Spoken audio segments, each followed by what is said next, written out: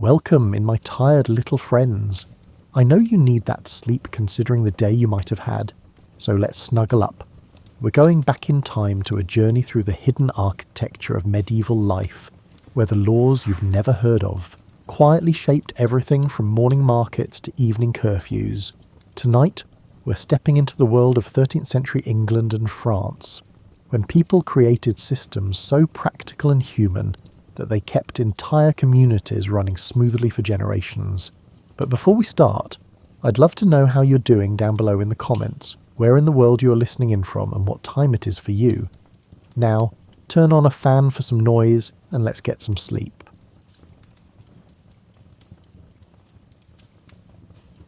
You wake to the sound of the church bell marking prime, the first service of the day. Though you're not particularly religious, you simply know it means the baker 3 houses down has already been at work for an hour. The smell of bread reaches your window, yeasty and warm, cutting through the cooler air that still holds last night's dampness. You stretch beneath your wool blanket, feeling the familiar lumps in your straw mattress, and consider the day ahead. Your village of about 200 souls operates under laws so local that the next village over, just 3 miles distant, does completely different things. This might sound chaotic, but it actually works beautifully. Like having a coat tailored specifically for your body rather than trying to squeeze into something made for someone else's frame. The manorial court meets once a month in the Lord's Hall, and while he technically presides, most decisions come from 12 men chosen from among yourselves. People who know exactly whose cow trampled whose vegetable patch, and whether it was a genuine accident or a long-standing grudge.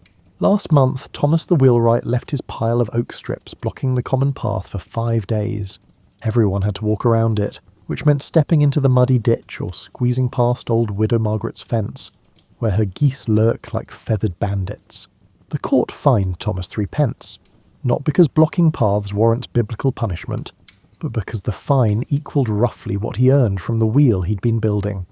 The math worked out to inconvenience repaid with inconvenience. Thomas paid, grumbled a bit for form's sake, and moved his lumber. The path cleared. Life continued. You understand that these local courts handle perhaps 90% of actual daily governance. The king has his laws certainly handed down through sheriffs and justices who ride circuit through the countryside like merchant ships visiting ports. But between their visits, you live under rules created by people who know that John's pig has a talent for breaking through fences, that the stream floods every March and needs its banks reinforced, and that the common oven belongs to everyone, but someone needs to clean out the ash every Saturday. The beauty of local law sits in its flexibility. When your village decided that gleaning rights, the practice of gathering leftover grain after harvest, should extend an extra day for families with more than 4 children, nobody needed to consult legal scholars in London. The 12 men of the court simply noticed that the Cooper family with 6 hungry mouths could use the help, and that 1 extra day cost the Lord nothing from his share. They announced it, everyone agreed, and it became as binding as anything written on parchment in a monastery. You've seen the system work even in delicate matters. When young William was caught with Alice behind the mill, both unmarried and both clearly up to activities that would make their parents creative with kitchen implements, the court could have imposed harsh penalties. Instead, the 12 men, who'd all been young once and remembered exactly what they felt like, gave William a choice: marry Alice within the month, or pay a fine equivalent to a month's wages and face public scolding. William married Alice. They seem happy enough, and their first child arrived at a suspiciously convenient 7 months later, fooling absolutely nobody. The system survives because it knows you. It knows your cousin drinks too much during harvest festivals and needs watching. It knows that Peter the tanner works hard but his memory leaks like an old bucket. So when he forgets to repair the fence around his drying racks, a reminder usually works better than a fine. It knows that Martha grows the best herbs for 50 miles, and probably shouldn't be bothered with too many official duties, because everyone benefits from her skill with feverfew and meadowsweet. You rise fully now, pulling on your linen under tunic and woolen outer tunic, both dyed the muddy brown that hides stains admirably. The local laws govern even what you wear. Sumptuary laws restrict certain colours and fabrics to certain ranks. Though in practice, nobody enforces these much unless someone really oversteps. If you showed up in silk and purple, questions would arise. In sensible brown wool, you move through your day unmarked and untroubled. Outside, the village stirs into motion like a body waking joint by joint. Smoke rises from cooking fires. Children who should be helping with chores are instead seeing how close they can get to the blacksmith's forge without being shooed away. The blacksmith, Robert, waves his hammer in their direction without real menace. He was one of those children once, and his father's hammer waved just as lazily. The morning court session held right after Prime on Tuesdays handles small matters. Disputed boundaries, broken agreements, and minor debts. You're not involved today, but you stop to watch for a moment. Listening to these proceedings teaches you the invisible rules that make community possible. Not the grand pronouncements about justice and law, but the practical acknowledgement that people are complicated, that circumstances matter, and that mercy and firmness both have their place. Geoffrey the Hayward, the officer who manages the fields and meadows, reports that someone's been cutting across the newly planted spring wheat instead of walking the longer path around. The stalks show it clearly, a diagonal scar of broken stems across the southeast corner. The court considers. Nobody confesses, but everyone knows it was probably young Edward, who's 14, and operates on the principle that straight lines between 2 points make excellent sense regardless of what's growing in between. Rather than accuse Edward directly, he's not a bad boy, just thoughtless in the way 14-year-old boys have been thoughtless since time began, the court simply announces that the next person caught crossing planted fields will repair the damage. Personally, on their hands and knees, replanting every broken stalk while the entire village watches. Edward, sitting in the back, goes slightly pink and studies his feet. The message lands without humiliation, and the southeast corner of the wheat field remains unmolested thereafter. This is local law at its finest, shaped like water to fit the vessel of community, flexible enough to handle human nature, and firm enough to prevent chaos. You head toward the market square where different laws apply but where the same principle holds. Rules made by people who'll live with the consequences. The market operates under regulations so detailed they'd make a merchant's head spin, yet somehow it all flows like a well-rehearsed dance. You arrive as the sun fully clears the eastern trees, painting everything gold and making the dust motes visible in the air above the gathering crowd. The market cross stands in the centre, a stone monument that serves as both spiritual reminder and legal marker. All sales within sight of the cross fall under market law, which protects buyers and sellers alike. Agnes the baker has a table set up with yesterday's dark bread at a reduced price, and today's white manchet loaves, still warm, at full price. The market regulations specify exactly how much a loaf should weigh for its price. But more interestingly, they require that the prices be clearly announced, and that the bread be available for inspection before purchase. You watch a customer squeeze a loaf gently, checking its freshness, and Agnes doesn't flinch or complain. This openness is mandated. Hiding your goods or refusing inspection suggests you're selling something you'd rather people not examine too closely. The alewife, Beatrice, serves from a large jug marked with her seal, a crude but distinctive bee carved into the wax. The seal matters enormously. When the ale taster, yes, that's an actual appointed position, and yes, everyone wants it, comes by, he'll check that seal.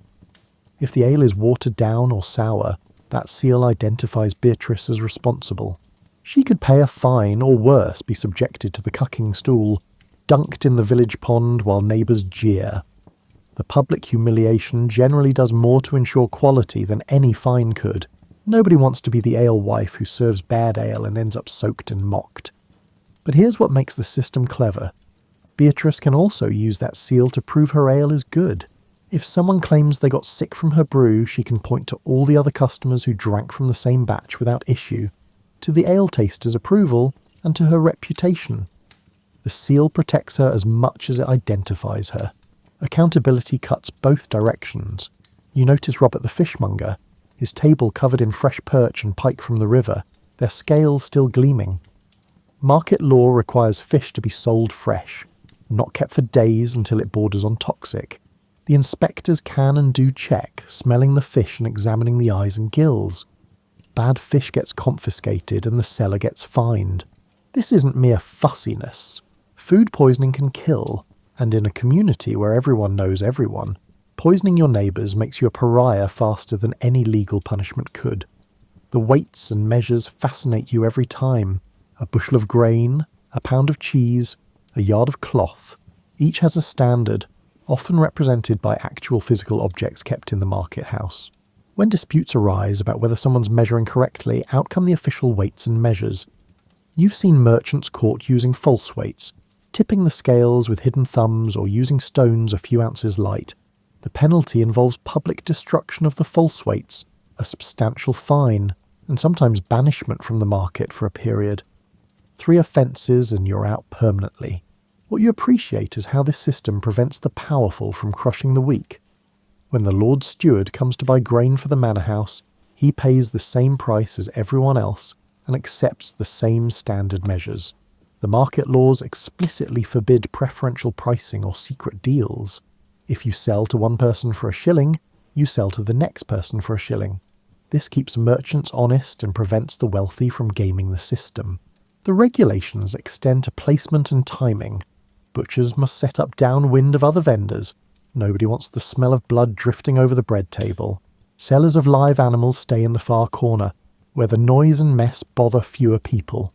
The market runs from sunrise to mid-afternoon no longer, giving everyone equal access to the best goods rather than allowing early risers to monopolise everything. You watch a dispute unfold with the practised calm of someone who's seen this before. A customer claims the cloth merchant shorted her on her purchase of linen. She paid for 3 yards and believes she received only 2 3/4. The cloth merchant insists his measuring stick is accurate. The market bailiff, a sturdy woman named Joan who tolerates exactly zero nonsense, produces the official yard measure. They remeasure the cloth publicly, right there on the table. The customer was right. The merchant's stick has warped slightly, making his yards about an inch short. Joan notes this in her record book. The merchant wasn't cheating intentionally, just using a bad tool, so the fine is light. But he must make good the shortage to every customer from this morning, and he must acquire a new measuring stick before next market day. He nods, embarrassed, but not ruined, and begins calling back his morning customers. This is market fairness in action, swift, public and proportionate. The customer gets her missing inch. The merchant learns to check his tools. Other merchants note what happened and resolve to verify their own measures before next week. The system self-corrects through transparency. You purchase a small cheese from a vendor you trust, enjoying the sharp smell of it and the slight give when you press the wrapped package. The vendor wraps it in clean cloth and ties it with twine, chatting about the weather and his daughter's upcoming wedding. This personal connection matters too. It's harder to cheat someone you'll see at church on Sunday, whose family intermarries with yours, and who remembers when you fell in the duck pond during Harvest Festival 3 years ago. As you leave the market, you pass the pillory, currently unoccupied but recently used. Its presence reminds everyone that market laws have teeth. Last month, a travelling merchant sold saffron that turned out to be dyed flower petals. He spent half a day locked in the pillory, while market-goers pelted him with rotten vegetables and creative insults. He won't return to this market, and word will spread to other villages. His reputation travels faster than he does. The market empties as afternoon settles in, vendors packing away unsold goods and sweeping up scattered straw and dropped vegetables. Tomorrow it will be an ordinary square where children play and chickens scratch. But today, for these hours, it was a kingdom of fair dealing, governed by laws that recognise something profound. Trust forms the foundation of commerce, and trust requires both protection and accountability. After the midday meal, bread, cheese, and the small beer that tastes barely of alcohol but keeps you safely hydrated better than water from questionable sources, you head to the open fields. The 3-field system spreads before you in strips, a patchwork quilt of different crops and fallow land that looks chaotic until you understand the pattern. Your family holds several strips scattered across the fields, never all in one place. This distribution isn't accidental or cruel, it's brilliantly practical. Some land is better drained, some gets more sun, and some has richer soil. By scattering strips, everyone gets a mixture of good and poor land. Nobody monopolises the best plots. You might have a strip on the sunny hillside and another in the lower field that stays damper. Your neighbour has the same variety. Over the course of the year, the advantages and disadvantages balance out. But this system only works if everyone cooperates, and cooperation requires rules. The field regulations govern when you plough, when you plant, and when you harvest. You can't just decide to plant your wheat 2 weeks early, because you have a good feeling about the weather. If you plough before the agreed upon time, you'll damage the stubble that everyone's livestock is currently grazing on. The fields serve as common pasture after harvest until spring ploughing begins. Similarly, you can't harvest late. When the wheat is ready, it's ready for everyone. Leaving your strips standing while others harvest invites birds and mice to feast on your grain and then move to your neighbour's strips. The community sets harvest dates, and everyone works to meet them. This isn't tyranny, it's survival optimised through collective action. The water meadows present an even more complex challenge. The stream that runs along the western edge of the fields can be diverted through a series of channels to irrigate the meadows, promoting earlier and richer grass growth for hay. But the channels need maintenance, and the water needs fair distribution. The meadow laws specify exactly when the water can be diverted, how long each section receives irrigation, and who's responsible for maintaining which parts of the channel system. You've spent spring mornings clearing channels with your neighbours, digging out accumulated silt and fallen leaves, and repairing the small wooden gates that control water flow. Nobody loves this work, but everyone benefits from it, so the labour is shared according to how much meadow each family holds. More meadow means more channel clearing duty, a simple proportion that feels fair because it is fair.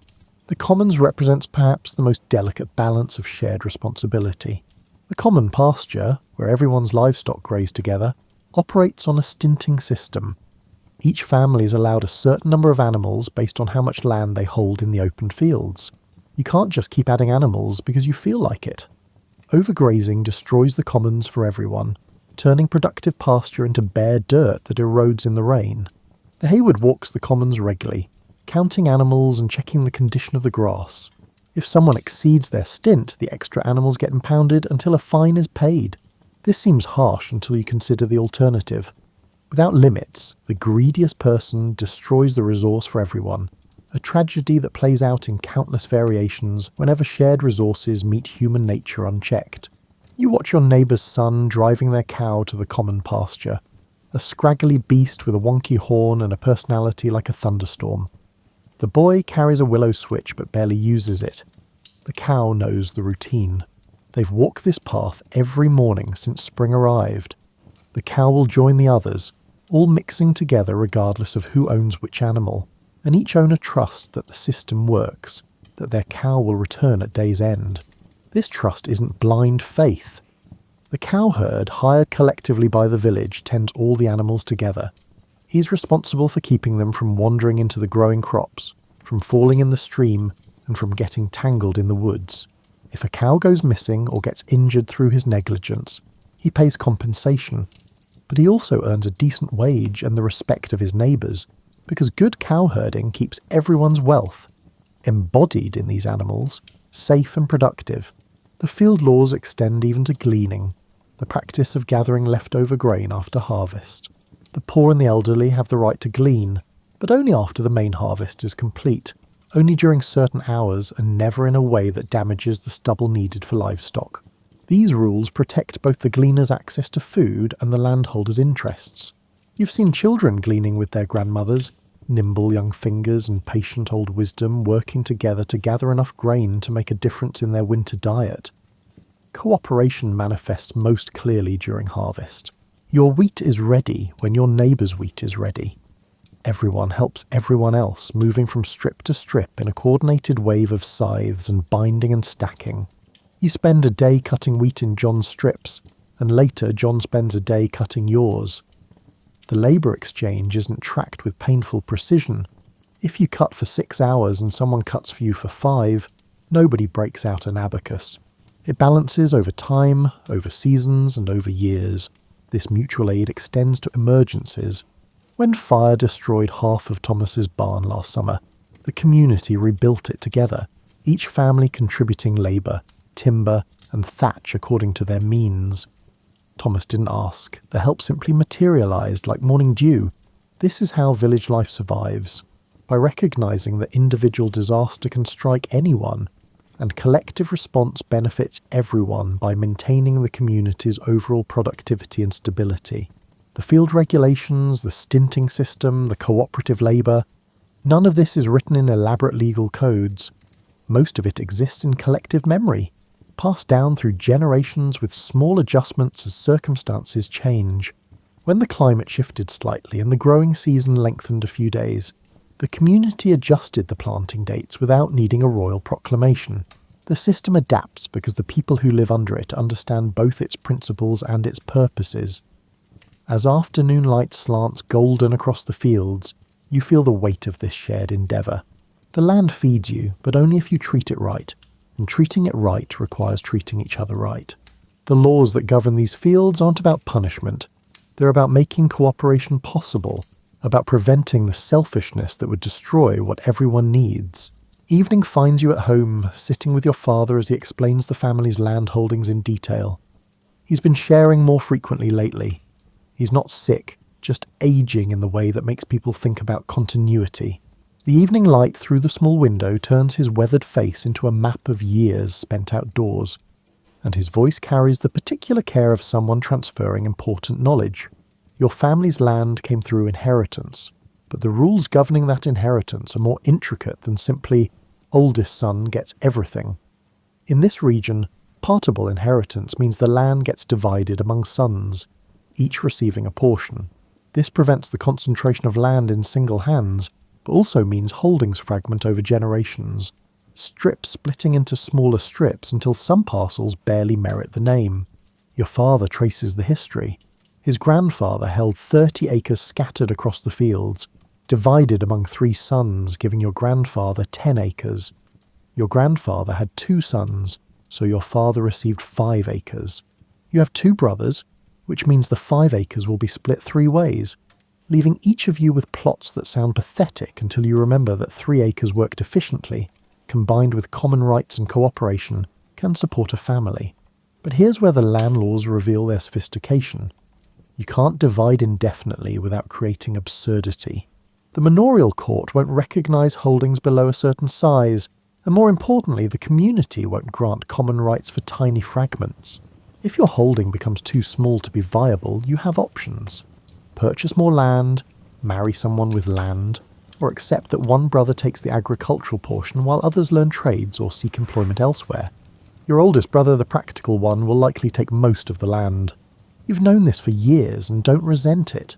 You're more interested in the woodworking skills you've been developing, and the village needs a good carpenter more than it needs another mediocre farmer. Your youngest brother is already working with the tanner, learning a trade that makes him hold his breath and wrinkle his nose, but also promises steady income. The laws also protect widows in ways that surprise people who think medieval life was universally harsh to women.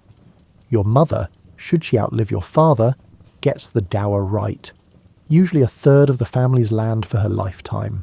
She can't sell it, but she can work it or rent it out, ensuring she doesn't become destitute. This law recognises that women who've spent decades helping build a family's prosperity deserve security in their old age. Land tenure itself comes in varieties. Freehold, which your family doesn't have, offers more rights and fewer obligations. Your family holds land through copyhold, recorded on the manor court rolls, paying rent to the lord and owing certain labour services. But even copyhold has protections. The lord can't arbitrarily evict you or increase rents beyond custom. Custom is the magic word, the accumulated practice of generations that carries legal weight. If rents have been 3 shillings yearly for a century, the lord can't suddenly demand 6 without serious justification. The court rolls document everything: transfers, inheritances, disputes and resolutions. Your father once consulted them when a neighbour claimed your family's western strip, extended farther than it actually did. The rolls showed clearly where the boundary had been for 3 generations. The neighbour, confronted with a written record, backed down. The rolls serve as communal memory, preventing the past from being rewritten to suit present convenience. Inheritance disputes can turn ugly, brother against brother or widow against stepchildren. but the manor court handles them with procedures designed to find truth. Witnesses testify about what they remember, who worked which land, who paid which rents, and what the deceased intended. The 12 men of the jury often include people old enough to remember decades back, their memories forming a human archive more detailed than any written record. You've watched cases where common sense matters as much as strict law. When old William died, leaving land to his nephew instead of his son, the son being a notorious drunk who'd already sold everything portable for drinking money, the court upheld the bequest. The law prefers direct descent, but it also recognises that handing land to someone who'll immediately lose it helps nobody. The nephew got the land. The son got an annual allowance of grain, enough to keep him fed but not enough to trade for drink. Harsh perhaps, but protective of both the family's legacy and the son's basic welfare. The complexity of land law reflects its importance. Land is wealth, security and identity. Your family's strips have been worked by your ancestors for generations, the same soil, the same seasons. This creates a connection that goes deeper than ownership. It's a relationship, almost kinship with the earth itself. The laws protecting land rights recognise this depth, treating land not as a mere commodity, but as an inheritance in the fullest sense, something received from the past and held in trust for the future. Your father finishes his explanation as twilight deepens. You understand now what you're inheriting isn't just dirt and crops. It's a place in an ongoing story, a role in a community, and a responsibility to maintain what was built and to pass it forward, improved if possible, undamaged at minimum. The laws governing land ensure that this transfer happens fairly, that rights are protected, that disputes are resolved without violence, and that the cycle continues. The church bells mark time's passage with sounds you've heard so often they're almost part of your heartbeat. Matins in the deep night, lauds at dawn, and prime, terce, sext, none, vespers, and compline dividing the day into segments that organise work and rest. But beyond religious observance, these bells enforce something revolutionary: mandatory rest. The Sabbath laws aren't merely suggestions. Sunday work is forbidden except for absolute necessities: feeding animals, tending the sick, and preventing imminent disaster. You can't plough, can't harvest, can't trade in the market, and can't even do extensive cooking. The penalty for Sunday work varies from fines to public penance, and the community enforces it with surprising vigour.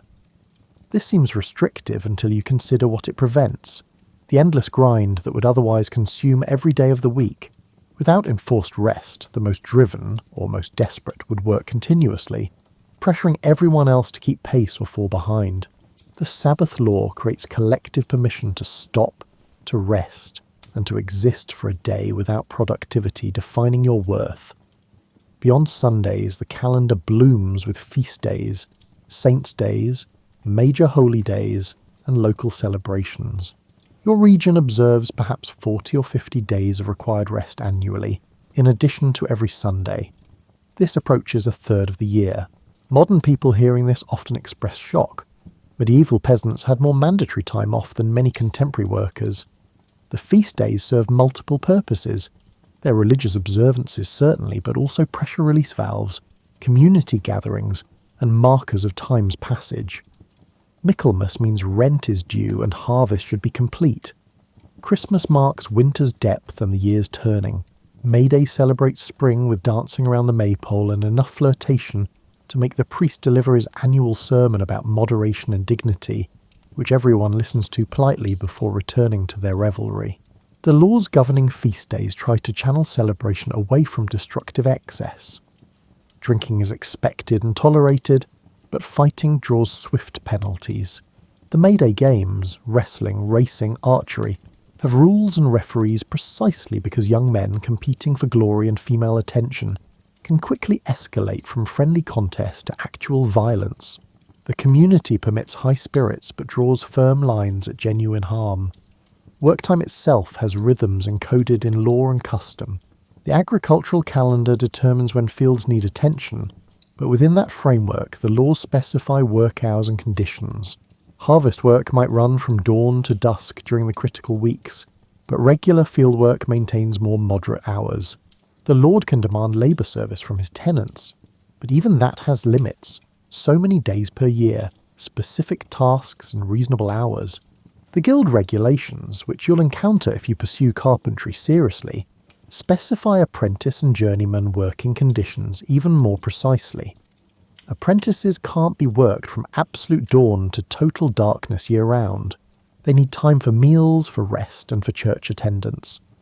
Masters who abuse apprentices face guild discipline, including losing the right to take future apprentices, a severe penalty that threatens their trade's continuity.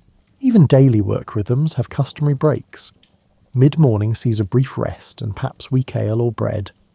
Midday brings the main meal break, a substantial pause that recognises human beings aren't draft animals. Mid-afternoon might bring another brief respite. These breaks aren't legally mandated in the same way the Sabbath is, but custom enforces them almost as firmly. A master craftsman who drove workers without reasonable breaks would find himself short of workers, as word spread and people sought employment elsewhere. The curfew bell marks day's end, a signal that fires should be covered or extinguished, and that people should retire to their homes. This serves practical fire prevention. Uncovered fires in wooden buildings surrounded by thatch create obvious risk, but also reinforces rest's importance. Night is for sleep, or at least for quiet activities that don't disturb neighbours. The laws against nighttime noise recognise that sleep deprivation makes people irritable, unproductive, and more prone to conflict. You've experienced the blessing of enforced rest during particularly exhausting harvest seasons. By Saturday evening every muscle aches and you'd gladly collapse and not rise for a week. Sunday's enforced idleness feels less like restriction and more like salvation. You attend church, eat well, perhaps visit with friends or family and let your body recover.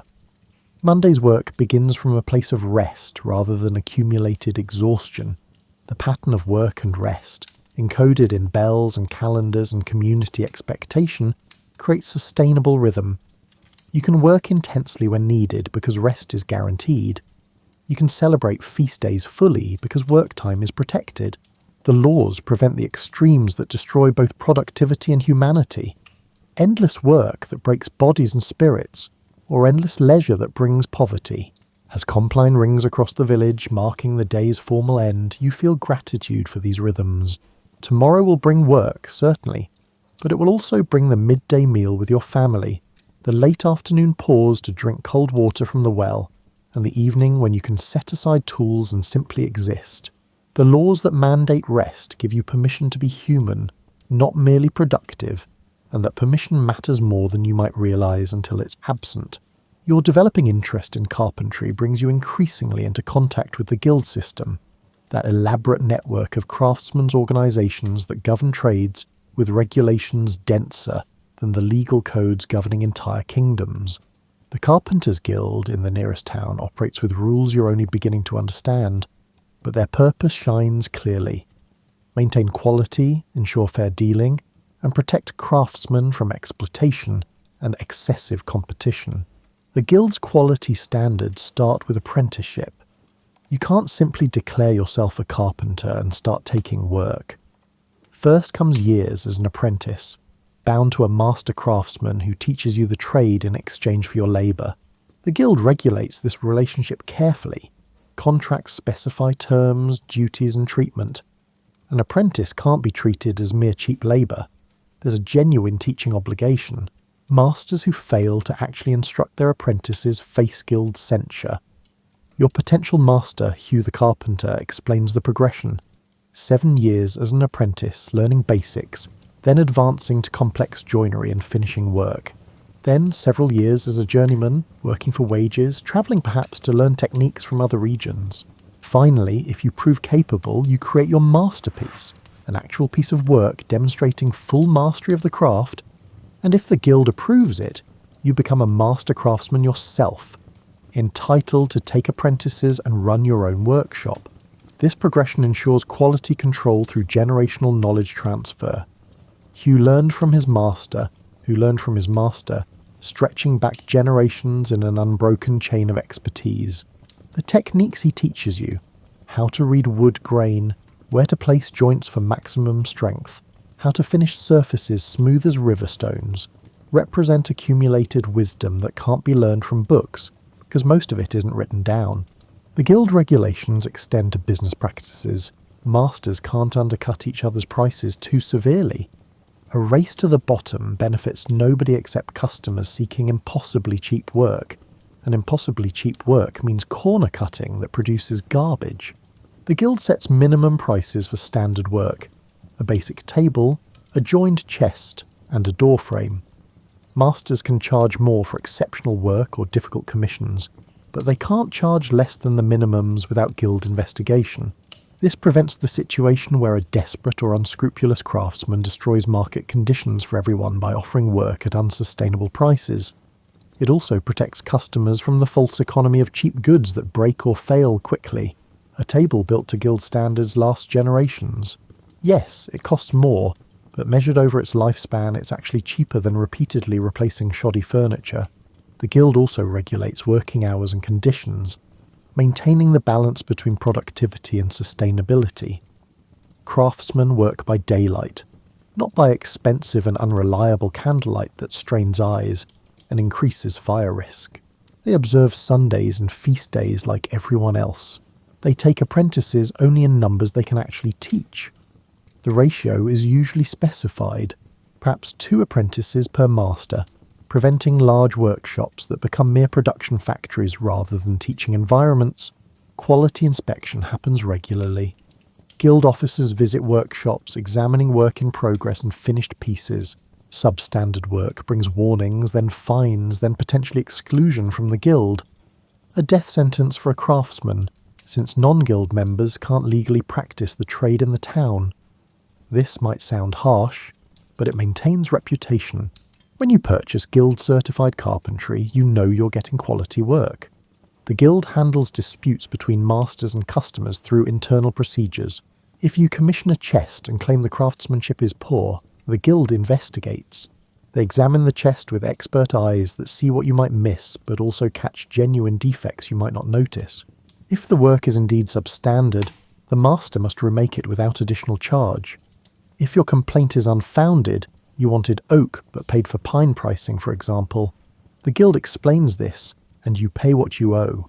You tells you about a case where a master claimed a customer damaged a finished table, and then demanded free repairs. The guild investigated, found that the damage actually represented poor joinery that failed under normal use, and required the master to repair it and refund part of the original cost. The master's reputation took a hit.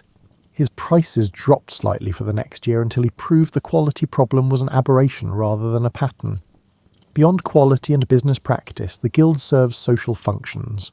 It maintains funds for members who fall ill or suffer injury, providing support that prevents immediate destitution.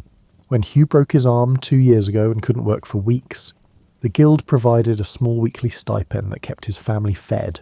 He's paying it back gradually through increased guild dues, a system that spreads risk across the entire membership. The guild also handles the charitable aspects expected of medieval organisations.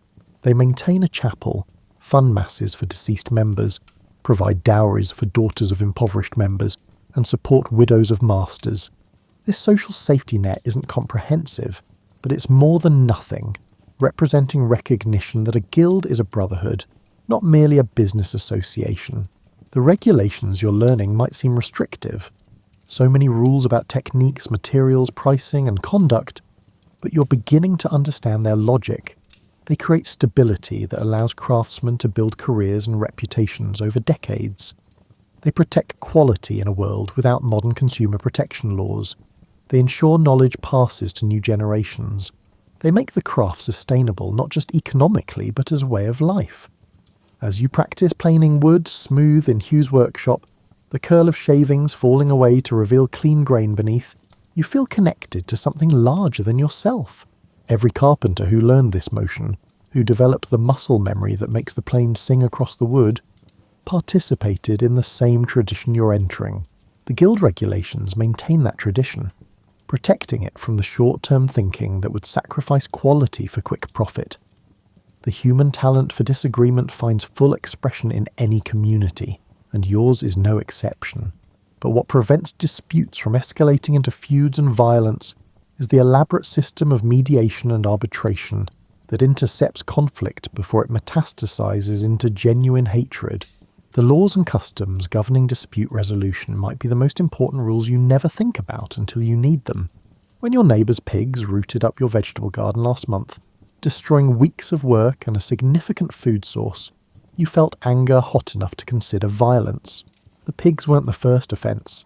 The fence between your properties has been a source of tension for years, each of you claiming the other lets it deteriorate. This time the pigs broke through and wreaked havoc, and you wanted compensation or revenge, or preferably both. But between that flash of anger and any action stood a series of procedures designed specifically to prevent your rage from causing permanent damage to community relations. First, you consulted with your father and uncle, both of whom had the perspective of age and the dampening effect of having seen many similar disputes. They agreed you had a legitimate grievance, but counselled against confrontation. Instead, they suggested a formal complaint to the manorial court. Before the court date, something interesting happened. 3 neighbours independently approached both you and the pig owner, Peter, suggesting informal mediation. This wasn't official legal procedure, just community members who understood that festering resentment poisons everyone nearby, like bad air from a swamp. They volunteered to hear both sides and suggest a fair resolution. The mediation took place in the church, neutral ground where the sacred space subtly encouraged honesty and restraint. You explained the damage, the pattern of fence neglect, and your frustration. Peter explained that his pigs had been more adventurous lately, that he'd been ill and fallen behind on maintenance, and that he couldn't afford extensive compensation, but wanted to make things right. The mediators listened, asked questions, and suggested a solution. Peter would repair the fence section immediately and provide you with a piglet in compensation, to be raised and slaughtered in autumn, replacing the food value you'd lost from the destroyed vegetables. You agreed. Peter agreed. The dispute was resolved without court involvement, without fines, and without permanent enmity. You still don't particularly like Peter, but you don't hate him, and come autumn you'll have good pork. The mediation process channeled conflict into resolution through community pressure toward reasonableness. Not all disputes resolve so easily. The Manor Court handles harder cases, operating with procedures that balance formality and flexibility. When Thomas claimed that William owed him wages for help during harvest, but William insisted he'd already paid, the court couldn't determine the truth through simple investigation. It became one man's word against another's. The solution involved compurgation, an ancient practice where each party gathered oath helpers, respected community members willing to swear to the person's truthfulness. William found 6 neighbours willing to swear his oath, that he'd paid as promised. Thomas found only 3. The court ruled for William, not necessarily because he was telling the truth, but because more people trusted his word. This seems arbitrary until you consider the social dynamics. To find oath helpers, you need a reputation for honesty. People won't risk their own reputations by swearing for liars. The system incentivizes truthfulness over time because your reputation becomes your most valuable asset. The court also handles conflicts through trial by jury. Those same 12 men who make most manorial decisions. They know the disputants, the history, and the context. When Geoffrey sued Edmund for damage to borrowed tools, the jury didn't just examine the tools. They considered that Geoffrey lends tools freely to everyone, and Edmund tends to be careless with borrowed items. They ruled Edmund must repair or replace the tools and pay a small additional fine for being, essentially, habitually irresponsible with other people's property. The genius of local dispute resolution lies in its integration with community life. The jurors who judge today's dispute might be tomorrow's disputants. This creates incentive to be fair, to consider how precedent might affect them later, and to avoid arbitrary or harsh rulings that could return to haunt them.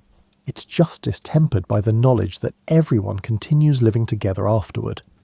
For more serious matters, assault, major theft, disputes the Manor Court can't handle, royal courts exist, with justices who travel circuits hearing cases, but community preference runs strongly toward local resolution. Royal justice is expensive, slow, and often more focused on fines that enrich the king than on resolving the actual dispute. Local mediation and manor courts cost little, act quickly, and focus on restoring peace rather than extracting revenue. You've noticed that the most effective deterrent against wrongdoing isn't harsh punishment, but rather the certainty of social consequences. When Margaret was caught stealing bread from Agnes's table in the market, the legal penalty was relatively light. A small fine and brief time in the pillory, but the social penalty was severe. Everyone knew, everyone talked, and Margaret's reputation for honesty evaporated. Months later, people still treat her with caution, count their change carefully when she's around, and don't leave valuables unguarded in her presence. That social scarring hurts worse and lasts longer than any physical punishment. The system succeeds because it recognises conflict's inevitability while channeling it into non-violent resolution. The rules provide procedures, cooling off periods, and third-party intervention. The community provides pressure toward reasonableness, witnesses who remember what actually happened, and oath helpers who stake their reputation on truth. Together, these prevent most disputes from escalating into violence or permanent division. As evening settles and you repair the fence section that contributed to the original pig incident, you reflect on how close you came to making things worse through anger.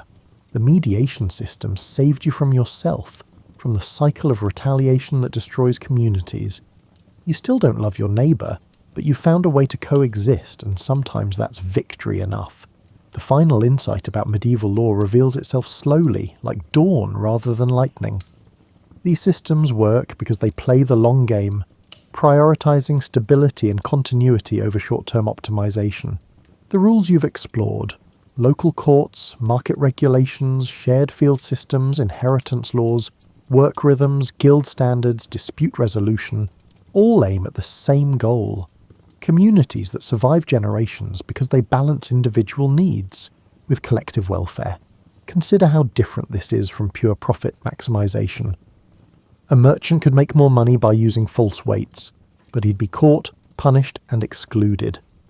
Better to make slightly less and trade for decades with a solid reputation. A craftsman could produce cheap goods quickly, undercutting competitors, but guild regulations prevent this race to the bottom. It's better to produce quality work at fair prices and build a client base that returns for generations. The agricultural system particularly demonstrates long-term thinking. The three-field rotation, winter crops, spring crops, and fallow, maintains soil fertility across years and decades. You could plant all fields every year and harvest more initially, but you'd exhaust the soil within a generation. The laws enforcing rotation sacrifice short-term gain for long-term sustainability. Similarly, the common pasture stinting system prevents overgrazing that would destroy the resource. You could run extra animals this year and profit, but the commons would deteriorate, harming everyone, including yourself, eventually. The laws limit present consumption to preserve future availability. This requires thinking beyond immediate gratification, trusting that restraint now means abundance later. Inheritance laws that provide for widows and divide land among children might seem economically inefficient compared to primogeniture, giving everything to the eldest son, but they maintain social stability. Younger sons with no prospects become bandits or mercenaries, destabilizing regions. Widows without support become desperate, burdening the community. Spreading resources, even if it means smaller individual holdings, keeps more people invested in peaceful stability. The mandatory rest days seem counterproductive to productivity until you consider sustainability. Humans who work to exhaustion produce less overtime than well-rested humans.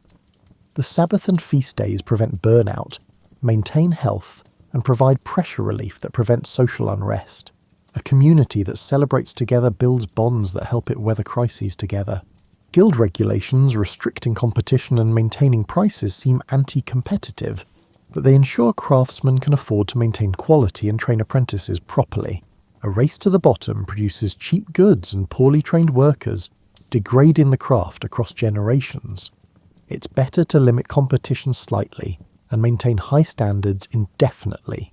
Even the dispute resolution system prioritizes long-term peace over strict justice. Mediation seeks solutions both parties can live with, not victory for one side. The goal isn't perfect fairness in each case, but rather maintaining community relationships across decades.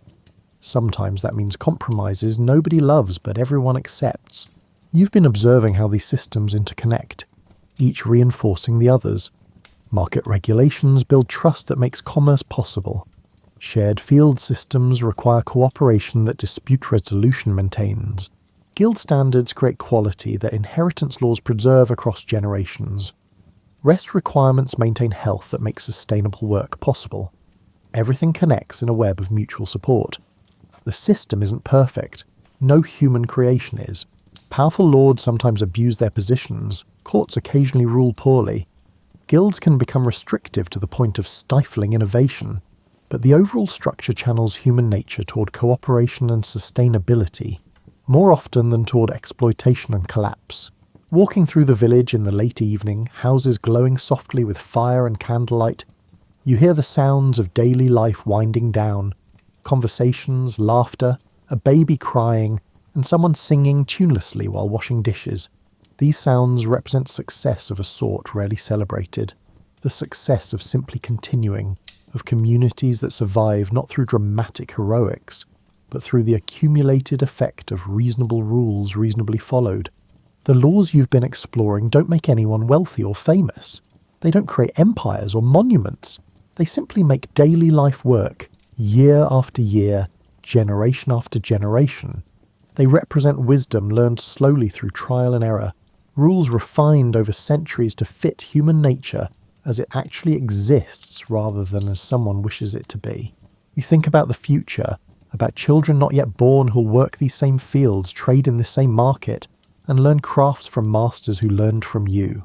The laws you live under are your gift to them, the accumulated knowledge of how to make community possible. Not perfect, not unchanging, but functional in ways that matter, fair enough, flexible enough, and firm enough. As night settles fully and you prepare for sleep, the last bell rings from the church tower, marking Compline, completing the daily cycle. Tomorrow will bring new challenges, new disputes, and new opportunities.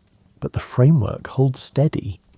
The laws and customs that make cooperation possible, that channel human energy toward building rather than destroying, and that recognize both individual dignity and collective need. This is the secret of medieval laws that made life work. They acknowledged human nature without surrendering to its worst impulses. They created space for both individual initiative and community welfare. And they valued stability over optimization, sustainability over exploitation, and continuation over any single generation's maximum gain. In doing so, they built something that lasted, not perfect, never perfect, but functional and adaptable and ultimately humane in ways that matter most. The world outside continues its ancient rhythms, seasons turning, fields waiting, communities enduring. You're part of that continuity now, governed by laws that connect you to the past and future both. Sleep comes easily, earned by honest work, protected by reasonable rules, sustained by the knowledge that tomorrow's challenges will meet the same patient, practical systems that have handled them for generations. The laws hold, life continues, and that ultimately is enough.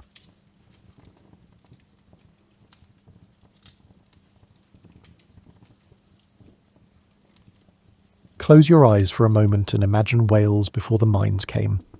Picture rolling green valleys carpeted with bracken and heather, where sheep wandered freely across hillsides that had known nothing but farming for thousands of years. Streams ran clear over grey stones, and the air smelled of rain and wild grass.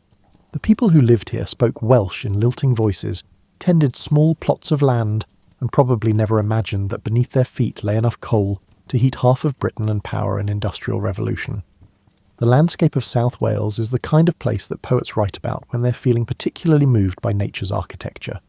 Steep-sided valleys carved by ancient rivers create natural corridors between mountains that aren't quite dramatic enough to be Alps, but are far more imposing than your average hill.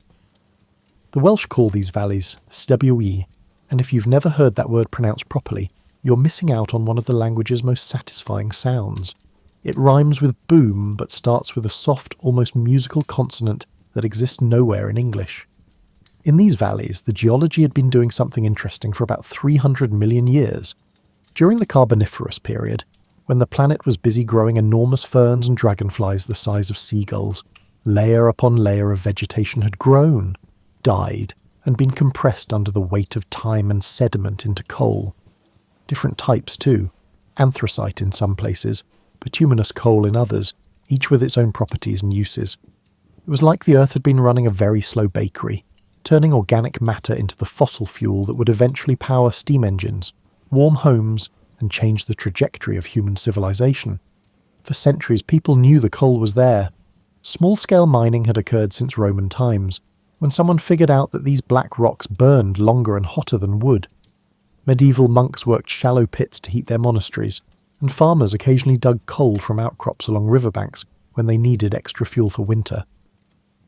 But these were modest operations, a few people with picks and baskets, taking what they needed and nothing more.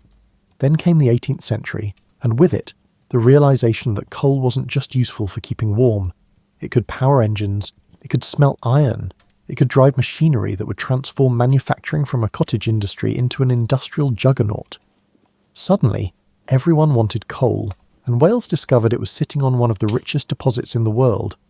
The transformation happened gradually at first, like dawn creeping over those Welsh hillsides. A landowner would notice coal seams on his property and hire a few men to dig. Those men would need places to live, so cottages appeared. The cottages needed shops, which needed roads, which needed more workers. Success bred expansion. One small mine became 2, then 5, then 20. The peaceful farming valleys began to change, acquiring a new landscape written in industrial structures. Pit heads with their distinctive wheel mechanisms, railroad tracks snaking along valley floors, and eventually the slag heaps that would become as much a part of Welsh identity as the mountains themselves. By the early 1800s, the mining industry was picking up serious momentum, attracting workers from across Wales and beyond. English labourers came seeking better wages than agriculture could provide. Irish families arrived during the potato famine, desperate for any work that would feed their children. The Welsh valleys became a melting pot of accents and traditions, all united by the common purpose of extracting coal from the reluctant earth. The coal owners, mostly English aristocrats and wealthy industrialists, saw the mines as investments that would make them staggeringly rich. And they were right. The workers saw them as opportunities for steady employment, which was more than most could expect from farming. Everyone else saw smoke rising from valleys that had been clear for millennia and wondered what all this change would mean. What it meant, ultimately, was that these valleys would become the engine room of the British Empire. The coal pulled from Welsh mines would fuel the ships of the Royal Navy, power the factories of the Industrial Revolution, and heat the homes of Victorian London. The men who extracted it would create communities with their own culture, their own struggles, and their own kind of dignity forged in conditions that would horrify modern safety inspectors. But we're getting ahead of ourselves. First, you need to understand what it actually meant to work in these mines. Not the romanticised version from period dramas, but the real, gritty, sometimes absurd reality of spending your days underground in pursuit of fossilised ferns. Imagine your morning commute involves getting into a metal cage with 20 other people and dropping into the earth at speeds that make your stomach float into your throat. That was a Welsh coal miner's typical Tuesday, and they did it before they'd had breakfast. Most miners lived within walking distance of their pit, usually because their houses had been built specifically for mine workers and couldn't really be described as located near the mine so much as arranged around it like reluctant satellites. The pit whistle would sound around 5 in the morning, a noise that neighbours described as somewhere between a train horn and a banshee having a particularly bad day. You'd pull on your work clothes, which never really got clean because coal dust has a way of becoming part of the fabric at a molecular level, and head to the pit head. The pit head was the mine's front door, though calling it that makes it sound much more welcoming than it actually was.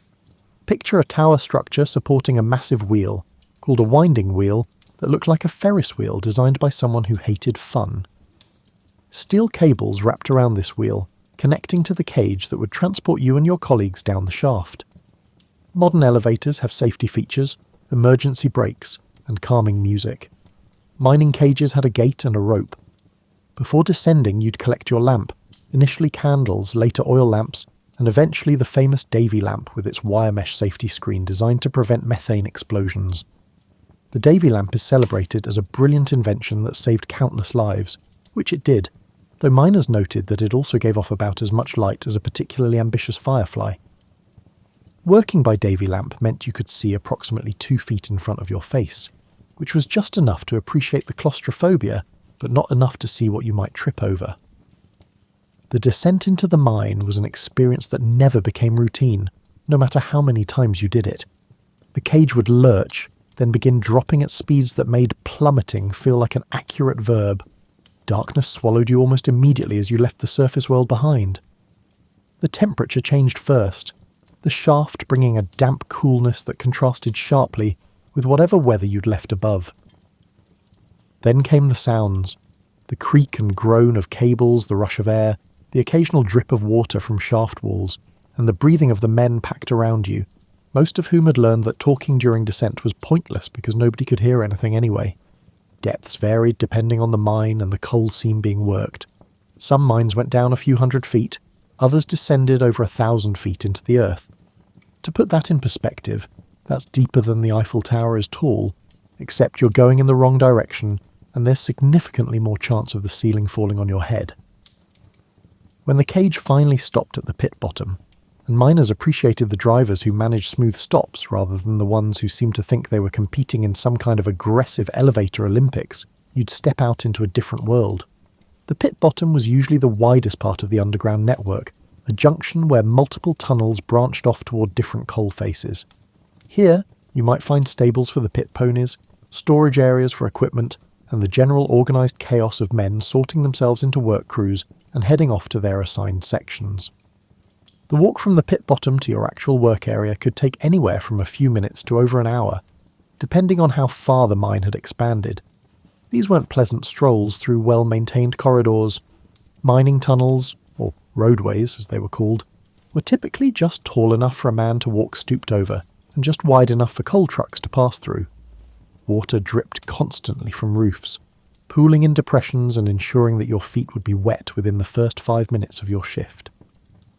The air quality ranged from breathable but musty near the shaft to soup-like with coal dust, deeper in the workings. Props, wooden support beams, held up the roof at regular intervals, though regular is doing a lot of work in that sentence. The props were insurance against the millions of tons of rock that would very much like to obey gravity and fill in the space you'd created by removing coal. You learned to read the language of creaking wood and shifting stone, developing an almost supernatural sense for when a roof was feeling unstable. Miners would tap props with their hammers as they walked, listening for the solid thunk that meant the wood was still doing its job, versus the hollow sound that meant you should probably walk faster. Your destination was the coal face, the wall of coal where the actual mining happened. This was where the day's real work began, and where you'd spend the next 8 to 12 hours in conditions that would make a modern health and safety inspector weep into their clipboard. Coal doesn't give itself up willingly. It sits in seams, geological layers that might be anywhere from a few inches to several feet thick, surrounded by harder rock that has no intention of making your job easy.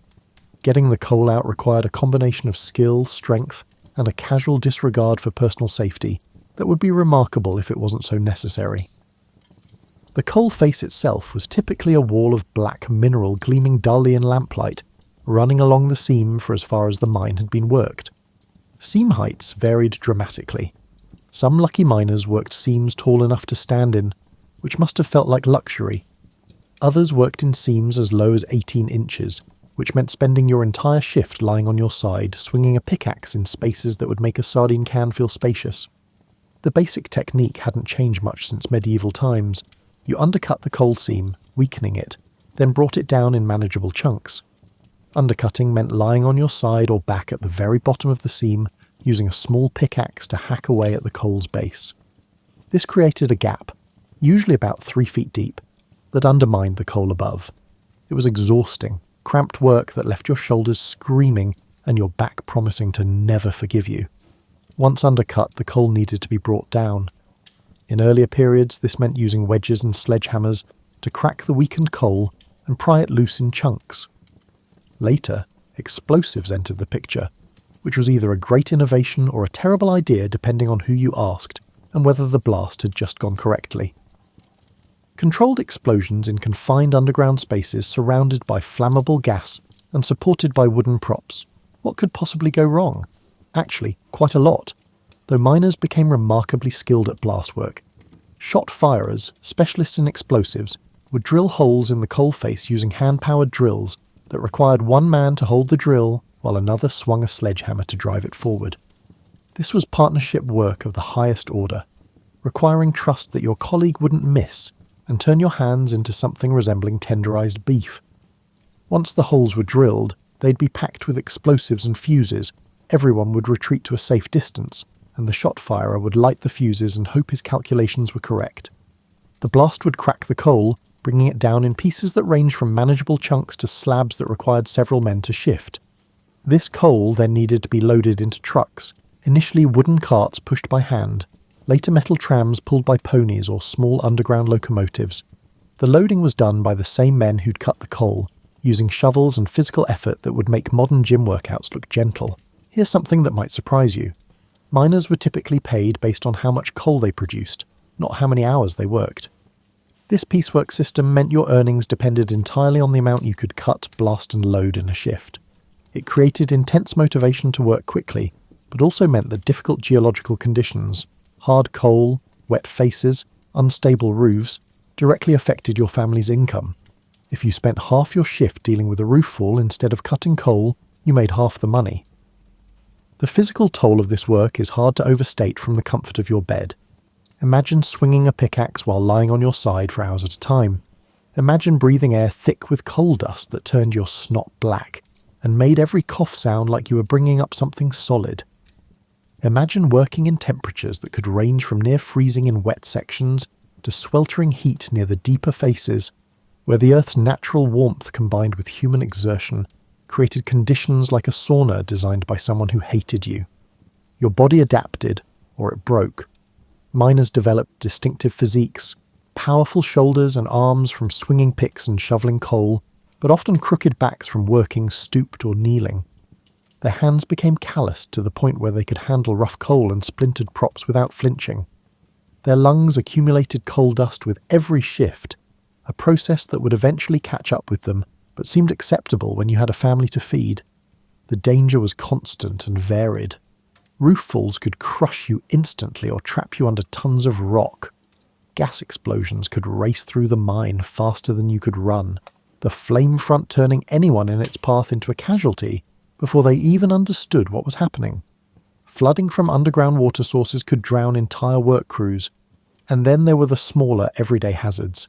Crushed fingers from mishandled tools, lacerations from sharp coal faces, burns from lamps, and the omnipresent risk of simply tripping over something in the dark and breaking a bone in a place where medical help was hundreds of feet above you.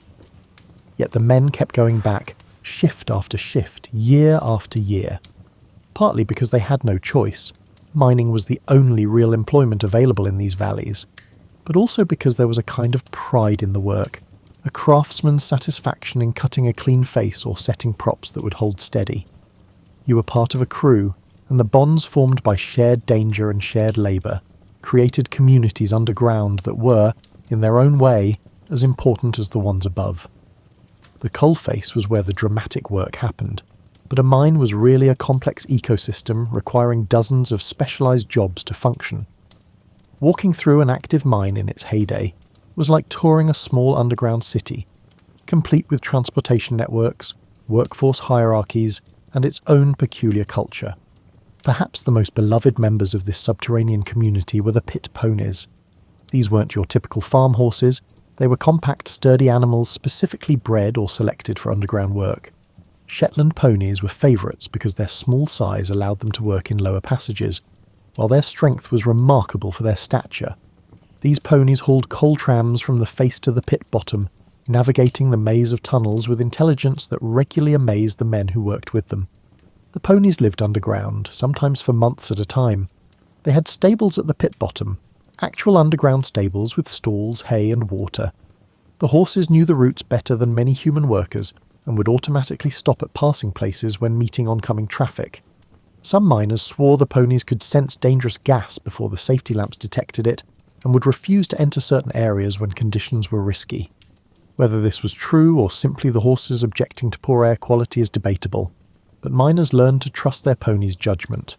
The bond between a miner and his pony was often closer than many human relationships. You spent hours every day working alongside this animal in darkness and danger. You depended on each other. The ponies received names, personalities, and a level of care that might have seemed excessive, except that your productivity and possibly your life depended on them. When ponies were brought to the surface, usually during the annual break when mines shut down for maintenance, they'd apparently be startled by daylight, having lived so long in lamplight that the sun seemed impossibly bright. Then there were the boys. Mining employed children as young as 5 or 6 in the early days, though reformers gradually raised minimum ages as the 19th century progressed. These weren't children doing light tasks. They had specific essential jobs in the mine's operation. The youngest boys often worked as trappers, sitting alone in the darkness operating ventilation doors. When a coal tram approached, the boy would open his door, let it pass, then close it again to maintain the mine's airflow. Hour after hour in darkness, broken only by a small lamp, usually sitting on a pile of coal or a makeshift seat, waiting for the next tram. Try to imagine being 7 years old, sitting alone in pitch darkness hundreds of feet underground, with only the occasional rumble of approaching coal trucks to break the silence. The isolation must have been profound and the darkness absolute when your lamp needed refilling. Some boys sang to themselves or talked to imaginary companions, or simply endured with the stoicism that poverty and necessity teach early. Older boys graduated to more active roles. They'd become door boys, who accompanied the ponies or helpers who assisted the coal cutters. By their early teens, they'd be learning the actual craft of mining, how to read coal, set props, and handle explosives. This was the education system in mining communities. You learned reading and arithmetic at Sunday school, and you learned your trade in the pit. The underground world also included specialists whose jobs required particular skills. Repairers maintained the roadways, replacing damaged props and keeping the tunnels safe. Shot firers handled the explosives work, a position of considerable responsibility and slightly better pay. Engineers maintained the machinery, keeping pumps running and ensuring ventilation fans operated correctly. Each person had their role in the complex choreography that was a working mine. Communication underground happened through a combination of shouting, signal systems, and pure intuition developed over years of working together. Before electrical signal systems, messages travelled through chains of workers shouting to each other through the darkness, information degrading like a particularly high-stakes game of telephone. Later, bell signals allowed communication between the surface and pit bottom. One bell might mean ready to descend, 2 bells ready to ascend, and various other combinations conveying different messages. Get the signals wrong, and you might send an empty cage up while leaving men waiting below, or worse. The mine had its own time sense, divorced from the surface world. Down in the darkness, you couldn't tell if it was morning or evening, summer or winter. Your shift was measured by the work done rather than the passage of hours. Some men claimed they could feel time passing through the quality of the air or the behaviour of the ponies, developing almost supernatural awareness of the shift's progress. Others simply worked until someone came to tell them it was time to head back to the cage. Meal breaks happened at the face, with men sitting on coal piles eating bread and cheese that had acquired a distinctive gritty texture from the coal dust that coated everything. Water tasted faintly of minerals and whatever the pipes had picked up on their journey underground. Some mines allowed tea cans that could be warmed on small fires, though open flames were prohibited in most sections due to gas risks. The food never tasted quite right. Coal dust got into everything, but it provided the calories needed for the extraordinary physical exertion. The culture that developed underground was distinctive and powerful. Men learned to trust each other completely because their lives literally depended on it. If someone called out a warning about a bad roof or dangerous gas, you didn't debate. You moved. This created bonds that extended beyond the pit, forming the foundation for the tight-knit mining communities above ground. The men who descended together, worked together, and survived together became brothers in ways that transcended normal friendship. When the cage finally brought you back to the surface at shift's end, you'd emerge into whatever weather Wales was offering that day. Usually rain, sometimes fog, occasionally actual sunshine that made everyone slightly suspicious. Your eyes would need several minutes to adjust to natural light after hours in the dimness. Your ears would ring with the sudden absence of the constant underground noise, and your lungs would appreciate air that didn't have a texture. The mining communities that grew up around the pits were unlike anything that had existed in Wales before. Previously, Welsh valleys had been places of scattered farms and small villages. Mining created industrial towns almost overnight, with rows of terraced houses marching up hillsides in neat lines that showed all the imagination of someone arranging dominoes. These weren't planned communities with parks and public spaces. They were housing solutions designed to pack maximum workers into minimum space, as close to the pit as physically possible. The houses themselves were remarkably similar across different mining valleys. 2 up, 2 down was the standard layout. 2 rooms downstairs, 2 bedrooms upstairs, a small yard out back, and walls thin enough that you knew entirely too much about your neighbours' personal lives. The front door opened directly onto the street, which meant coal dust, mud, and whatever the weather was doing came straight into your front room. No entrance halls, no mudrooms, just immediate domesticity. These houses were typically owned by the mining company and rented to workers, which created an interesting power dynamic where your employer was also your landlord. Get fired from the pit, and you'd lose both your income and your home simultaneously. This arrangement wasn't designed for worker welfare so much as company convenience, ensuring a captive workforce who couldn't easily move to seek better wages elsewhere. Life in these mining towns revolved around the pit's schedule. When the day shift ended, streets would suddenly fill with men in blackened work clothes heading home for a wash and dinner. The night shift would pass them going the opposite direction, creating a twice-daily tidal exchange of workers. Women timed their household tasks around these rhythms. Water needed to be heated for washing, meals needed to be ready when men returned, and laundry had to be done when it wouldn't be coated in fresh coal dust. The washing of a miner presented its own challenges. Before pithead baths became common in the early 20th century, men came home covered head to foot in coal dust and had to wash in the house. This typically meant a zinc tub placed in front of the kitchen fire filled with water heated on the stove. The miner would strip down and scrub away the day's accumulation, while family members politely ignored his nakedness or helped scrub his back. The water would turn black immediately, and the process would need multiple rinses to actually get clean. Some coal dust, however, never came out. It worked its way into skin pores, creating permanent blue scars called coal tattoos, where cuts had healed with dust embedded in them. Older miners accumulated these marks like some kind of industrial tribal scarification, each one a story of a particular accident or incident underground. Their hands remained perpetually stained in the creases, no amount of scrubbing able to remove coal that had become part of their flesh. Women in mining communities worked just as hard as the men, though their labour was unpaid and largely invisible to the historical record. Running a household on a miner's wages required skills that would impress a modern efficiency expert. You had to make limited money stretch to feed a family, keep everyone clothed despite the destructive nature of mining work, maintain a house that was under constant assault from coal dust, and somehow create a home environment that provided relief from the harsh conditions of pit work. Laundry was a particular challenge. Mining clothes needed to be washed constantly but never really got clean. The standard process involved soaking, boiling, scrubbing with lye soap that was harsh enough to remove coal but also skin, multiple rinses, and eventual acceptance that your husband's work clothes would always be slightly grey. Wash day typically happened once a week, involving enough physical effort to qualify as a serious workout, hauling water, heating it, lifting wet clothes, wringing, hanging and repeating. Food was practical and calorie-dense. Mining work burned enormous amounts of energy, so meals needed to be substantial. Breakfast might be porridge or bread with dripping. The main meal, taken after the shift, would typically involve potatoes, maybe some bacon or cheap cuts of meat, bread and strong tea. Vegetables came from the small garden plot behind the house, if you were lucky enough to have one, and the time to maintain it. The diet wasn't particularly varied, but it kept working men functional, which was the primary requirement. The town itself would have a few key institutions. The chapel or church stood at the centre of community life, providing not just religious services, but also social organisation, education, and a moral framework.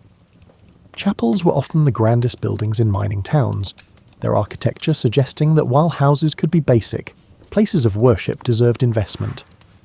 The Welsh love of music found particular expression in chapel choirs, where miners who spent their days in industrial noise created harmonies that could raise the hair on your neck. Shops lined the main streets: grocers, butchers, bakers and general stores.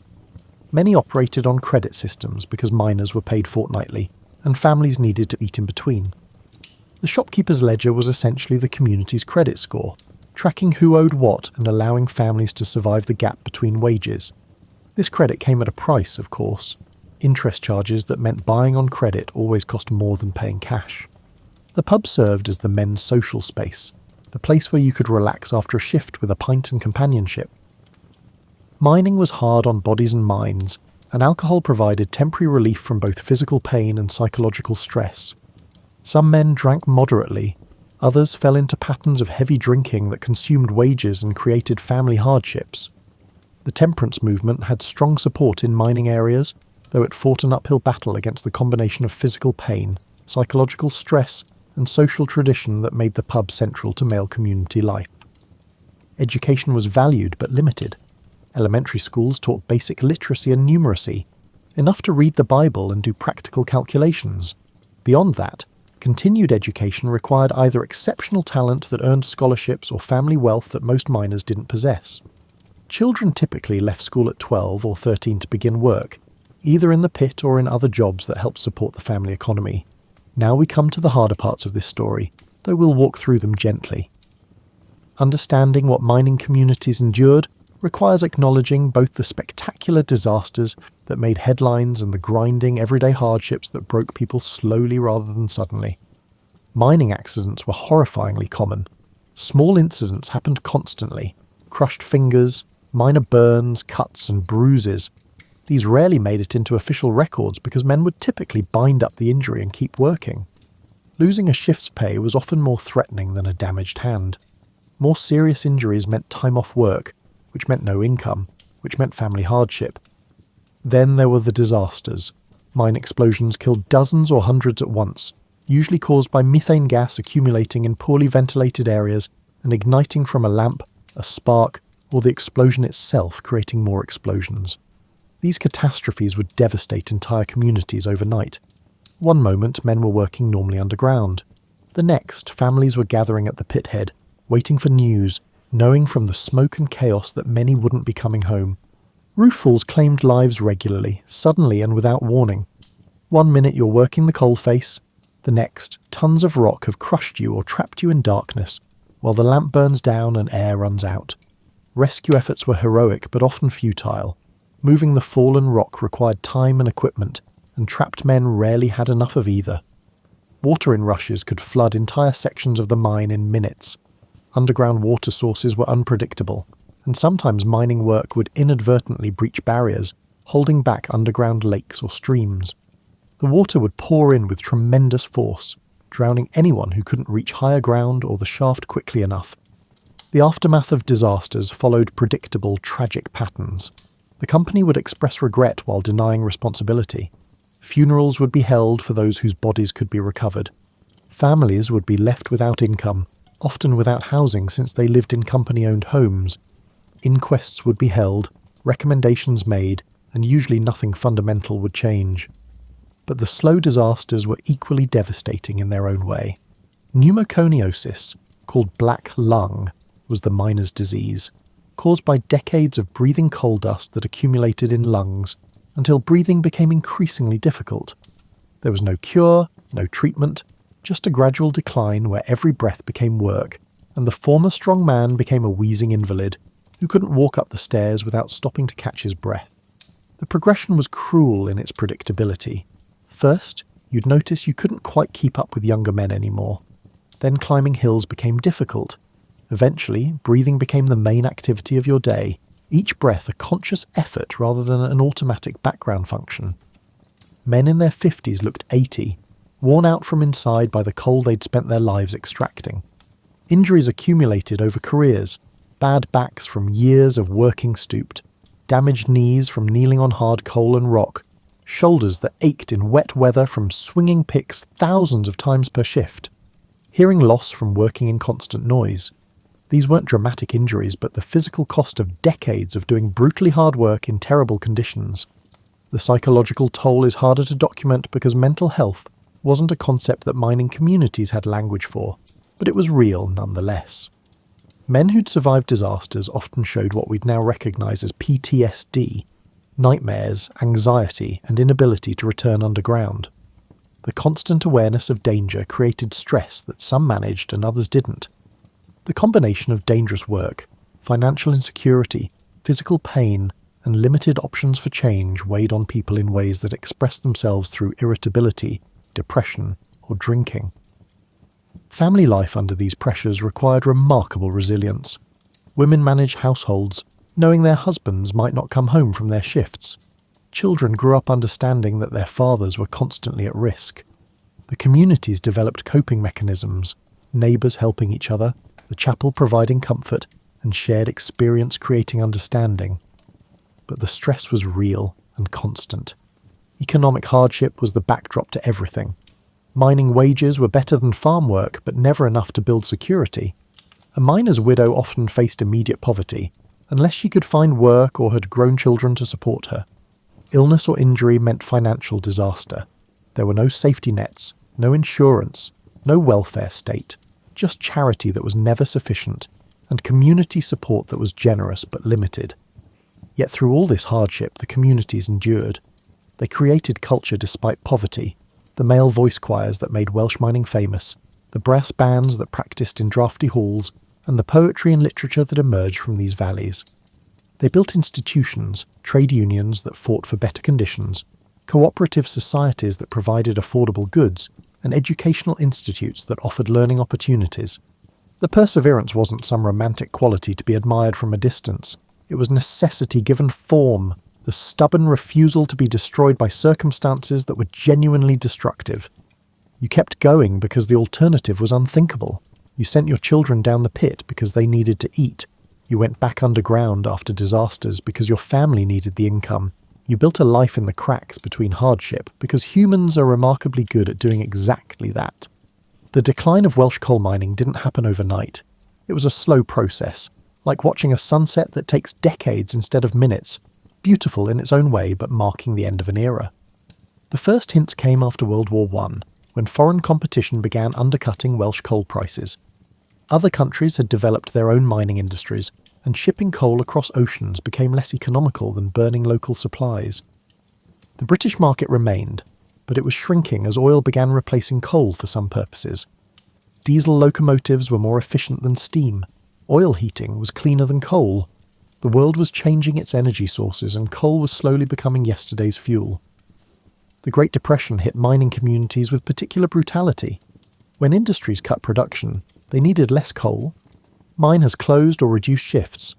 Men who'd worked their entire lives underground found themselves unemployed with no other skills and no other opportunities in towns built entirely around mining. The dole, unemployment benefit, kept families from starvation but not from poverty, and the psychological impact of idleness in communities where identity was built around work was devastating. World War II brought temporary revival. Coal was essential for the war effort, and mines operated at full capacity. Men too old for military service worked double shifts. The industry remembered its importance, and workers remembered steady employment. But it was a reprieve rather than a reversal, the economy running on wartime needs that would end with peace. Nationalisation in 1947 brought the mines under government control, creating the National Coal Board. Miners hoped this would mean better conditions and more secure employment. In some ways it did.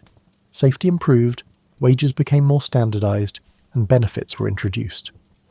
But nationalisation couldn't solve the fundamental problem. The world needed less coal, and Welsh coal was becoming expensive to extract compared to other sources. The 1950s and 60s saw systematic closures. Mines that had employed hundreds closed permanently, their pit wheels stopping for the last time.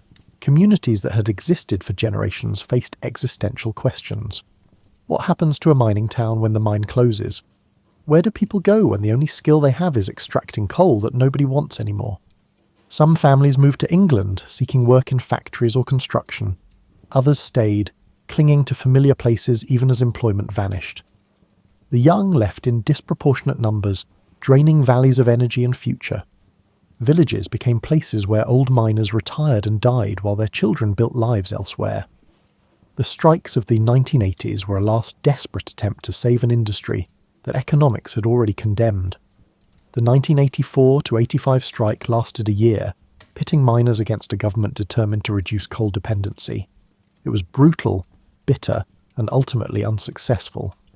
Communities tore themselves apart over whether to strike or work. Families survived on charity and determination, and in the end the mines closed anyway. Walking through a Welsh valley today, you can still read the history written in the landscape. The terraced houses remain, though many are now holiday cottages or have been renovated beyond recognition. Chapel buildings stand converted to apartments or community centres, their singing replaced by silence.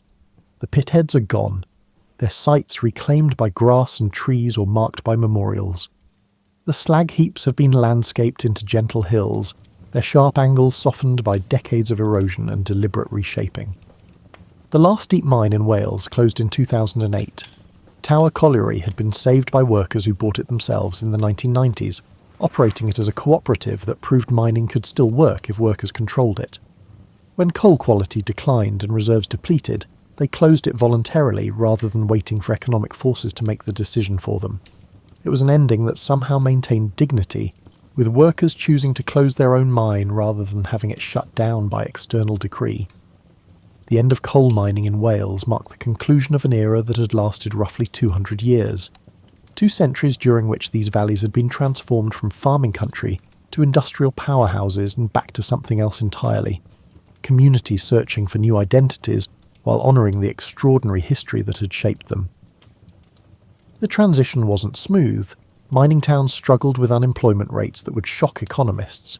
Young people left because there were no jobs, creating ageing populations in communities built for young families. The social fabric that mining had created, the solidarity, the shared purpose, the tight-knit neighbourhoods, began to fray when the industry that had woven it together disappeared. Some valleys found new purposes. Tourism discovered that the industrial heritage people had lived with daily was actually fascinating to outsiders. Former mines became museums where guides, often former miners themselves, led visitors through preserved workings, explaining how the job was done and what life was like underground. There's something both touching and slightly odd about paying to experience a sample of work that people had once been paid to do and had desperately hoped their children wouldn't have to follow them into. Regeneration projects attempted to diversify local economies. Light industry, call centres, tourism and service jobs replaced heavy industry. The work was safer, cleaner, and generally better for your health, but it paid less and lacked the identity and solidarity that mining had provided. You can work in a call centre for 20 years without developing the same sense of craft and community that 2 years underground created. The physical landscape underwent dramatic transformation. Those slag heaps that had dominated valley sides for generations were slowly removed or reshaped. Rivers that had run black with coal dust for a century started running clear again. Air quality improved to the point where you could hang white laundry outside without it turning grey. Nature reclaimed spaces that industry had dominated, and the valleys began to look more like they had before coal was discovered. But removing the physical traces of mining couldn't erase the cultural legacy. The communities that mining created had developed distinctive identities that persisted even after the industry vanished. The emphasis on education and self-improvement, the tradition of mutual aid and collective action, and the cultural institutions like choirs and brass bands. These survived the closure of the pits because they'd become embedded in community identity. As you lie there in comfort, warm and safe, it's worth reflecting on what those forgotten mines of Wales actually meant, not just to the people who worked them, but to the modern world you inhabit. The coal pulled from Welsh valleys powered the Industrial Revolution that created modern civilization. The ships that connected the British Empire ran on Welsh coal. The factories that mass-produced goods, making them affordable for ordinary people for the first time in history, were powered by Welsh coal. The trains that revolutionised transportation, the heating systems that made homes comfortable, and the steel mills that provided material for bridges and buildings, all of these depended on coal, and much of that coal came from Wales. This means that Welsh miners, toiling in darkness and danger for wages that barely covered rent and food, were inadvertently building the modern world. Every technological advancement of the industrial age rested on a foundation of fossil fuel energy, and someone had to extract that energy from underground. The miners who did this work weren't thinking about historical significance. They were thinking about feeding their families, but their labour literally powered the transformation of human civilization. The labour movement that created workers' rights across the industrialised world found some of its strongest expression in Welsh mining communities.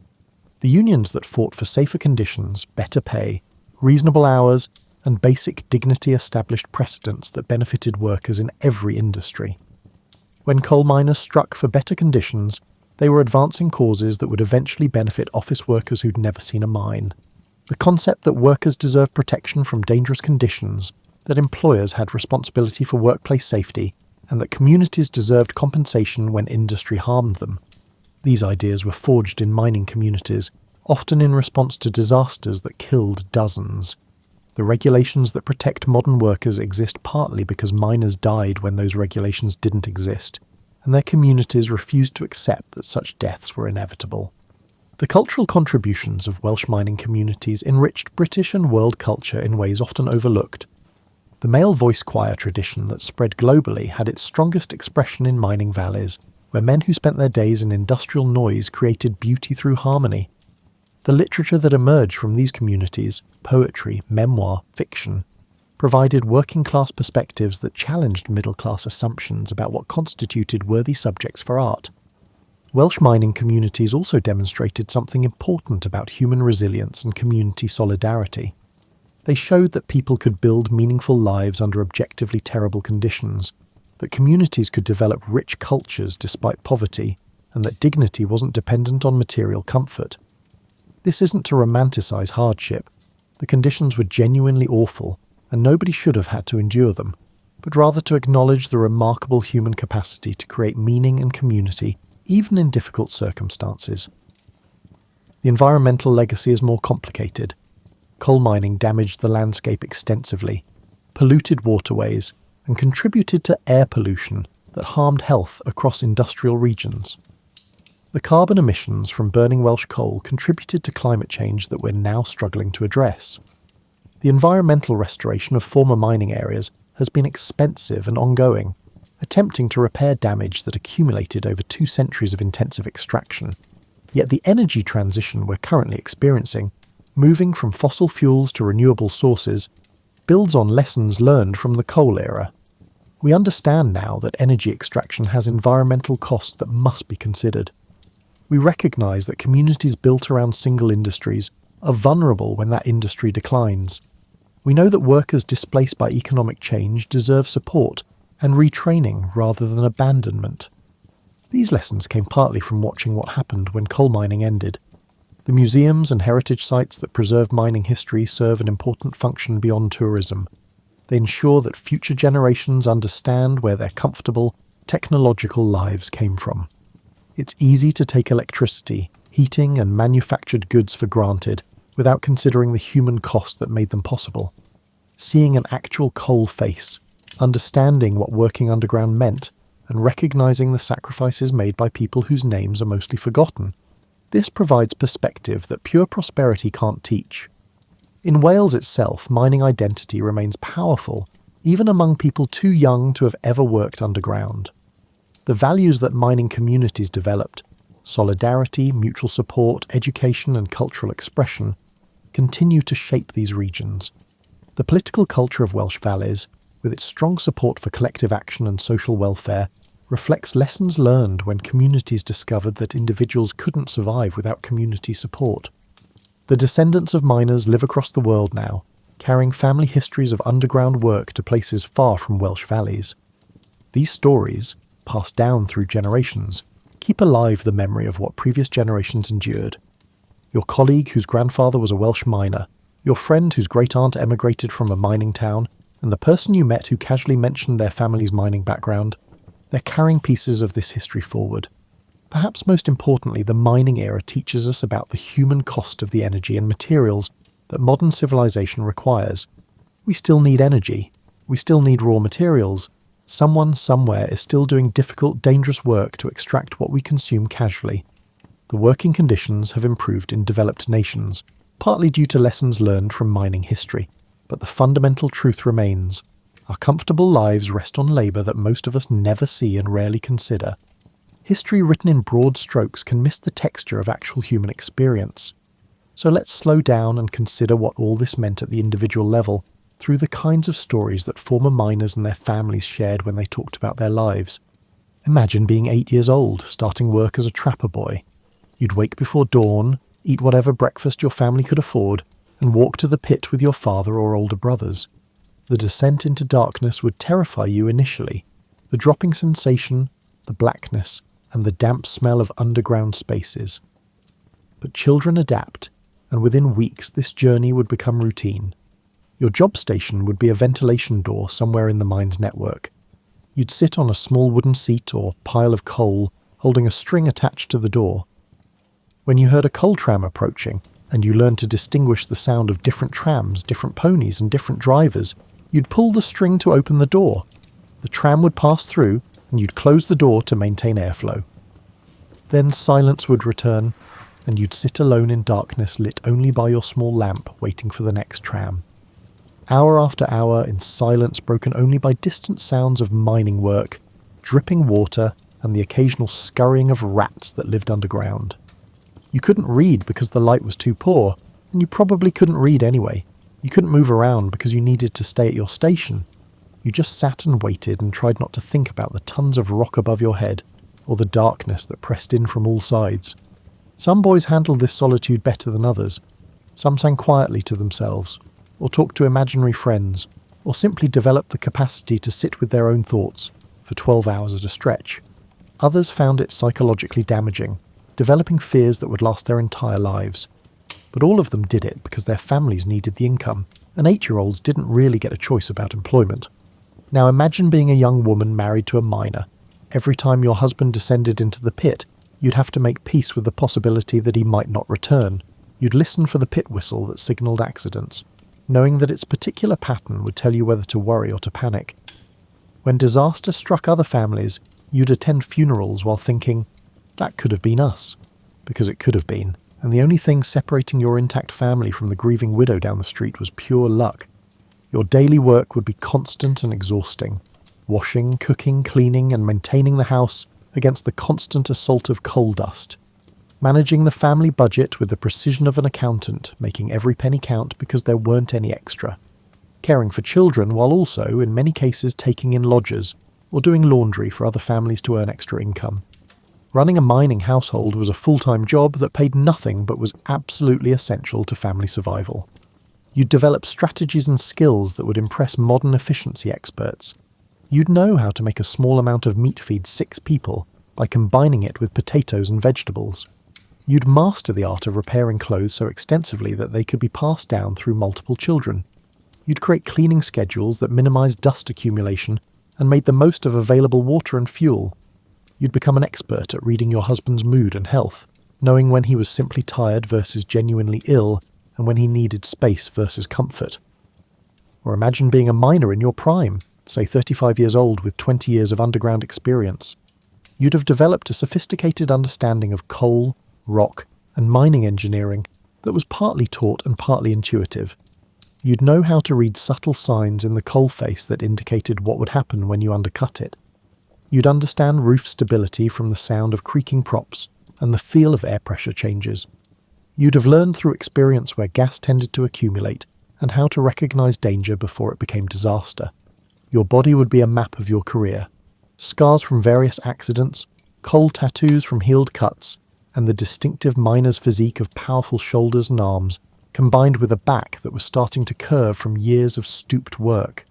Your hands would be calloused to the point of being almost leather-like, able to handle rough coal and splintered wood without much discomfort.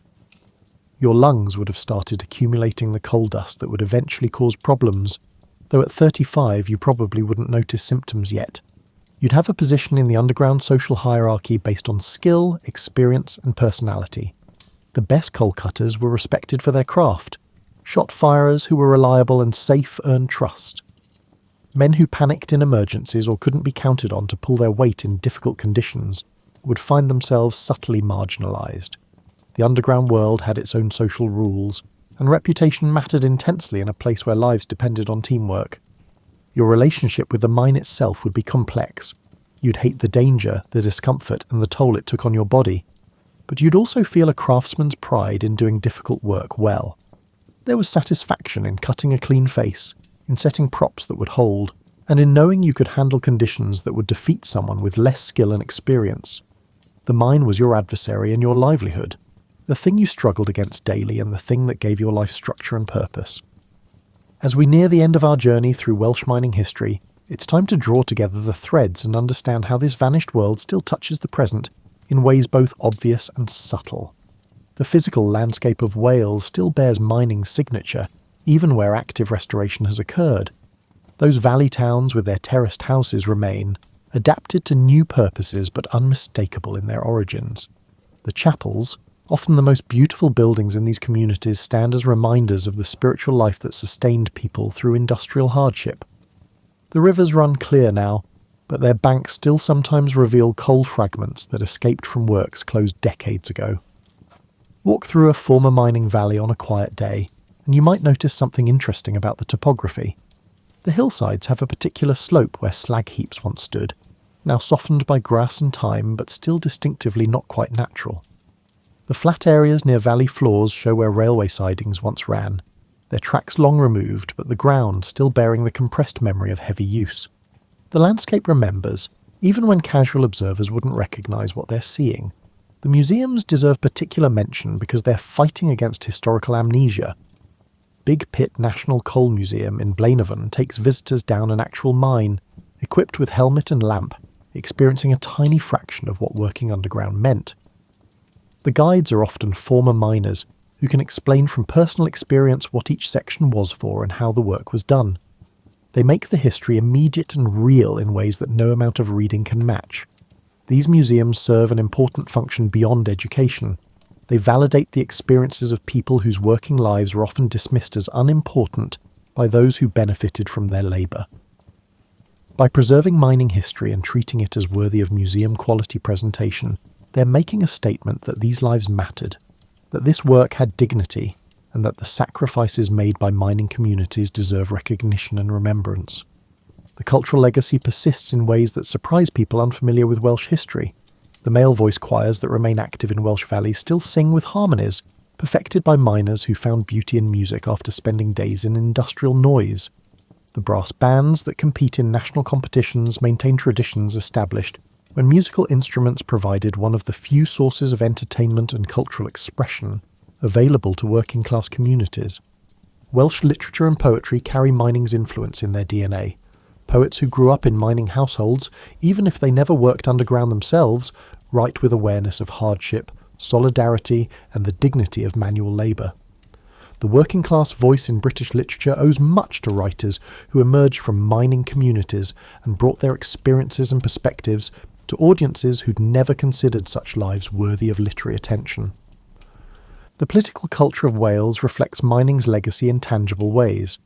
The strong support for trade unions, the emphasis on collective action, and the suspicion of unchecked corporate power.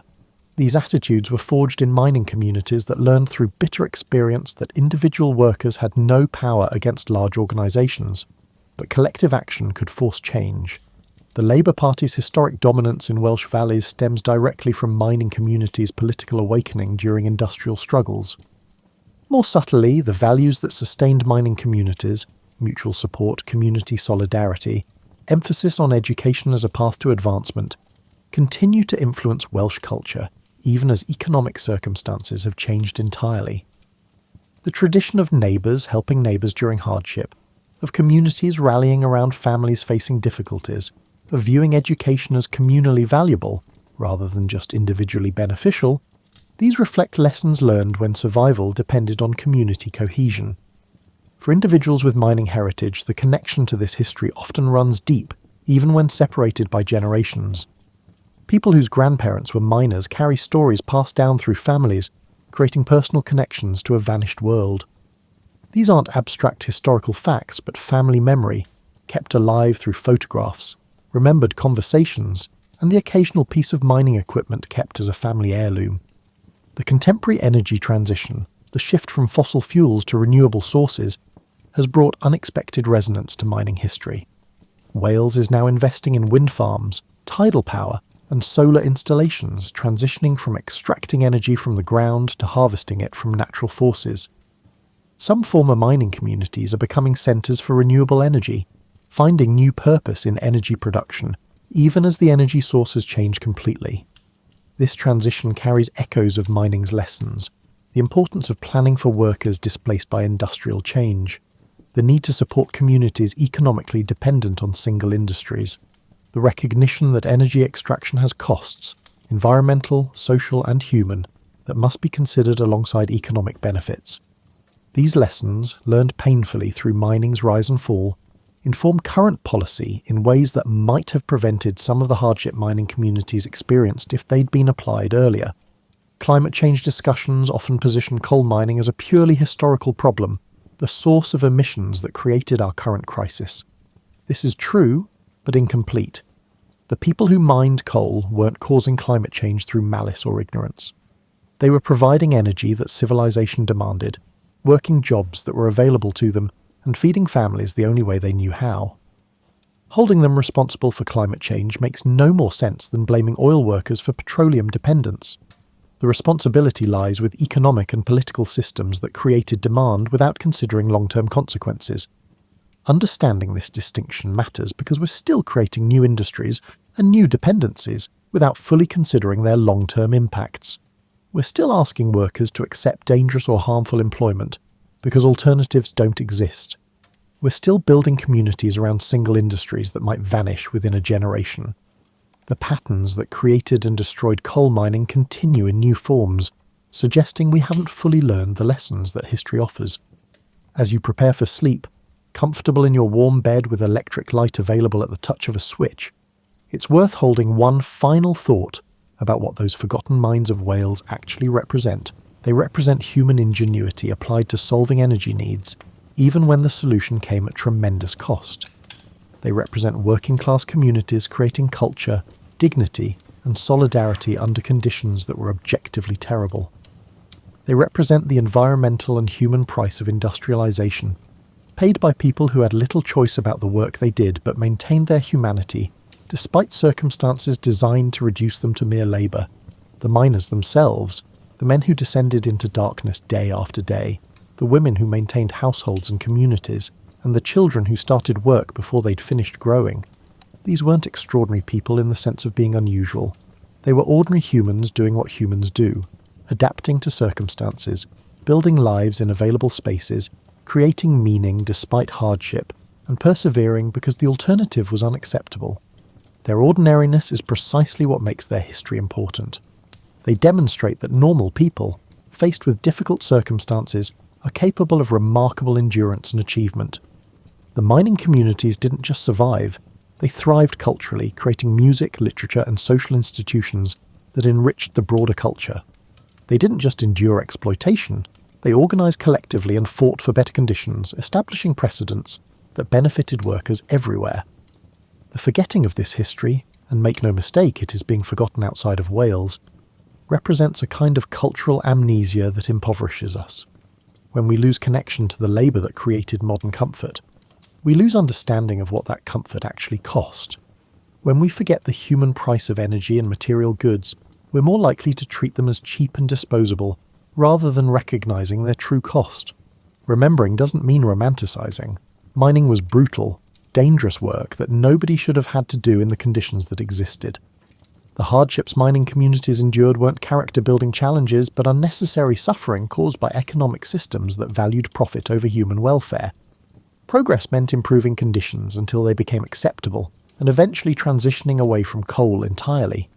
But remembering does mean recognising that the lives lived in those valleys, the work done in those mines, the communities built in those towns, the struggles fought in those strikes, these things mattered. They shaped the modern world. They established precedents for workers' rights. They demonstrated human capacity for endurance and community solidarity. They created a culture that enriches us still. The last deep mine in Wales closed in 2008, but the history didn't end there. It continues in the landscapes shaped by mining, in the communities still adapting to post-industrial reality, and in the cultural traditions maintained by people who never worked underground but inherited mining's legacy. It continues in the museums that preserve this history, in the stories passed down through families, and in the values that mining communities developed and their descendants maintain.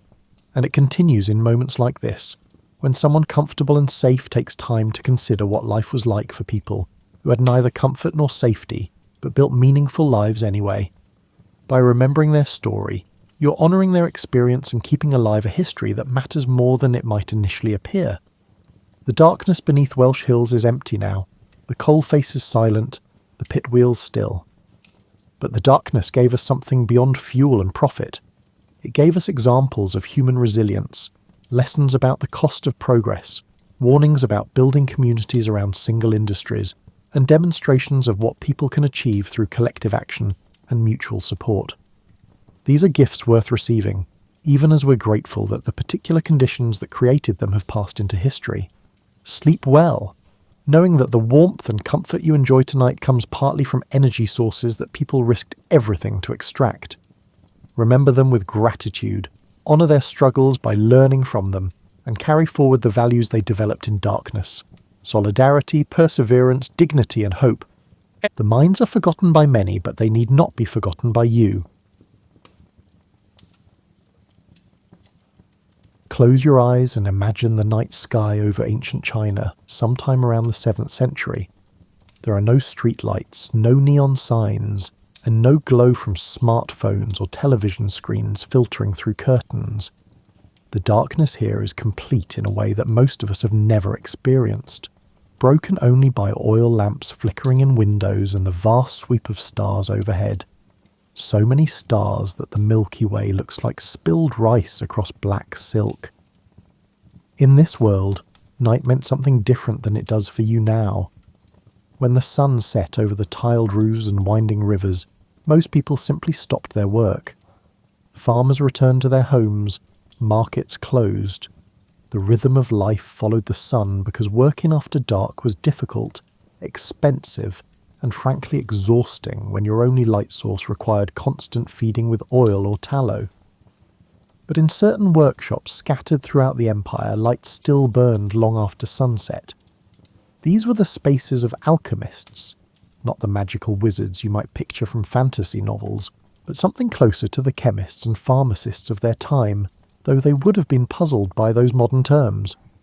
These practitioners mixed substances, heated materials, ground minerals into powders, and recorded their observations with the kind of meticulous care that would make a modern scientist nod in approval. The alchemists worked by lamplight, their faces illuminated by small flames that cast dancing shadows on walls covered with shelves. These shelves held ceramic jars and bamboo containers, each carefully labelled in elegant characters that described their contents. Sulphur from volcanic regions, saltpeter gathered from cave walls, and charcoal ground from specific types of wood. The air in these workshops carried a distinctive smell, earthy, mineral, slightly acrid, with occasional sweet notes from various plant materials. You need to understand that these people weren't trying to invent fireworks. That thought hadn't occurred to anyone because fireworks didn't exist yet. The alchemists were pursuing something that seemed far more practical and infinitely more important: immortality. Or at least they were seeking elixirs that might extend life, cure diseases, or grant various forms of spiritual enlightenment. The idea that their experiments might instead produce spectacular entertainment would have struck them as a curious and probably disappointing outcome. Chinese alchemical tradition by this period had developed over centuries, building on texts and teachings passed from master to student in an unbroken chain of knowledge. These practitioners combined what we might call proto-chemistry with philosophical concepts drawn from Taoism and Buddhism. They believed that by understanding and manipulating the fundamental substances of the material world, they could achieve transformations that extended beyond the merely physical. The night sky above these workshops held profound meaning in Chinese cosmology. Astronomers had been mapping the heavens for thousands of years, recording the movements of planets and stars, predicting eclipses and weaving celestial observations into both calendar keeping and philosophical understanding. The idea that humans might one day add their own lights to the night sky, colourful, brilliant temporary flashes that existed purely for beauty would have seemed like a peculiar form of hubris. And yet, that's exactly what was about to happen. In the quiet hours after midnight, when even the city's dogs had finished their evening chorus and settled into sleep, alchemists continued their patient work. They heated substances in ceramic vessels, watching how materials change colour and texture under flame. They mixed powders in careful proportions, grinding components together with pestles that had been smoothed by generations of use. They wrote down their observations in characters that flowed like water across paper or silk, creating records that would be studied by students decades or centuries later. The temperature in these workshops varied with the season. In winter, the furnaces provided welcome warmth, and alchemists might work through the night in relative comfort, their hands steady as they measured and mixed. In summer, the heat from flames and furnaces made the work almost unbearable, and practitioners often chose the cooler night hours for their more delicate experiments, working with windows open to catch whatever breeze might pass through the humid air. What none of these night workers realised was that they stood at the edge of a discovery that would transform human celebration and self-expression in ways that would echo through the next 1,000 years. The substances sitting in their jars, sulphur, saltpeter and charcoal, were waiting to teach humanity something new about light, sound, and the surprising beauty that can emerge from controlled combustion.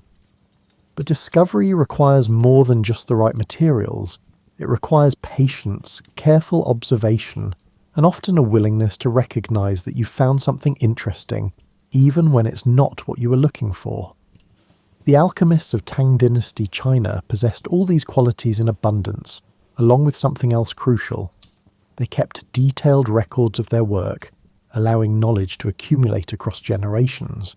As you drift deeper into relaxation, imagine the sound of a pestle grinding against stone, the soft scratch of a brush recording observations, and the gentle crackle of a small furnace maintaining steady heat. These were the sounds of inquiry, of human curiosity pursuing understanding through direct investigation of the material world. In their quiet way, these sounds were the prelude to the spectacular explosions of colour that would one day mark festivals and celebrations around the world. Let's slow down and really observe what these alchemists were doing, because their daily practice was far more interesting than any dramatic explosion. In fact, the first steps toward fireworks were probably quite boring in the moment, which makes them perfect for our bedtime story. Picture yourself as an apprentice in one of these workshops, learning the craft from a master who has spent decades studying the properties of materials. Your mornings begin with grinding. Sulphur must be reduced to a fine powder. Charcoal needs to be crushed to a consistency that looks almost like soot.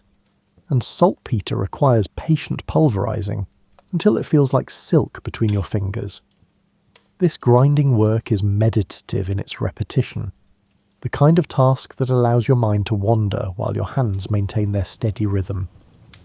Sulphur arrived at the workshop in lumpy yellow chunks that looked like strange cheese, harvested from volcanic regions where the earth itself seemed to breathe out this mineral. When you ground it, the smell was unmistakable. That distinctive sharp odour that makes you think of hot springs and volcanic vents. A scent that told your nose something about the Earth's inner chemistry, even if you couldn't articulate what that something was. Saltpeter, known to the Chinese as Chinese snow or fire drug, came from a more prosaic source. It crystallised on the walls of caves, in certain types of soil, and particularly around places where organic material had decomposed over long periods. Collectors knew where to find the best deposits, often in caves that had sheltered bats or other animals whose waste had contributed to the formation of these white crystalline formations. When purified and dried, saltpeter looked innocent enough, white crystals that you might mistake for salt if you didn't know better. Charcoal was perhaps the most familiar of the three ingredients, produced by the controlled burning of wood in low oxygen conditions. But not just any charcoal would do. Alchemists learned through patient trial and error that charcoal from different woods had different properties. Willow charcoal burned differently than pine charcoal. The temperature at which the wood had been charred made a difference. These subtle variations mattered in ways that wouldn't become fully clear until much later. The master alchemist would teach you to test materials before using them in important experiments.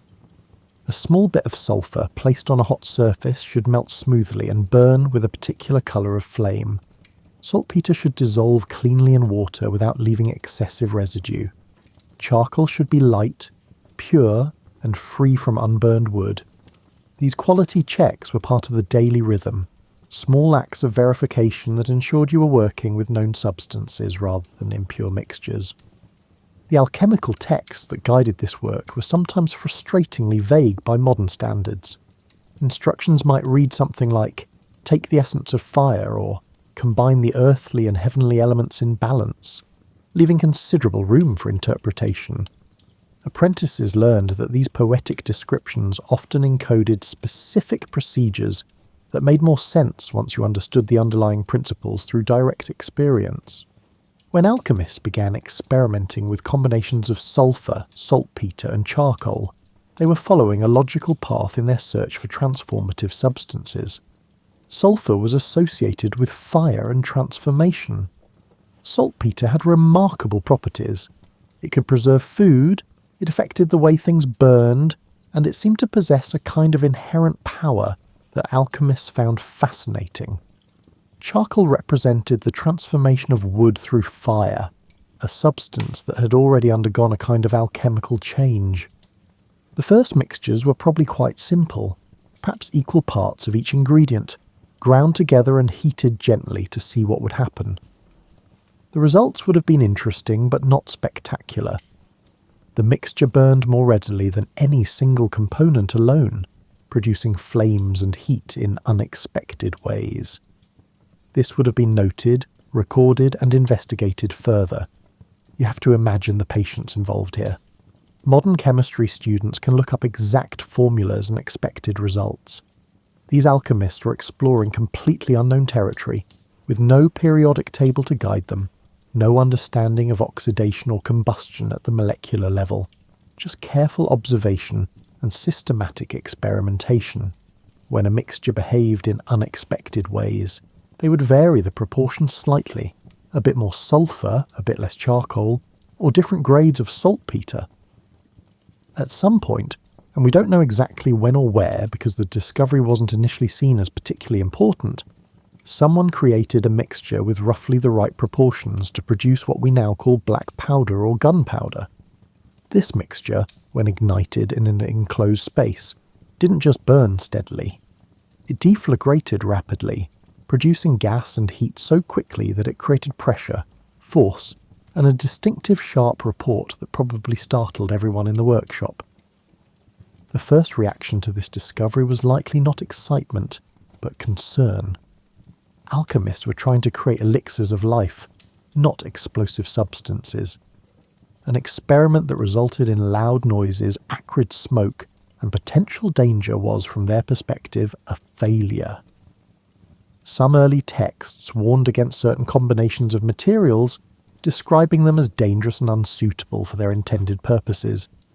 These warnings, preserved in alchemical manuscripts, are some of our earliest evidence of black powder's discovery. But curiosity is a powerful force, especially among people dedicated to understanding how materials behave.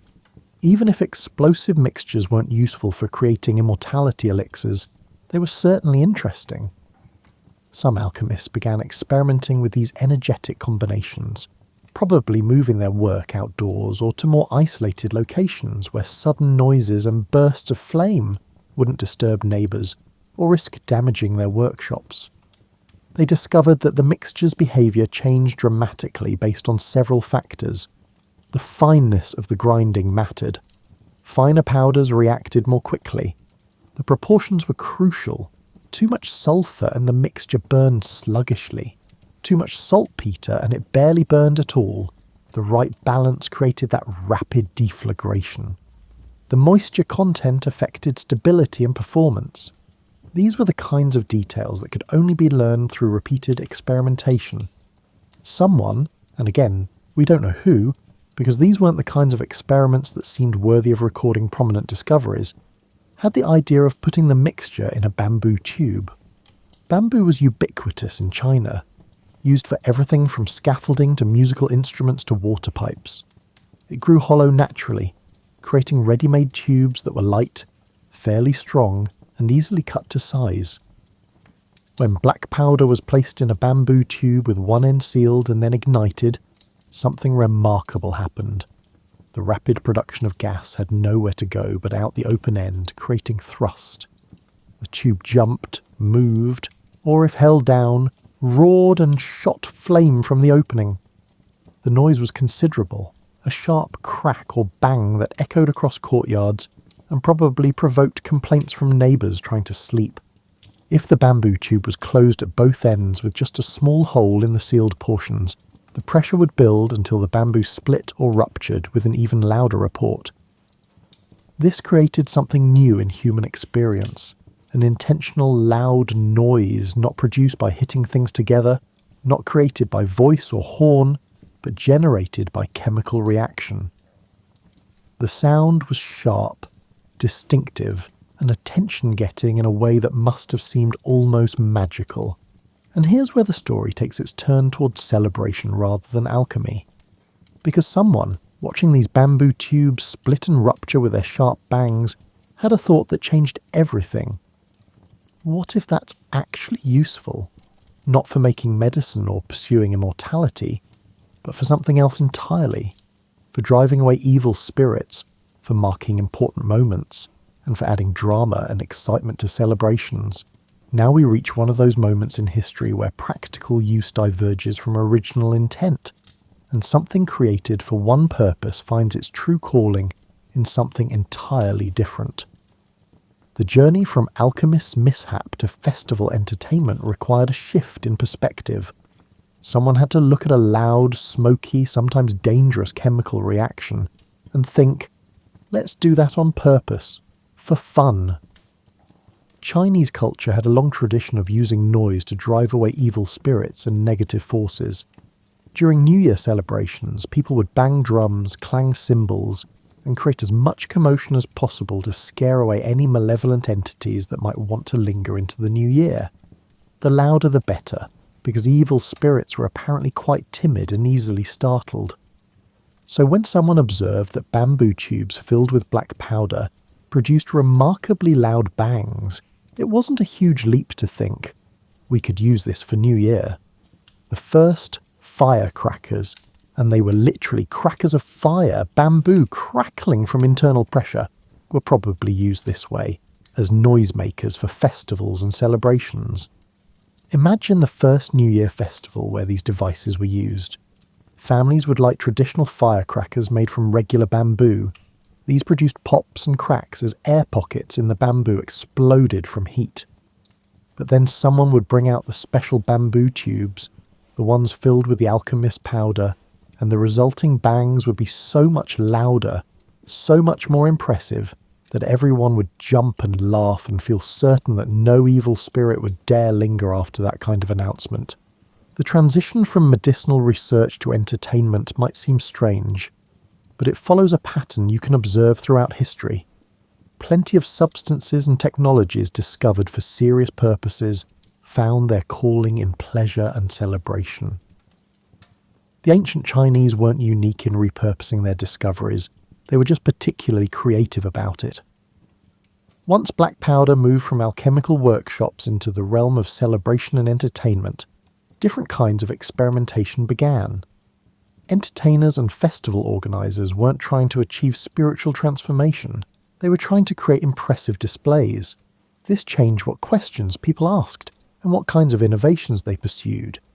Someone discovered that if you pack the powder less tightly in a bamboo tube with a small opening, it would shoot sparks and flames rather than just explode. This created a fountain effect, streams of fire and bright sparks shooting upward in a display that was beautiful in addition to being loud. For the first time, black powder was producing light effects, not just sound. The discovery that different materials added to the black powder mixture could produce different colours came gradually. Copper compounds created blue-green tints. Iron filings added golden sparks. Different types of charcoal burned with subtly different hues. These discoveries were probably accidental at first. Someone used charcoal from a particular wood or powder that had been stored in a copper container and noticed that the flames looked different. These early fireworks, if we can call them that, though they were still quite primitive, were probably used at important occasions beyond just New Year celebrations. Weddings might feature special bamboo crackers to bless the union and frighten away any spirits that might bring bad luck. Religious festivals could include fire displays as offerings or ceremonies. Important visitors might be greeted with impressive noises and flames as a sign of honour and celebration. The aesthetic that developed around these early displays was distinctly Chinese, emphasising certain qualities over others. Loud noises were good. They fulfilled the practical purpose of spirit scaring, and also demonstrated the power and effectiveness of the display. Bright sparks and flames were desirable, creating visual interest and beauty. But the displays remained relatively close to the ground, shooting up from tubes planted in the earth or held by brave individuals who understood the timing. The social aspects of these celebrations mattered as much as the pyrotechnics themselves. Festivals were communal events where families gathered, special foods were prepared, and the normal routines of daily life were set aside for collective celebration. The fire displays became one element in a rich tapestry of activities, but an increasingly important element because they offered something unique that couldn't be replicated through any other means. As these practices spread from one region to another, local variations developed. Different areas had access to different materials, leading to regional styles of firecracker construction and firing. Some regions became known for particularly loud crackers, others for especially bright sparks, and still others for innovative designs and effects. This diversity meant that the art of fire displays was constantly evolving, with techniques and innovations spreading through networks of merchants, travellers and festival organisers. The manufacture of these devices began to shift from alchemists to specialised craftspeople who focused specifically on creating items for celebration rather than pursuing any medicinal or spiritual goals. These early pyrotechnicians learned through apprenticeship, mastering the art of grinding powders to the right consistency, mixing proportions that would burn correctly, and packing bamboo tubes in ways that produced desired effects without being too dangerous. Safety was, of course, a concern, though perhaps not emphasised as much as modern safety. Professionals might prefer. Accidents happened, bamboo tubes exploded prematurely, sparks ignited nearby materials, and enthusiastic celebrations sometimes resulted in burns or injuries. But the benefits, the joy, the spectacle, the sense of driving away evil and welcoming good fortune, seemed to outweigh these risks in the minds of most participants.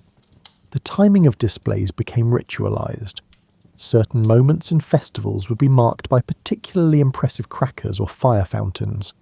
The New Year transition, for instance, might feature sustained sequences of explosions, creating a wall of sound that marked the boundary between the old year and the new.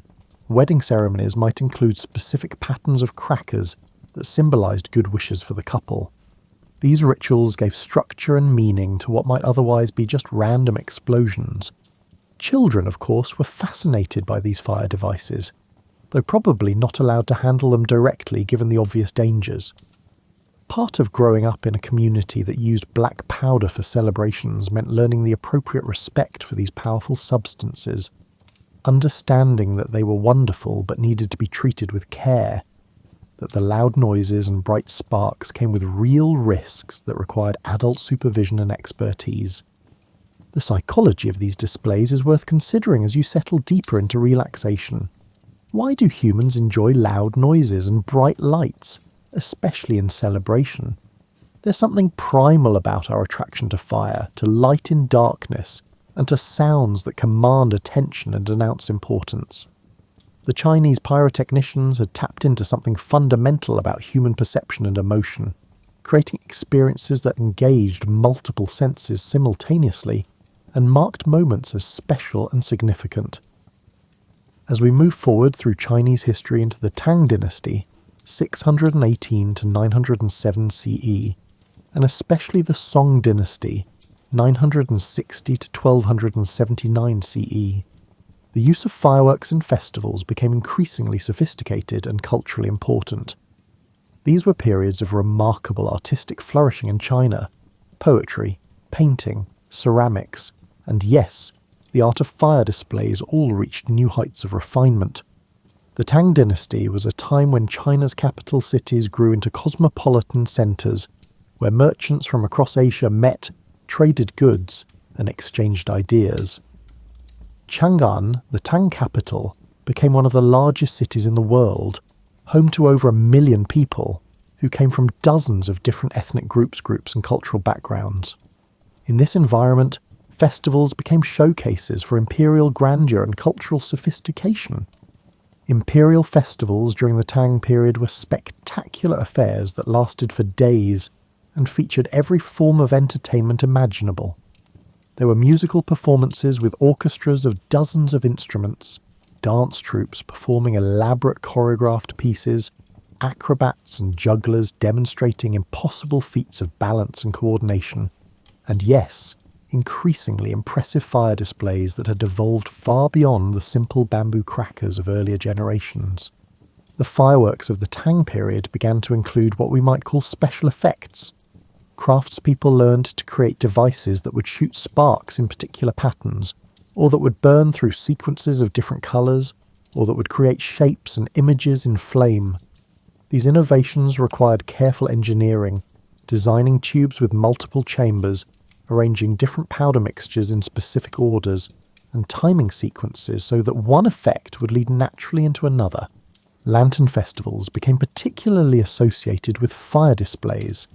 These events, traditionally held on the 15th day of the first lunar month, featured elaborate paper lanterns lit by candles and carried through streets in processions. The combination of soft lantern light and the sudden brilliance of fireworks created an aesthetic contrast that festival organisers found compelling. The gentle glow of paper and silk, punctuated by sharp bursts of sparks and flame. During the Song dynasty, the sophistication of fireworks reached new levels. This was partly because Song China was remarkably prosperous and urbanised, creating demand for elaborate entertainment, and partly because the technical knowledge of black powder and its applications had matured through centuries of experimentation. Song fireworks catalogues. Yes, they had catalogues. Described dozens of different types of devices with specialised names and functions. There were ground rats that would scurry across the earth shooting sparks, water rats designed to skim across the surface of ponds while burning, and flying fish that would leap and arc through the air. Each of these devices required careful design to produce the desired motion and effects. The craftspeople who made them were combining practical knowledge of physics, thrust, balance, trajectory, with chemistry and artistry. Skyrockets appeared during this period, representing a major advance in fireworks technology. By carefully designing the tube and powder load, pyrotechnicians could create devices that would shoot high into the air before exploding or releasing sparks. These weren't yet the elaborate aerial displays of modern fireworks, but they were moving in that direction, taking fire effects up into the night sky rather than keeping them bound to the earth. The social organisation of fireworks displays also became more sophisticated. Imperial workshops employed teams of specialists who did nothing but create fire devices for court celebrations. Master craftspeople commanded high prices for their services, and successful pyrotechnicians might travel from city to city, hired by wealthy merchants and officials to create impressive displays for important occasions. Competition between different workshops and craftspeople drove innovation. When one festival featured a new type of device or effect, others would try to replicate and improve upon it. This competitive dynamic, combined with the resources available in prosperous Song cities, meant that fireworks technology advanced more rapidly during this period than it had in previous centuries. The aesthetic principles that guided these displays were becoming more clearly articulated. Song festival organisers valued surprise, effects that would delight audiences by exceeding expectations. They appreciated variety.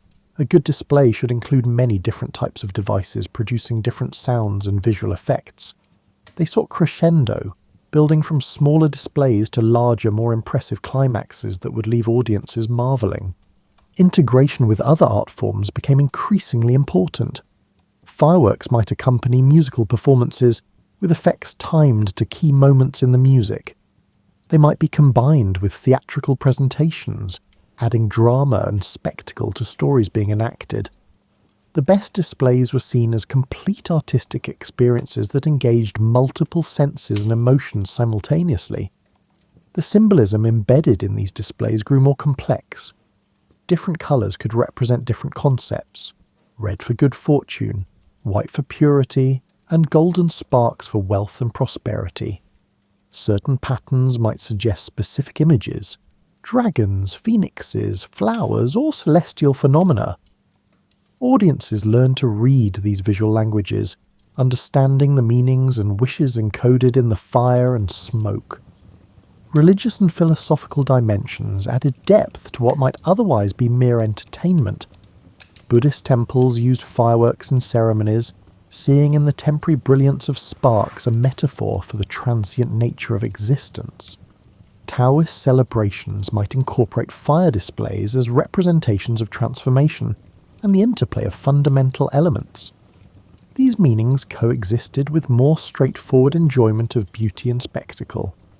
The scale of some Song dynasty displays was remarkable. Major festivals might burn through thousands of individual devices over the course of several nights. The preparation required months of work by teams of craftspeople, the coordination of materials from across the empire, and careful planning of sequences and effects. These were productions that rivaled modern events in their complexity and ambition.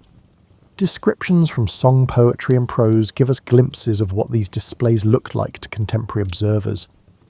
Writers described nights when the sky seemed to bloom with flowers of fire, when artificial stars competed with natural ones, and when the boundaries between earthly celebration and heavenly phenomena seemed to blur in clouds of coloured sparks and thunderous reports. But alongside these poetic descriptions, we also have more practical documents, manuals that describe how to make specific types of fireworks, safety warnings about proper handling procedures, regulations governing when and where displays could be held, and records of accidents that occurred when things went wrong. This combination of artistic appreciation and practical documentation gives us a remarkably complete picture of how fireworks were integrated into Song dynasty life. The experience of attending one of these major festivals would have been overwhelming in the best possible way. Too much to fully process, an abundance of sensory input that would leave you dazed and delighted. The smell of black powder smoke mixed with incense and cooking food. The sounds ranged from whisper-quiet crackles to reports that shook your chest. The visual experience shifted from darkness to brilliant illumination and back again, leaving after-images floating across your vision. And through it all, there was the social experience of being part of a crowd, sharing amazement and delight with thousands of other people, and feeling connected to tradition and community through participation in these ancient yet ever-new celebrations. The fireworks weren't just entertainment, they were threads in the fabric of social life, markers of time and season, and expressions of hope and joy.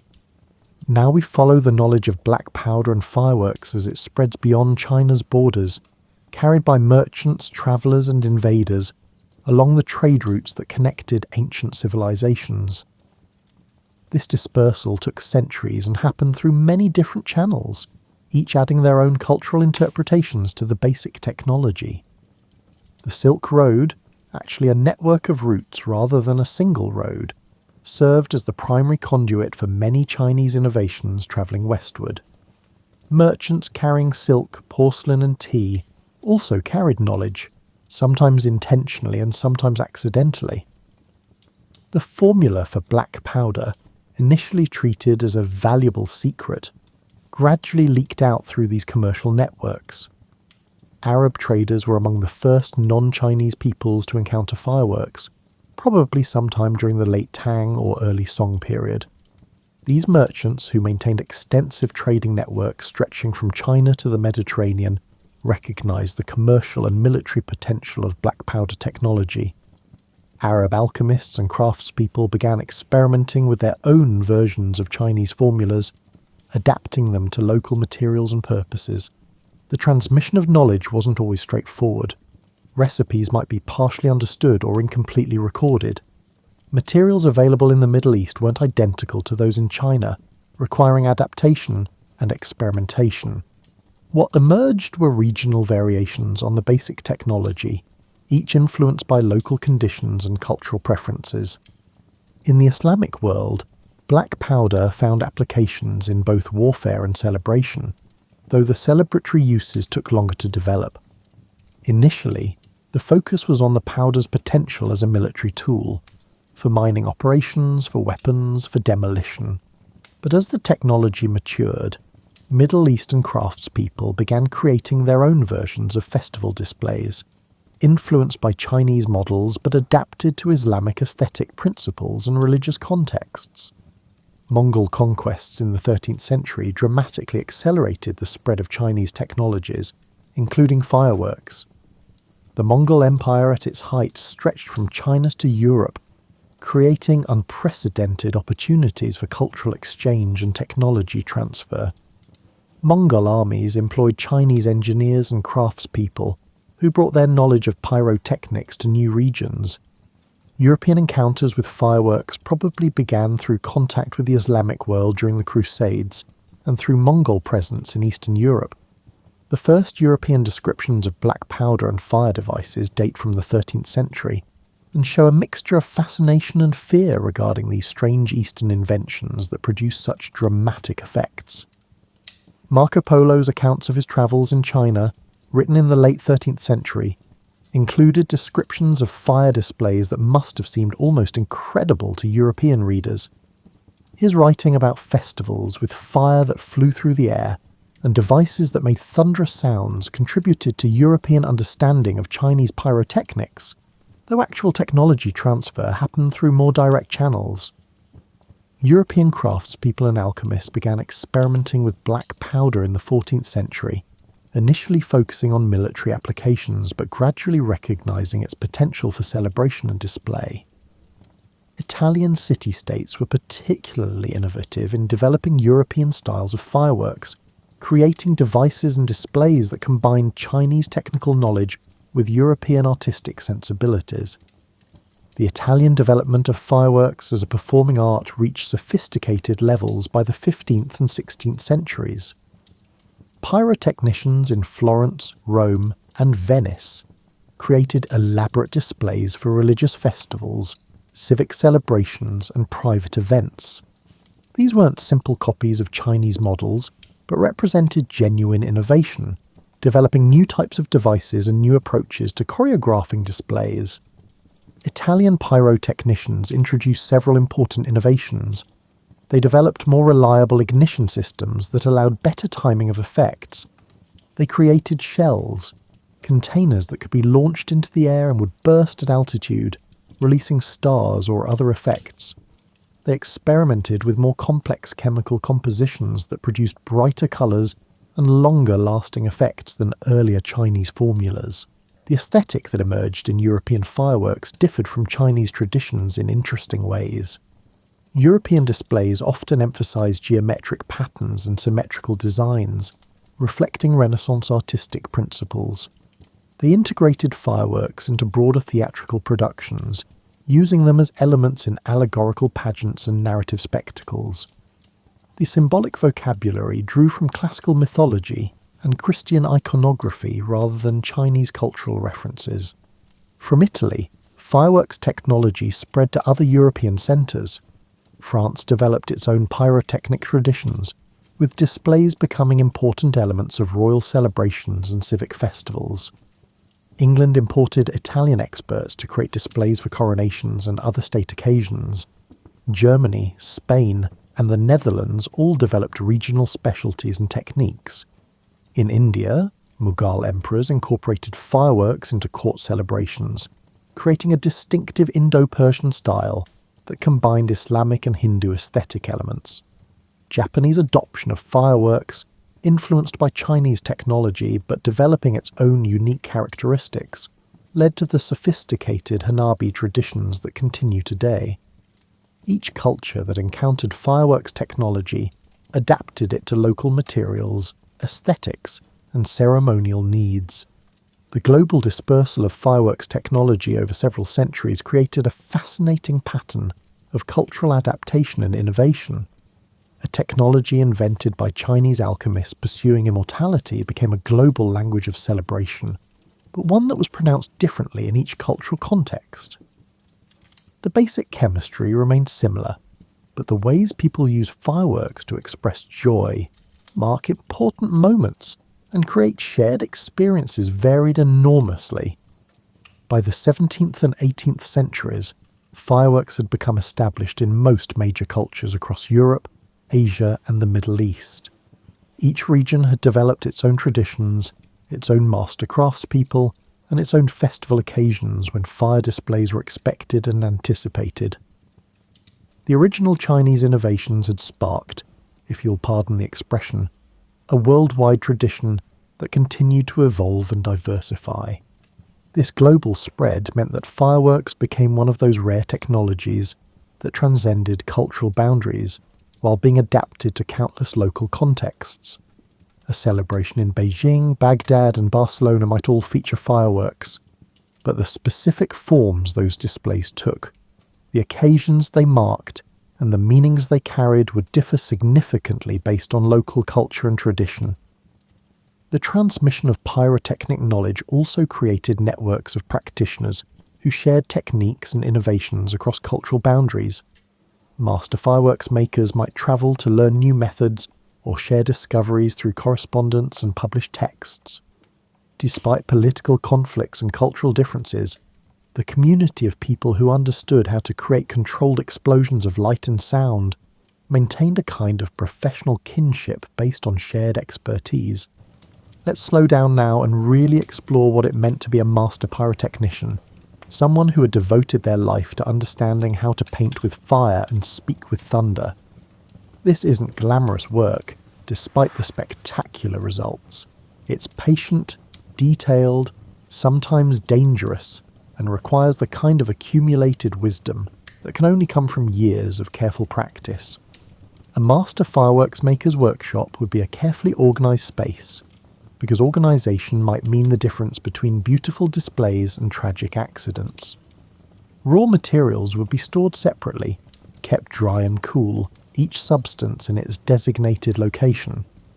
The workshop would likely be set apart from other buildings, a safety precaution that also provided the quiet needed for concentration during delicate work. The grinding of powder was an art in itself. Too coarse, and the mixture wouldn't burn properly, producing disappointing effects or failing to ignite at all. Too fine, and it became dangerously sensitive, prone to accidental ignition from friction or static. The right consistency felt specific in your hands, not quite like flour, not quite like sand, but something in between that could only be learned through touch and experience. Mixing required attention that bordered on meditation. The proportions had to be exact, but exact by feel and appearance rather than by precise measurement with calibrated instruments. A master could look at a mixture and know whether it needed more saltpeter or less sulphur. They could feel the texture between their fingers and sense whether the grinding had been sufficient. This knowledge wasn't written down in formulas, it lived in the hands and senses of practitioners. Creating effects required understanding the relationship between form and function. A tightly packed tube produced different results than a loosely packed one. The diameter of the opening determined how sparks would disperse. The length of the tube affected how long effects would last. The placement of different powder mixtures in layers or compartments created sequences of changing effects. All of these variables had to be considered and controlled. Colour effects, which had begun with simple observations about how different materials affected flames, gradually became more sophisticated. By the 17th and 18th centuries, European and Asian pyrotechnicians had developed extensive palettes of colours through experimentation with various mineral compounds. Strontium produced brilliant reds, barium gave greens, copper created blues, sodium generated intense yellows.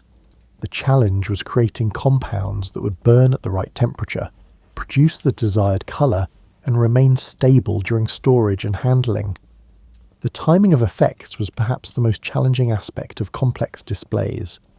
Fuses had to be cut to specific lengths to create delays between different elements. Sequences needed to build logically from one effect to another. Simultaneous effects required careful synchronization. Master pyrotechnicians developed various techniques for controlling timing. Slow-burning fuses, quick match that would propagate flame rapidly, and elaborate firing systems that allowed complex sequences to unfold reliably.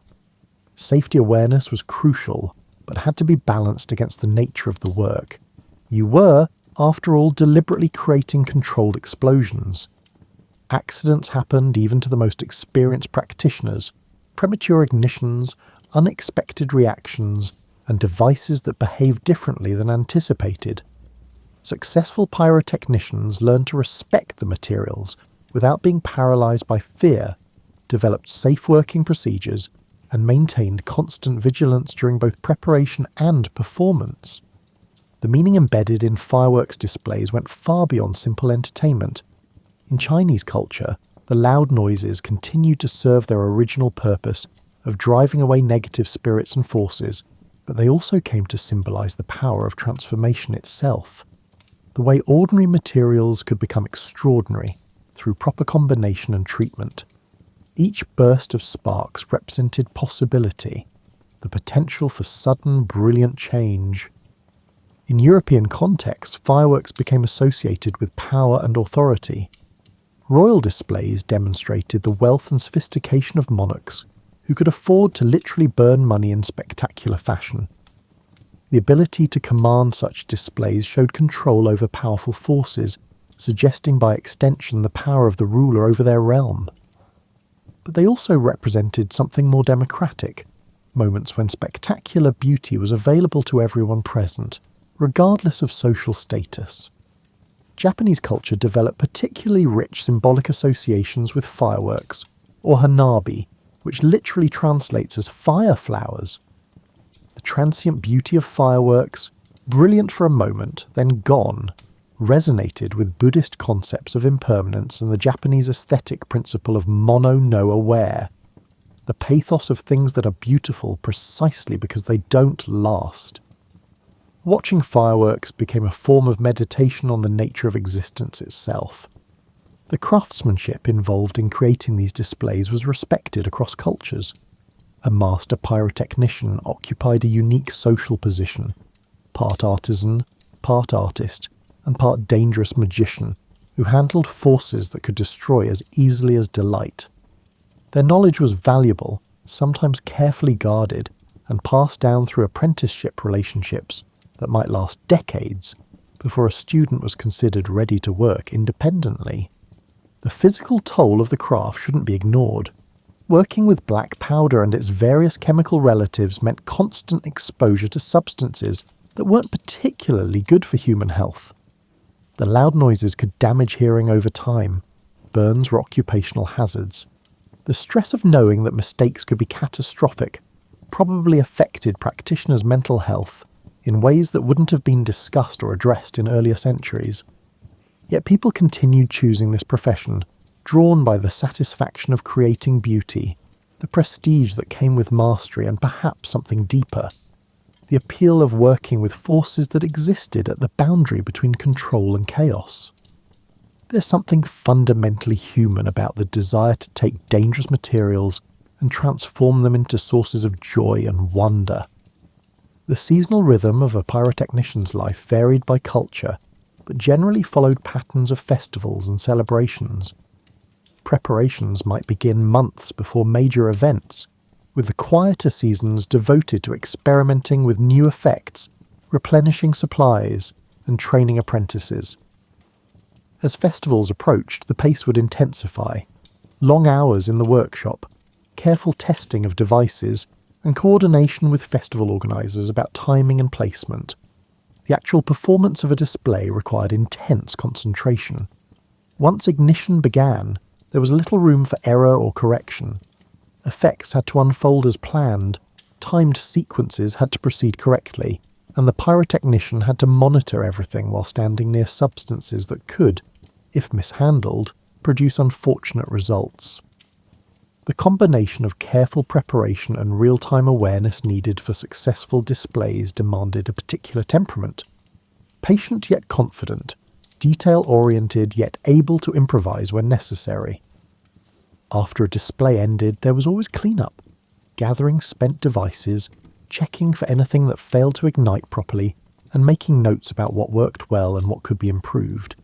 This unglamorous aftermath was actually crucial to the craft, because systematic observation of results allowed continuous refinement of techniques.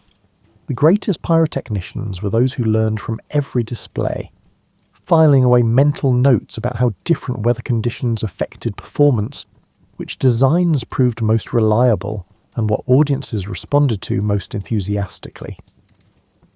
The transmission of pyrotechnic knowledge involved both explicit teaching and tacit understanding. Apprentices could be taught formulas, proportions, and basic techniques, but the deeper expertise, the ability to sense when a mixture was right, to anticipate how a device would perform, and to solve problems that arose during preparation, could only be acquired through years of practice under skilled guidance. This made master craftspeople invaluable, their accumulated experience representing knowledge that couldn't be replaced simply by reading written instructions. Different cultures developed different training methods.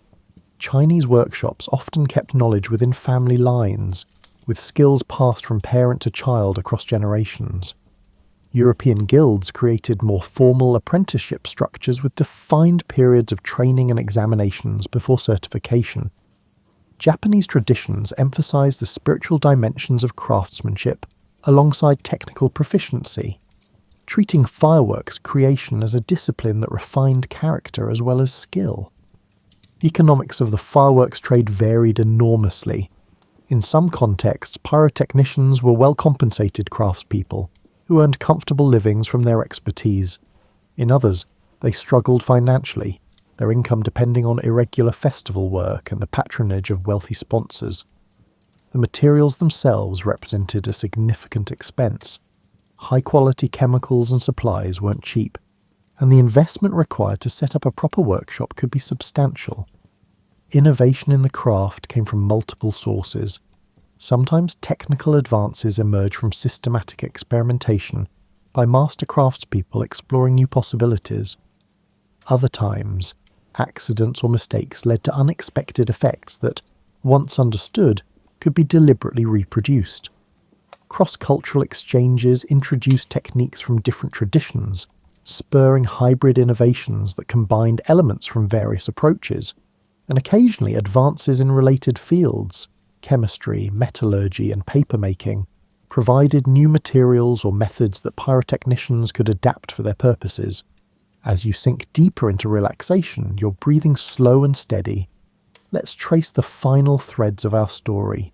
How those ancient Chinese alchemists, grinding powders by lamplight in pursuit of immortality, inadvertently gave humanity a new language for expressing joy, marking transitions and creating shared moments of wonder. The legacy of those first fireworks extends far beyond the spectacular displays we see today. Every time someone celebrates the new year with sparklers and rockets, they're participating in a tradition that stretches back over 1,000 years to those Tang Dynasty workshops, where alchemists mix sulfur, saltpeter, and charcoal in search of something entirely different.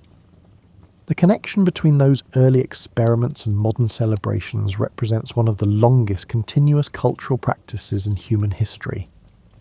Modern fireworks, of course, have been transformed by centuries of innovation, and by scientific understanding that ancient alchemists couldn't have imagined.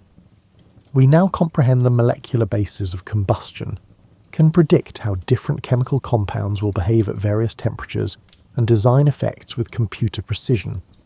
Yet the fundamental materials, sulfur, potassium nitrate, and charcoal, remain essentially the same as those used in ancient China. The sophistication lies in how we combine and deploy them, not in replacing them with something entirely new. The scale of contemporary displays would astound those early pyrotechnicians. Major celebrations in modern cities might burn through tens of thousands of individual effects in a single evening, choreographed to music with split-second timing, launched from multiple locations simultaneously, and designed to be visible to audiences numbering in the hundreds of thousands. The logistics of such events require teams of specialists, months of planning, sophisticated electronic firing systems, and coordination that would have seemed like sorcery to ancient practitioners. Yet something essential remains unchanged. When you watch fireworks burst across the night sky, you're experiencing the same fundamental wonder that audiences felt 1,000 years ago. The surprise of light blooming in darkness, the visceral impact of sudden loud sounds, and the shared gasp of a crowd witnessing something that exceeds everyday experience. The technology may have advanced, but human psychology hasn't changed. We're still creatures who respond to fire and light with deep primal fascination. The safety standards surrounding modern fireworks represent dramatic improvements over historical practices. Contemporary pyrotechnicians undergo extensive training and certification, follow strict regulations about storage and handling, and employ safety equipment and procedures that minimize risks. The materials themselves have been refined to be more stable and predictable. Accidents still occur, but they're far less common than they were when fireworks creation was a more intuitive, less regulated craft. Environmental concerns about fireworks have emerged in recent decades as we've become more aware of pollution and its effects. The smoke from black powder and various chemical compositions contains substances that aren't particularly beneficial to air quality. Debris from spent shells and casings creates cleanup challenges. The noise disturbs wildlife and can be traumatic for people and animals with sound sensitivities. These concerns have spurred innovation in developing cleaner pyrotechnics, quieter displays, and alternative celebration methods, though traditional fireworks remain popular despite these issues. The democratic nature of fireworks, the way they create shared experiences available to everyone present, gives them a unique cultural role. Unlike many art forms that require education or cultural knowledge to fully appreciate, fireworks communicate immediately and viscerally. You don't need training to understand that brilliant colours bursting across the sky are beautiful and exciting. This accessibility helps explain why fireworks have been adopted by virtually every culture they've encountered. Different occasions around the world have become associated with fireworks displays, each culture mapping the technology onto their own calendar of significant moments. Chinese New Year remains perhaps the most extensive use of fireworks anywhere, with celebrations that can last for days and consume staggering quantities of pyrotechnics. American Independence Day has become synonymous with fireworks in the United States. Diwali in India features spectacular fire displays. Guy Fawkes Night in Britain, Bastille Day in France, and countless local festivals worldwide all mark themselves with artificial lights in the sky. The personal experience of watching fireworks varies, but certain elements seem universal. There's the anticipation as you wait in darkness, knowing something is about to happen. The first burst always draws exclamations. Even when you know it's coming, the sudden transition from darkness to brilliant light captures attention completely. As displays progress, you find yourself looking for patterns, comparing different effects, and perhaps developing favourites. The grand finale, with its overwhelming density of effects and sound, creates a kind of sensory saturation that borders on overwhelming. And then comes the silence after, with smoke drifting across your vision and the smell of powder hanging in the air. Children experiencing fireworks for the first time go through a fascinating progression. Initial fear of the loud noises often gives way to excitement once they realise the sounds won't hurt them. The visual spectacle captivates even very young children, who often try to reach up toward the lights as if they could somehow grab them from the sky. The association between fireworks and special occasions gets established early, creating memories that many people carry throughout their lives. Particular displays watched with family. At one time the weather was perfect, and the year when everything seemed especially magical. For adults, fireworks often carry nostalgic weight, connecting present moments to past celebrations. Watching displays might trigger memories of childhood festivals, or of significant personal moments that happen to coincide with fireworks, proposals, celebrations of achievements, and farewell gatherings.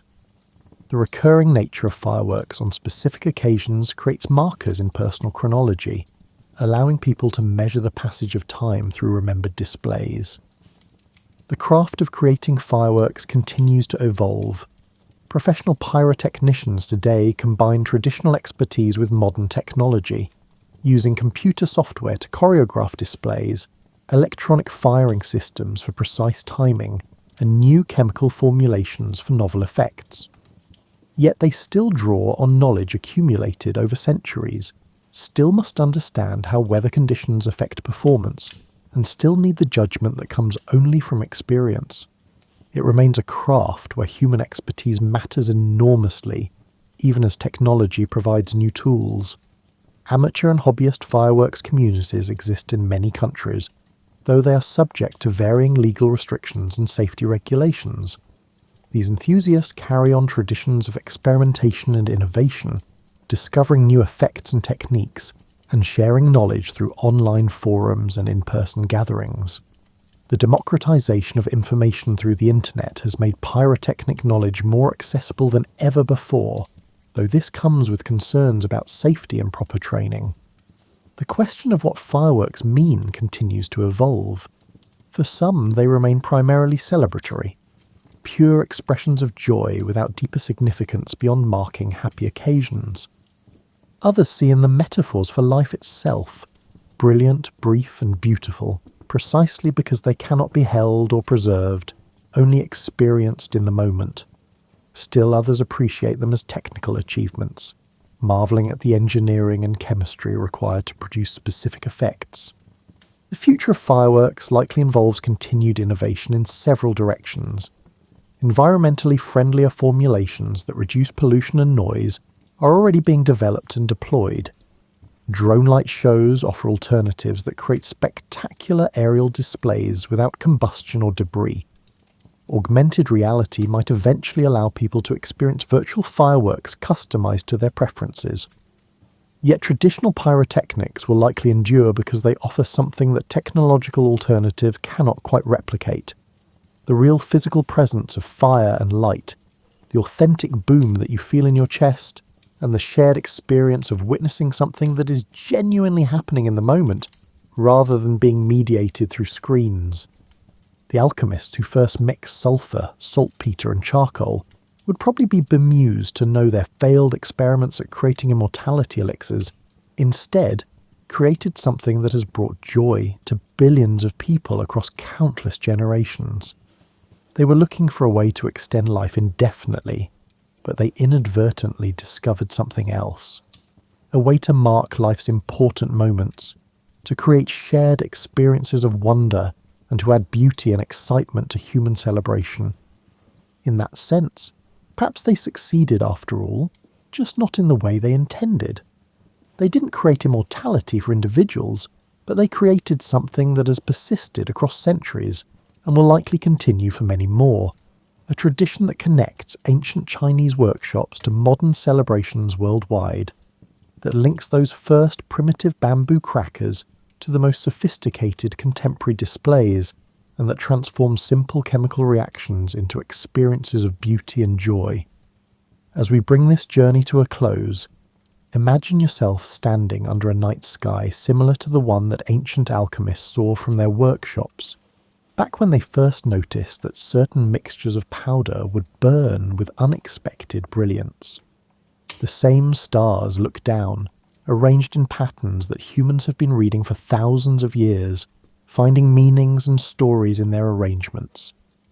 The darkness that surrounds you is comfortable now, not threatening or empty, but full of potential. The same potential that those early experimenters sensed when they worked through quiet hours, grinding powders and mixing substances, not knowing they were creating something that would outlast empires and span continents. You can almost smell that distinctive scent of black powder smoke, sharp and acrid but associated with joy and celebration. You can imagine the sound of the first bamboo cracker splitting from internal pressure, the surprised laughter that must have followed, and the realization that here was something new, a way to make darkness suddenly bright, to mark important moments with light and sound, and to share wonder with everyone within sight and earshot. The journey from medicinal research to global celebration is a reminder that human creativity often works in unexpected ways. We set out to achieve one goal and discovered something entirely different. We tried to solve one problem and create solutions to problems we hadn't even recognized. Those alchemists failed at their original purpose, but succeeded in creating something arguably more valuable. Not immortality for individuals, but a tradition that has brought joy across generations, a shared human language of light that requires no translation. As your breathing slows and your body settles into complete relaxation, let yourself feel connected to that long chain of human experience, from those first experimenters in Tang Dynasty workshops to modern pyrotechnicians preparing tomorrow's displays, from ancient festival goers gathering in Chinese courtyards to contemporary audiences watching synchronized displays set to music in cities around the world. You are part of this story every time you've watched fireworks burst across the sky, every time you felt that visceral thrill of sudden light blooming in darkness, and every time you've shared that collective intake of breath when something particularly spectacular unfolds overhead. The tradition that began with alchemists seeking immortality continues through your experiences, your memories, and your participation in celebrations marked by fire and light. The beauty of fireworks, like the beauty of this story, lies partly in its impermanence. Each burst exists for only a moment, brilliant and then gone, leaving only smoke and memory. But those moments accumulate, building a tradition that has endured for over 1,000 years and will likely continue as long as humans gather to celebrate, to mark important transitions, and to create beauty together in the darkness. The ancient Chinese alchemists couldn't have predicted any of this. They were just trying to extend life, mixing substances according to theories that combined philosophy, medicine, and early chemistry. They would probably be surprised to learn that their experiments live on not in extended lifespans, but in the joyful explosions of colour that mark celebrations worldwide. Yet there's a certain poetry in this outcome. Their quest for permanence created something that is beautiful precisely because it doesn't last. As you drift towards sleep, carried by the gentle rhythm of this story and your own quiet breathing, let the images of ancient workshops and modern festivals blend and soften. The specific details don't matter so much now. What matters is the connection, the continuity, the way human creativity and curiosity have threaded through centuries, transforming accidents into traditions, turning failed experiments into sources of joy. The night sky above you holds all the same potential it held for those ancient observers. The darkness is simply waiting for light, for colour, for the sudden brilliant bloom of fireflowers that fade even as they're being born.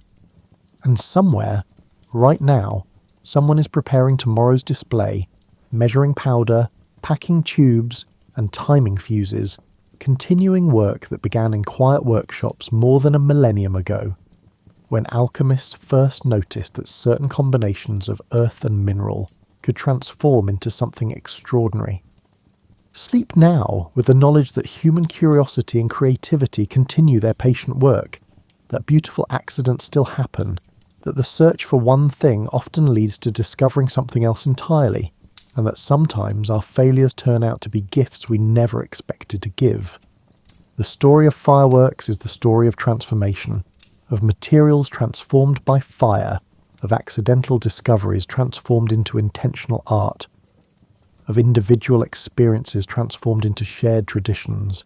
It's a story that continues every time someone looks up at a night sky and sees it suddenly painted with impossible colours, every time a crowd gasps together at spectacular beauty, and every time a celebration is marked with light blooming in darkness.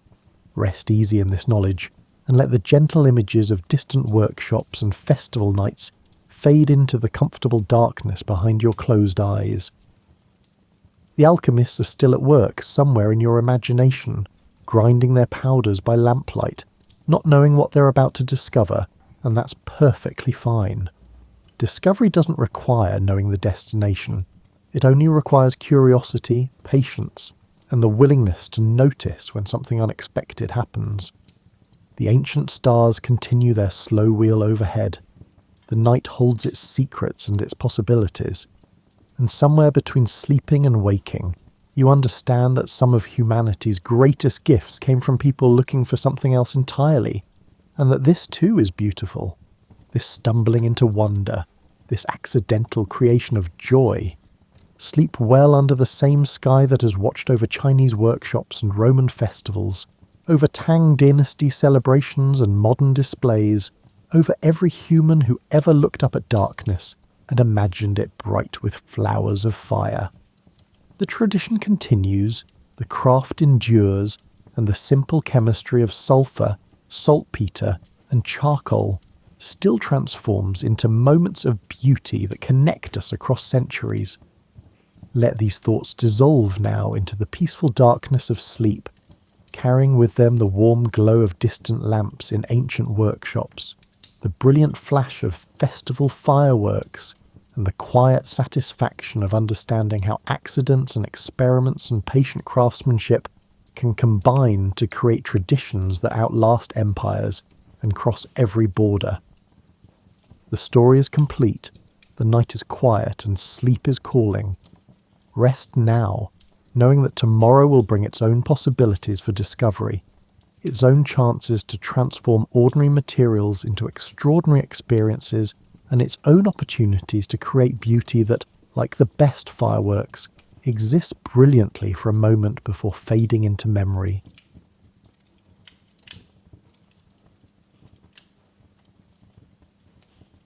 Picture London on a warm evening in late August 1939. The sun is setting over the Thames, painting the sky in shades of amber and rose that reflect off the river's surface like liquid copper. Street lamps are beginning their nightly ritual, that gentle flickering as they come to life one by one, creating pools of yellow warmth along the pavements.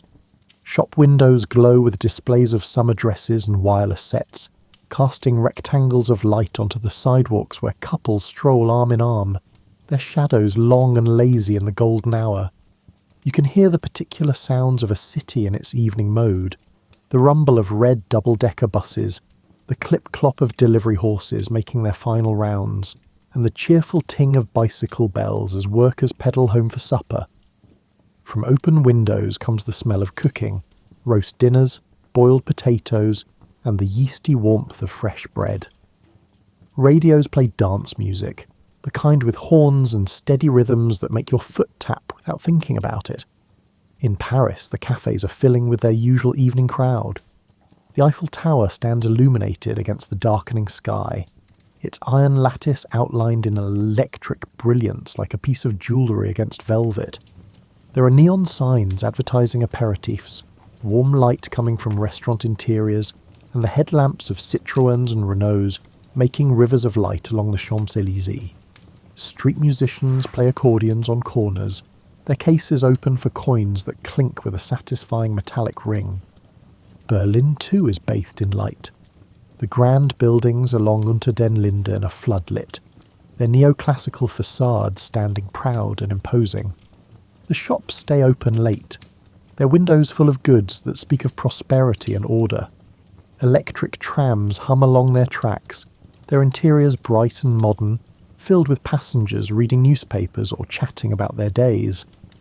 These cities have spent decades building their electrical infrastructure, stringing miles of cable, installing countless fixtures, and creating networks of illumination that have become as fundamental to urban life as running water or paved streets.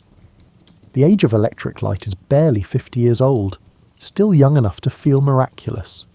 People who grew up with oil lamps and candles now flip switches without thinking, banishing darkness with a casual gesture that would have seemed like sorcery to their grandparents. But on September 1st, 1939, everything changes. Germany invades Poland, and within hours, Britain and France are making preparations that have been planned in secret for months.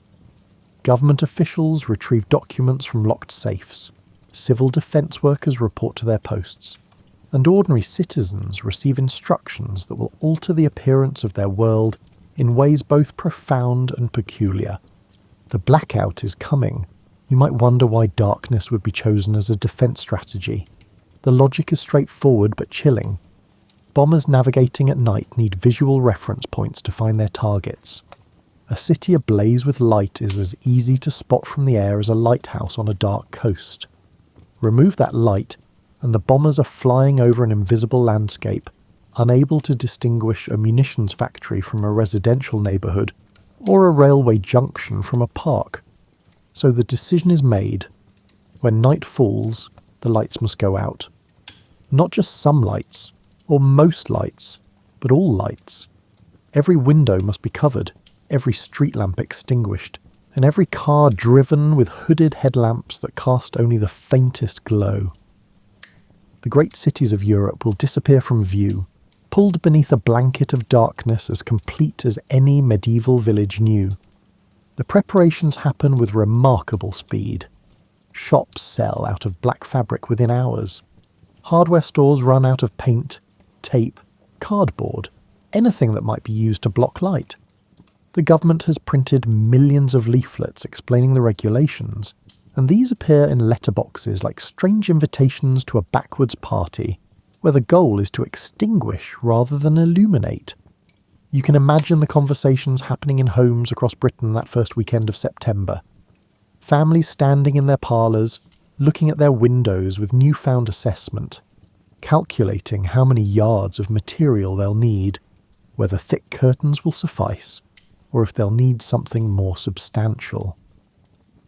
There's an odd domesticity to these calculations, as if they're redecorating for some peculiar aesthetic preference rather than preparing for war. The instructions are specific and somewhat overwhelming. Windows must be covered so thoroughly that not a crack of light escapes.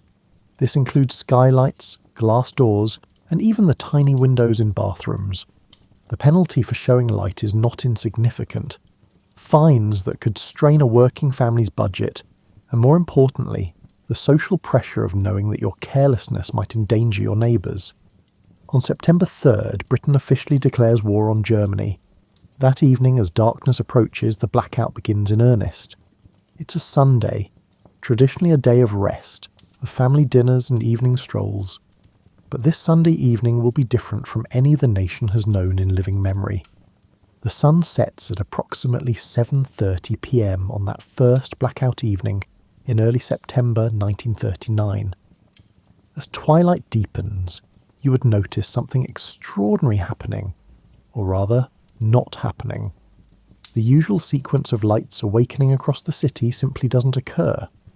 The street lamps remain dark, shop windows stay unlit. The familiar glow that typically begins to define buildings and streets remains absent. Instead, there's a collective dimming, as if someone is slowly turning down the brightness control on the entire world. As the last and natural light fades from the western sky, darkness arrives with unusual completeness. Not the partial darkness of a normal night, punctuated by human-made illumination, but something approaching the darkness of the countryside or wilderness, the kind of dark that city dwellers might encounter only on camping trips or during power outages. The psychological impact is immediate and disorienting.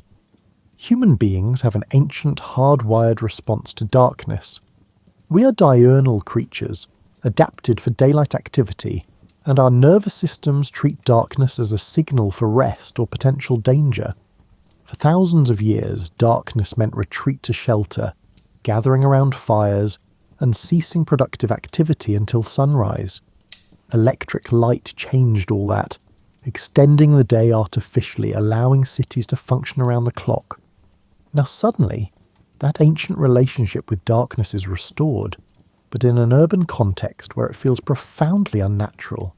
You're surrounded by buildings and streets, the infrastructure of modern civilization, yet experiencing a darkness that belongs to a pre-industrial era. It creates a kind of temporal vertigo, as if you've travelled backward in time while remaining physically in the present. The first challenge is simply moving around. Walking down a familiar street becomes an exercise in careful navigation. Your eyes strain to distinguish shapes in the gloom, the outline of a pillar box, the curve of a curb, the silhouette of another person approaching. Curbs and steps become hazards. More than one person trips over their own doorstep in those early blackout evenings, misjudging distances in the absence of light.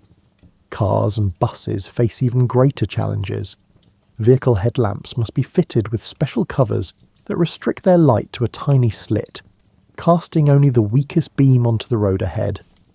Imagine driving at walking speed, peering through your windshield at a street you can barely see, watching for pedestrians who appear as mere shadows, and trying to avoid other vehicles that are equally difficult to spot. The accident rate in these early blackout days spikes alarmingly. Collisions between vehicles, cars striking pedestrians, and people walking into lampposts or falling into gutters. There's a particular comedy to some of these mishaps, though nobody finds them funny at the time. Respectable citizens stumble into hedges. Delivery boys cycle into parked cars. A bishop walking home from evening service mistakes a stranger's front gate for his own, and spends several confused minutes trying to unlock it before realising his error.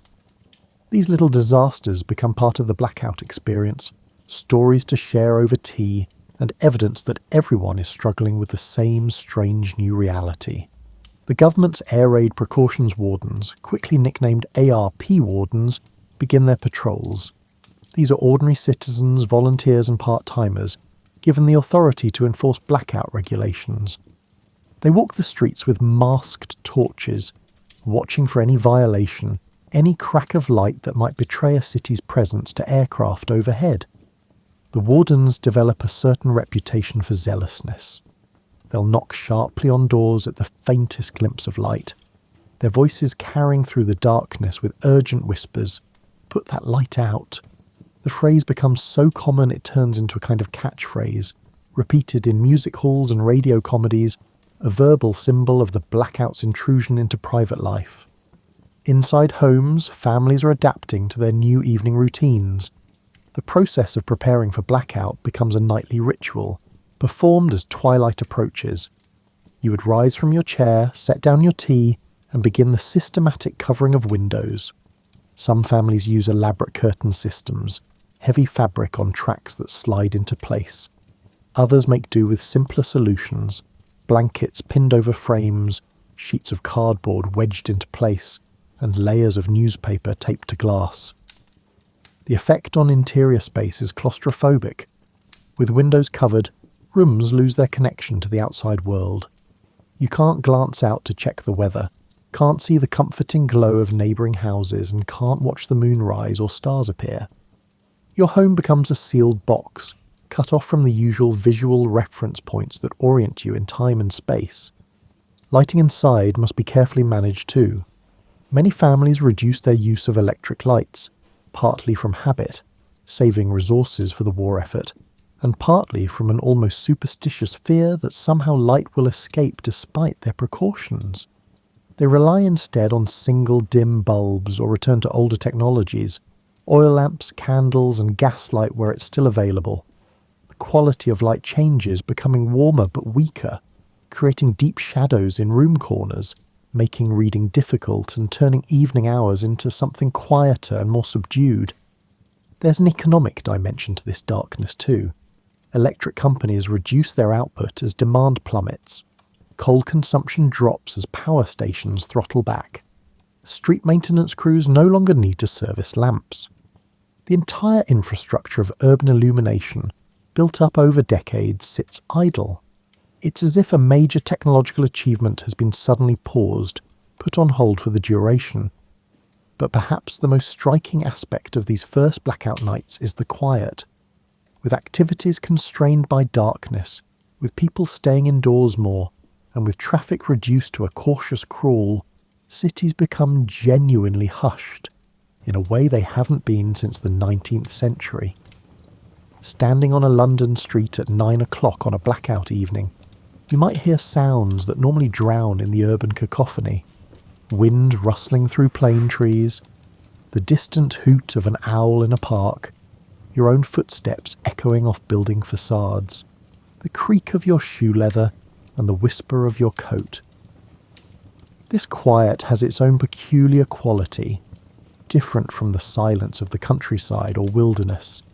It's a metropolitan quiet, the sound of millions of people deliberately hushing themselves, suppressing their normal activities and existing in a state of communal restraint. It feels pregnant with potential, as if the city is holding its breath, waiting for something to happen or not happen. As September progresses into October, and October into November, the blackout stops being a shocking novelty and becomes instead the new normal. Human beings are remarkably adaptable creatures, and people develop strategies, habits, and even preferences around their darkened existence. Shops adjust their hours, opening earlier to catch morning light and closing well before darkness makes shopping impractical. The rhythm of commercial life shifts backward, becoming more diurnal, more aligned with natural light cycles. Markets bustle at dawn in ways they haven't for generations. Office workers arrive earlier and leave earlier, trying to complete their commutes while the sun still offers some guidance. Fashion adapts to darkness with unexpected creativity. People begin wearing white or light-coloured clothing in the evenings, making themselves more visible to others navigating the gloom. Women carry their white handbags rather than darker ones. Men sport white handkerchiefs in their breast pockets. Some particularly safety-conscious individuals paint white stripes on their clothing, looking rather like zebras as they hurry along pavements. The practice extends to inanimate objects. Curbs are painted white to make them visible. The trunks of trees lining streets receive white bands. Pillar boxes get white stripes. Even dogs acquire white collars so they can be spotted in the darkness.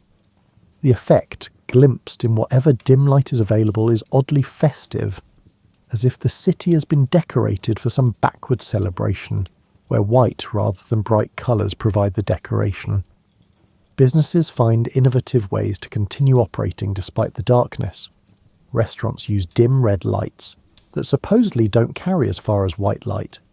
Cinemas schedule more matinee showings. Pubs install double-door systems. Small enclosed lobbies where patrons can enter and close one door before opening the second, preventing light from spilling onto the street. These little airlocks become social spaces in themselves, places where strangers pause together in compressed transition zones, sharing apologetic smiles in the darkness before one of them ventures to open the inner door. The entertainment industry adapts with characteristic resilience. Radio becomes even more central to evening life, providing entertainment that requires no light beyond what's needed to see the dial. Families gather around their wireless sets in dimly lit rooms, following dramas and comedies, listening to news broadcasts that have taken on new urgency.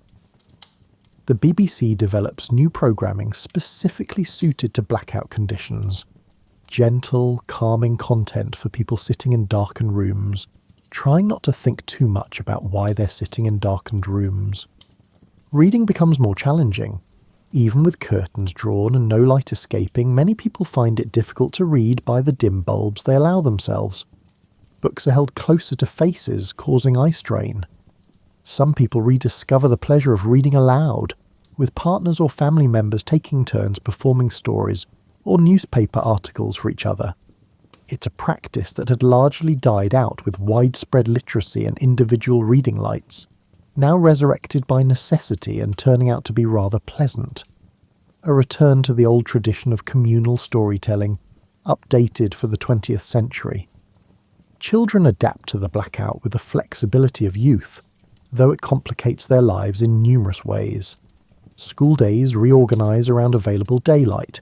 Evening activities, scouts, girl guides and youth clubs either move to afternoon hours or take on a different character as participants gather in carefully blacked out halls. Games and activities shift toward those that don't require good visibility. Card games become popular. Board games experience a revival. Radio quiz shows inspire living room competitions. The blackout creates unexpected opportunities for mischief too.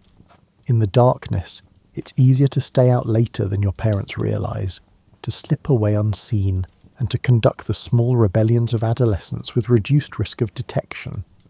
More than one teenager discovers that the blackout, for all its restrictions, offers a kind of freedom that comes with reduced surveillance. For young couples, the darkness provides both challenges and possibilities. Traditional courtship rituals, evening strolls, cinema visits, cafe dates, must be reconsidered. Walking together requires linking arms, not just romantically but practically, for navigation and safety.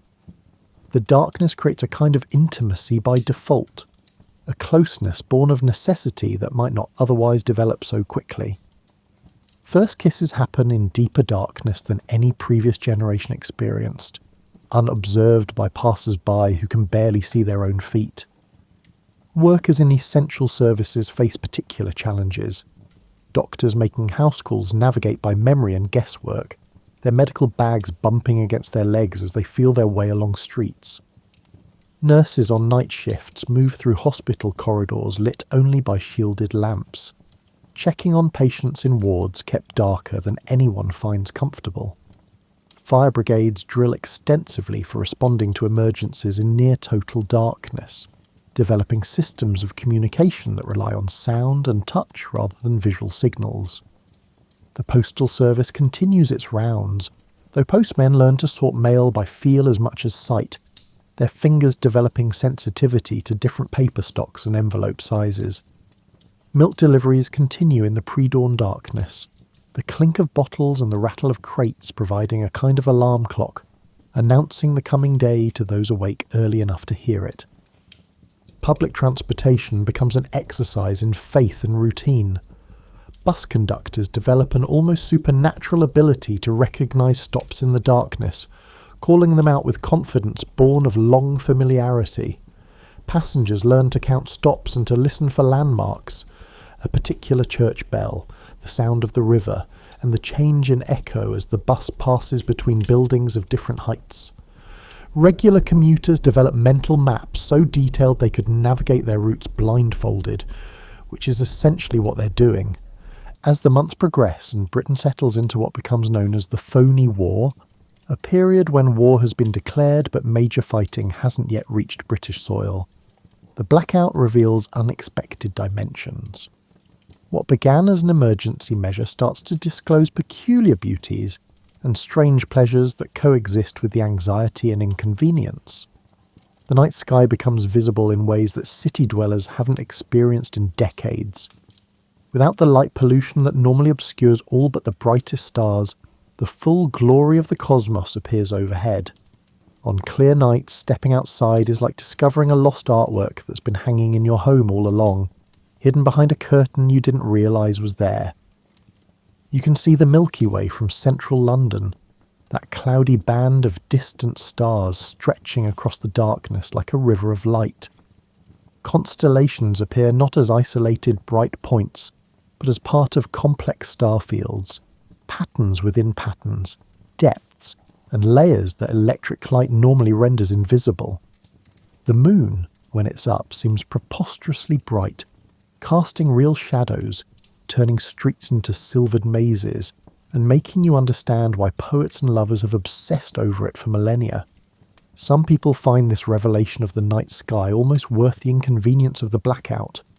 Astronomy clubs form, taking advantage of viewing conditions that rival rural observatories.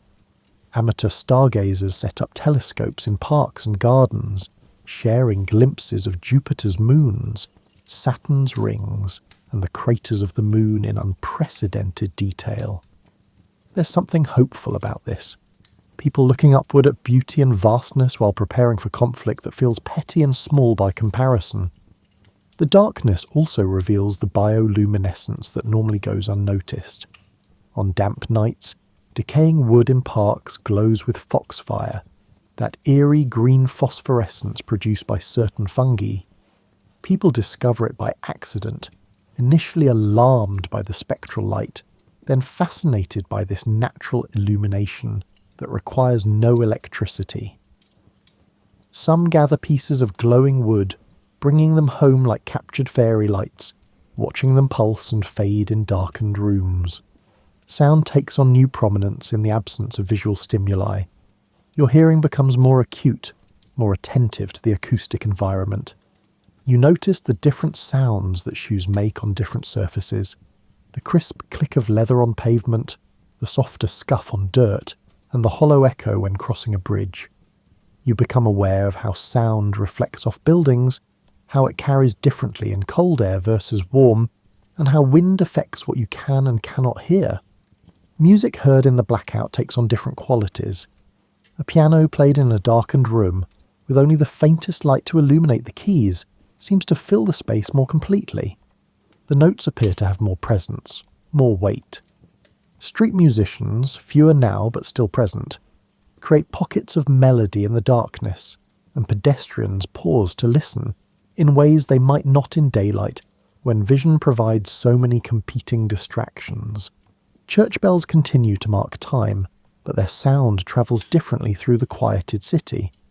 Without traffic noise to muffle them, bells carry for miles, their various tones creating unintended harmonies as different churches mark the hours. Some people begin to navigate by bell sound, using familiar patterns to orient themselves even when visual landmarks are invisible. The blackout also amplifies smell. Without visual distraction, your nose provides more information than usual. You become aware of the particular scent of rain on stone, of fog carrying hints of the river, of coal smoke from chimneys, and of cooking from various houses, creating an olfactory map of your neighbourhood.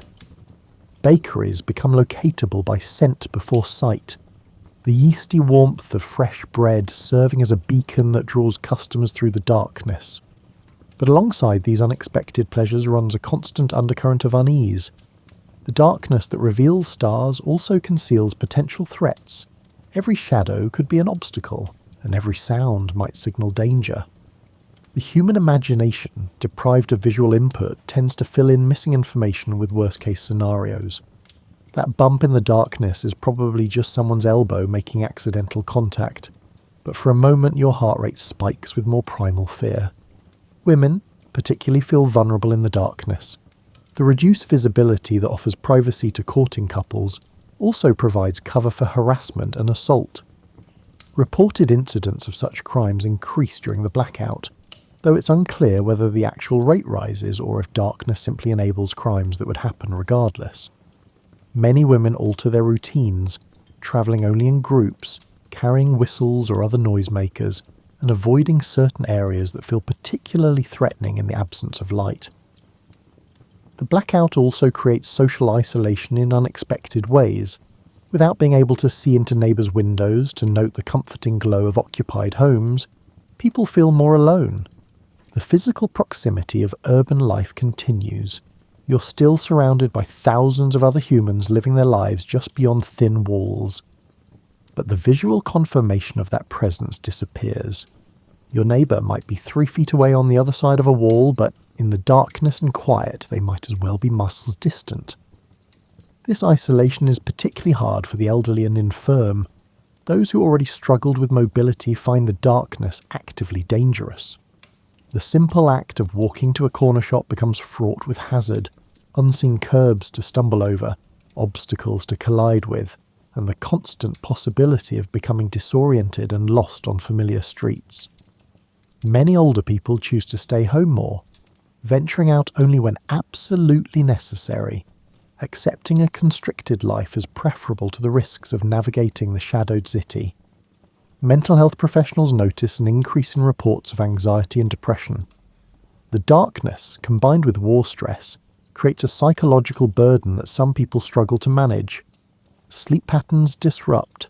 Some people sleep better in the deeper darkness, while others lie awake listening to every small sound, unable to relax into vulnerability.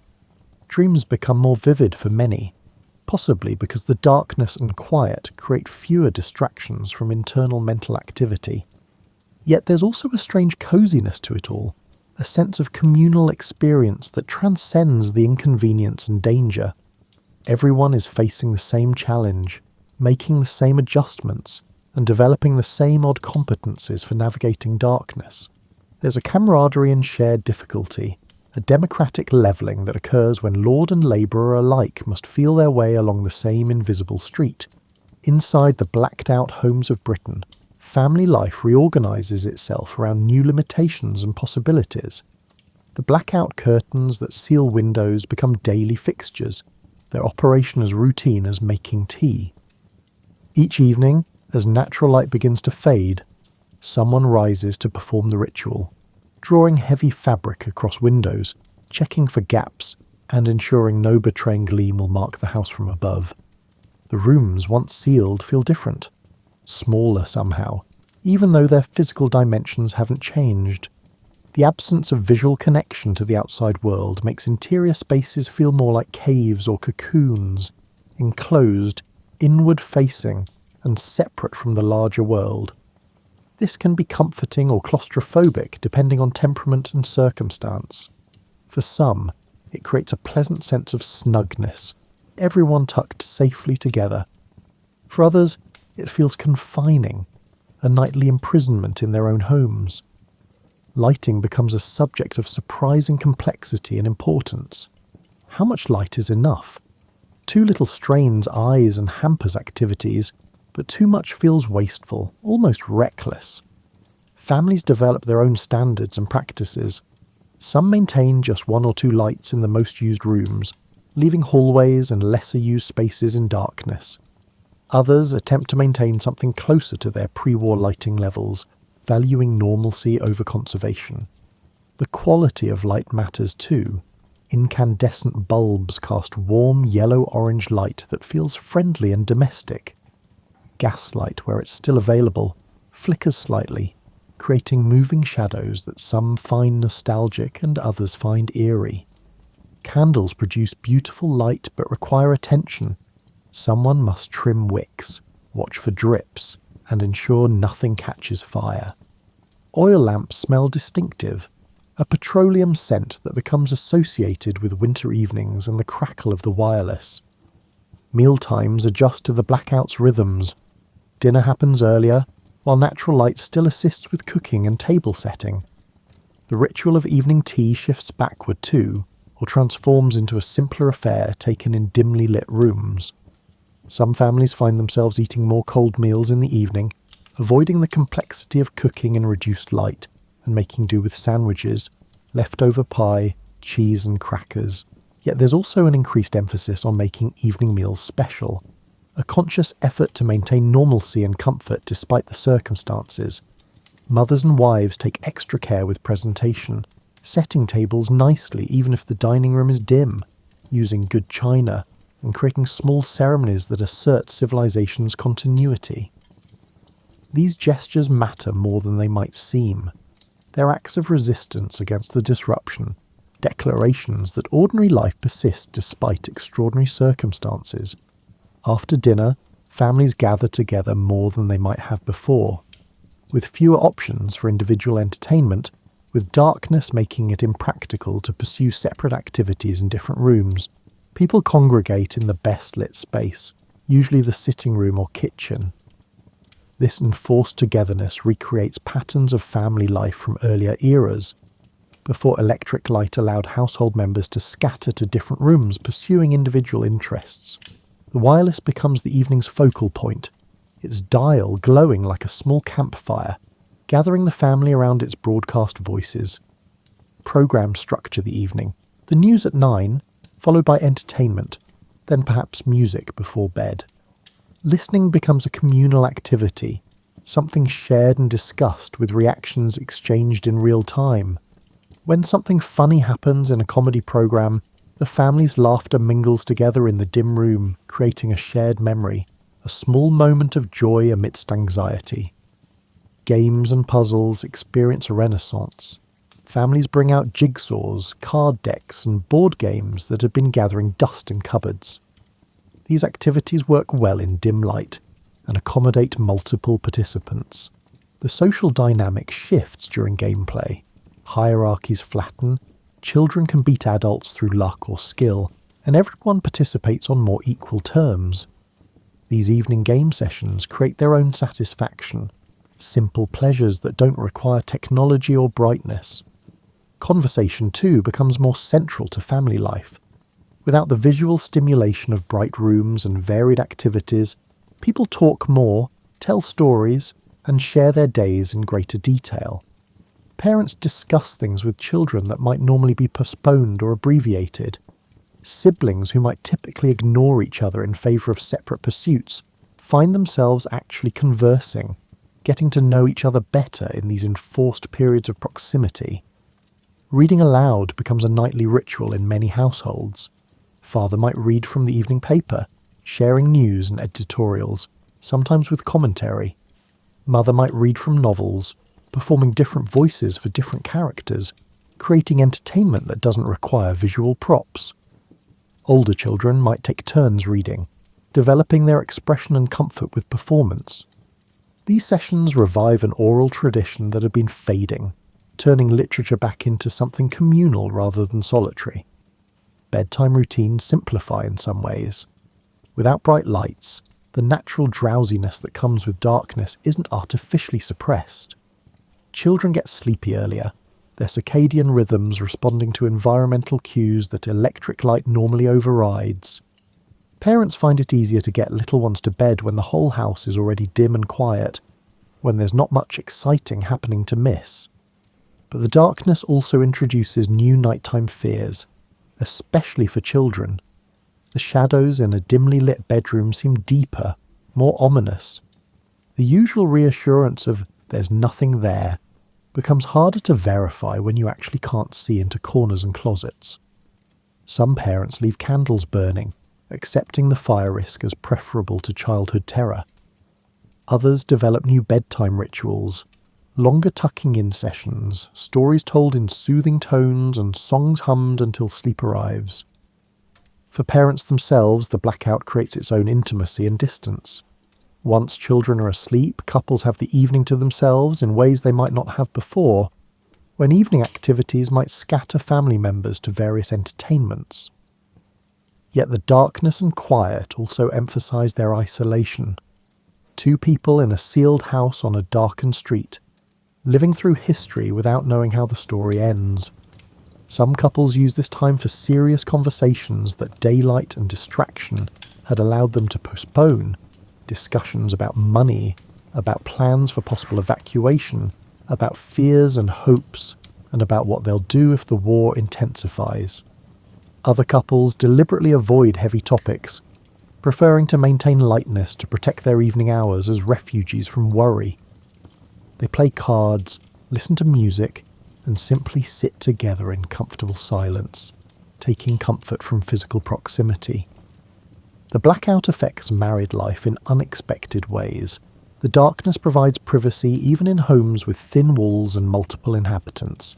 Intimacy becomes easier when visual privacy is assured, when darkness guarantees discretion. Some couples find their relationship strengthened by the enforced closeness and the shared experience of adapting to strange circumstances. Others find the proximity without escape grating, the inability to retreat into separate activities, creating friction that might otherwise dissipate. Elderly family members, often living with their adult children, face particular challenges. Many older people have always relied heavily on visual cues, and the reduction in light makes everything harder. Reading, knitting, even just moving around the house safely.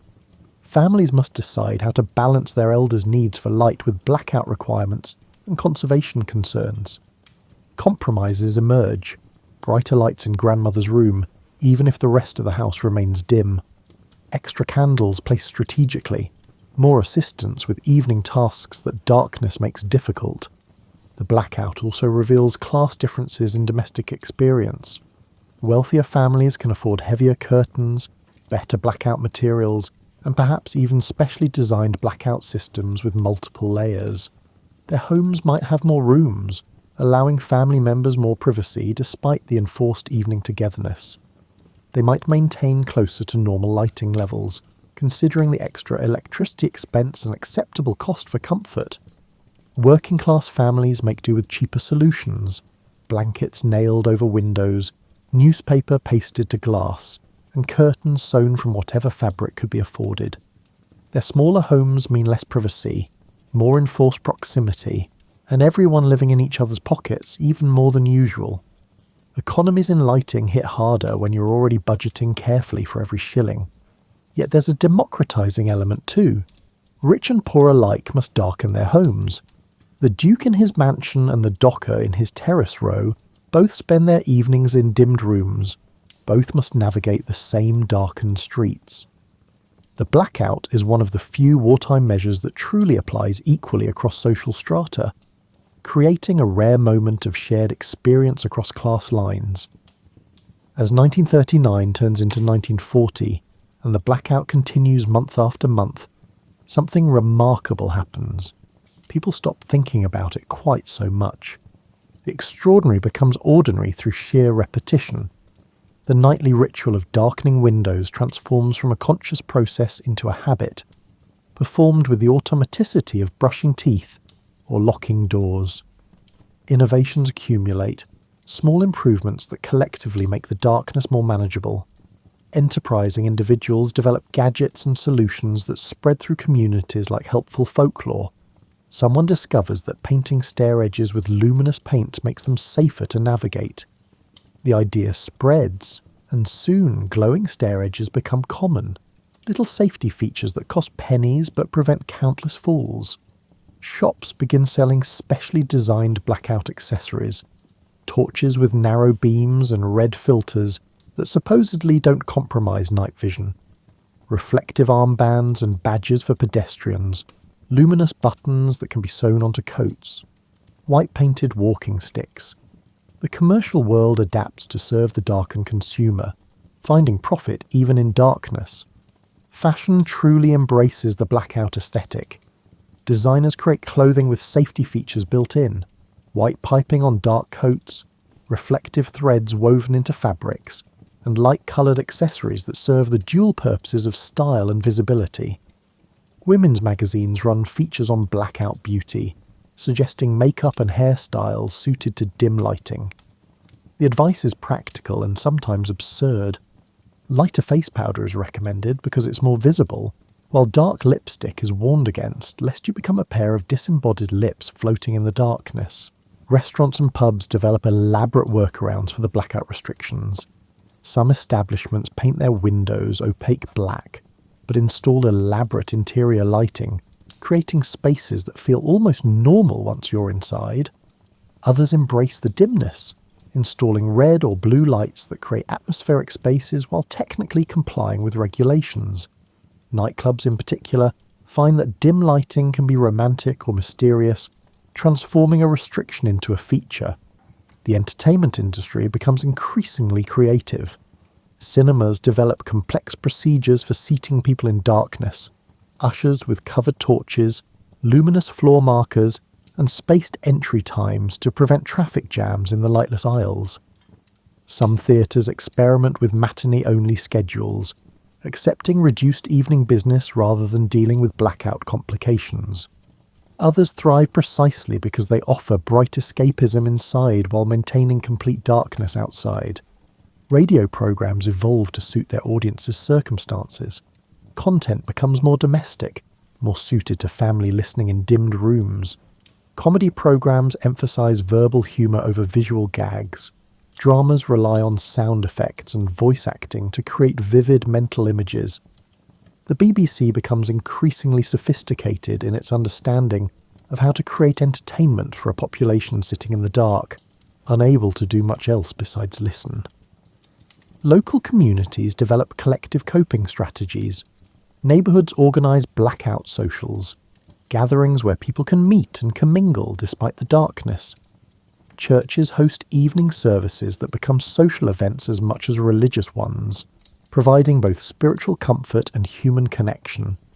Community centres run activities specifically designed for low-light conditions, music sessions, discussion groups, and collective listening to important broadcasts. Street communities become more tight-knit through the shared experience. Neighbours who might previously have exchanged only perfunctory greetings now check on each other, help each other with blackout preparations, and share resources and solutions. The darkness creates a kind of frontier mentality, a sense that you're all in this together, facing common challenges that require mutual support. Children, remarkably resilient, turn the blackout into play. They invent games suited to darkness, elaborate versions of hide and seek, treasure hunts that rely on touch and sound rather than sight, and theatrical performances put on in dimmed rooms where imagination fills in for visual spectacle. The blackout becomes normalised in their experience, not a temporary disruption, but simply how the world works, as natural as rain or school or Sunday roast. Teachers adapt their lesson plans, incorporating blackout realities into education. Science classes discuss astronomy with newfound relevance. Students can actually see what they're learning about. History lessons draw parallels to medieval life, helping children understand that most of human history occurred without electric light. Art classes experiment with low-light media, charcoal drawings, shadow puppets, and projects that work despite limited visibility. Physical coordination improves across the population as people develop better spatial awareness. Your proprioception, that internal sense of where your body is in space, sharpens when visual input becomes unreliable. People learn to move more carefully, more consciously, developing a kind of bodily intelligence that modern life had allowed to atrophy. The simple act of walking becomes more mindful, more present, and less the unconscious automatic process it had been. Health effects emerge, both positive and negative.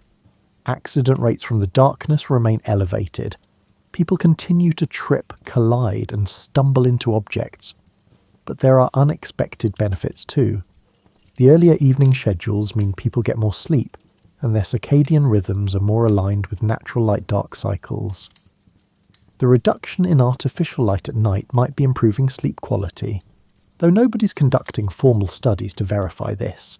The enforced indoor evenings mean less exposure to cold and damp for some, potentially reducing winter illness. Seasonal variations in the blackout create different challenges and experiences. Summer evenings, with their late sunsets, require shorter periods of blackout, perhaps just 3 or 4 hours. People can enjoy long twilights and extended time outdoors while it's still light enough to see. Picnics and garden parties adapt to earlier schedules, wrapping up before darkness makes them impractical. But winter brings longer blackout periods, sometimes 16 hours or more of required darkness. The psychological weight of this is considerable. Waking in darkness, working through short daylight hours, returning home to more darkness. It feels oppressive, endless. Seasonal affective disorder, though not yet named or officially recognised, surely affects many.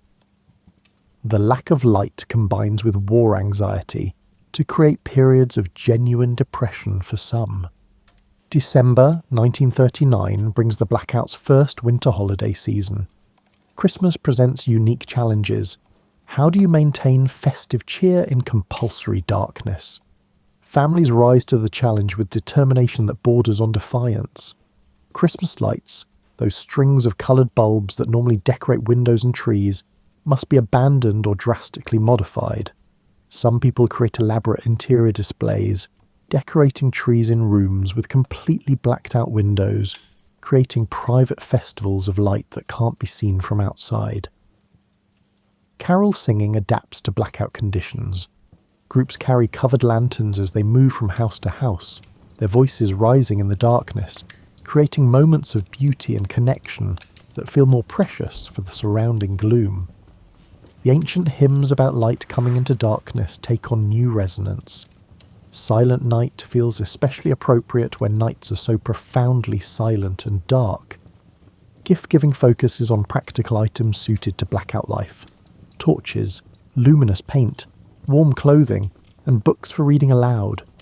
But there are frivolous gifts too.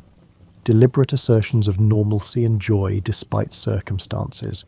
Dolls and toy soldiers for children, perfume and stockings for wives, and pipes and tobacco for husbands. These gestures matter enormously. Small defiances against the war's restrictions, declarations that life and pleasure continue. New Year's Eve presents its own strange circumstances. The traditional celebrations, gathering in public squares, watching for midnight, and the explosion of noise and light as the new year arrives, must be reimagined. People celebrate in darkened homes, listening for church bells, gathering around wireless sets for special broadcasts. When midnight comes, they might step outside into darkness, hearing distant voices calling greetings they cannot see, feeling connected to invisible neighbours through sound alone. The turn to 1940 brings renewed determination. The blackout will continue, but people have learned to live with it. The initial shock has worn off, replaced by practiced competence. You know how to navigate your street in darkness. You know how long your blackout preparations take. You know which activities work in dim light and which don't. The learning curve has been climbed, and what remains is simply persistence. The blackout continues through 1940 and beyond, lasting in various forms until September 1944, when regulations finally relax as the threat of bombing diminishes. But even before official relaxation, the blackout evolves and becomes less absolute. As military technology improves and bombing strategies change, the strict requirements loosen slightly. Dim lights become permissible in some circumstances. The complete darkness of those first months gradually lightens to a more manageable gloom. The first relaxations are tentative, almost apologetic.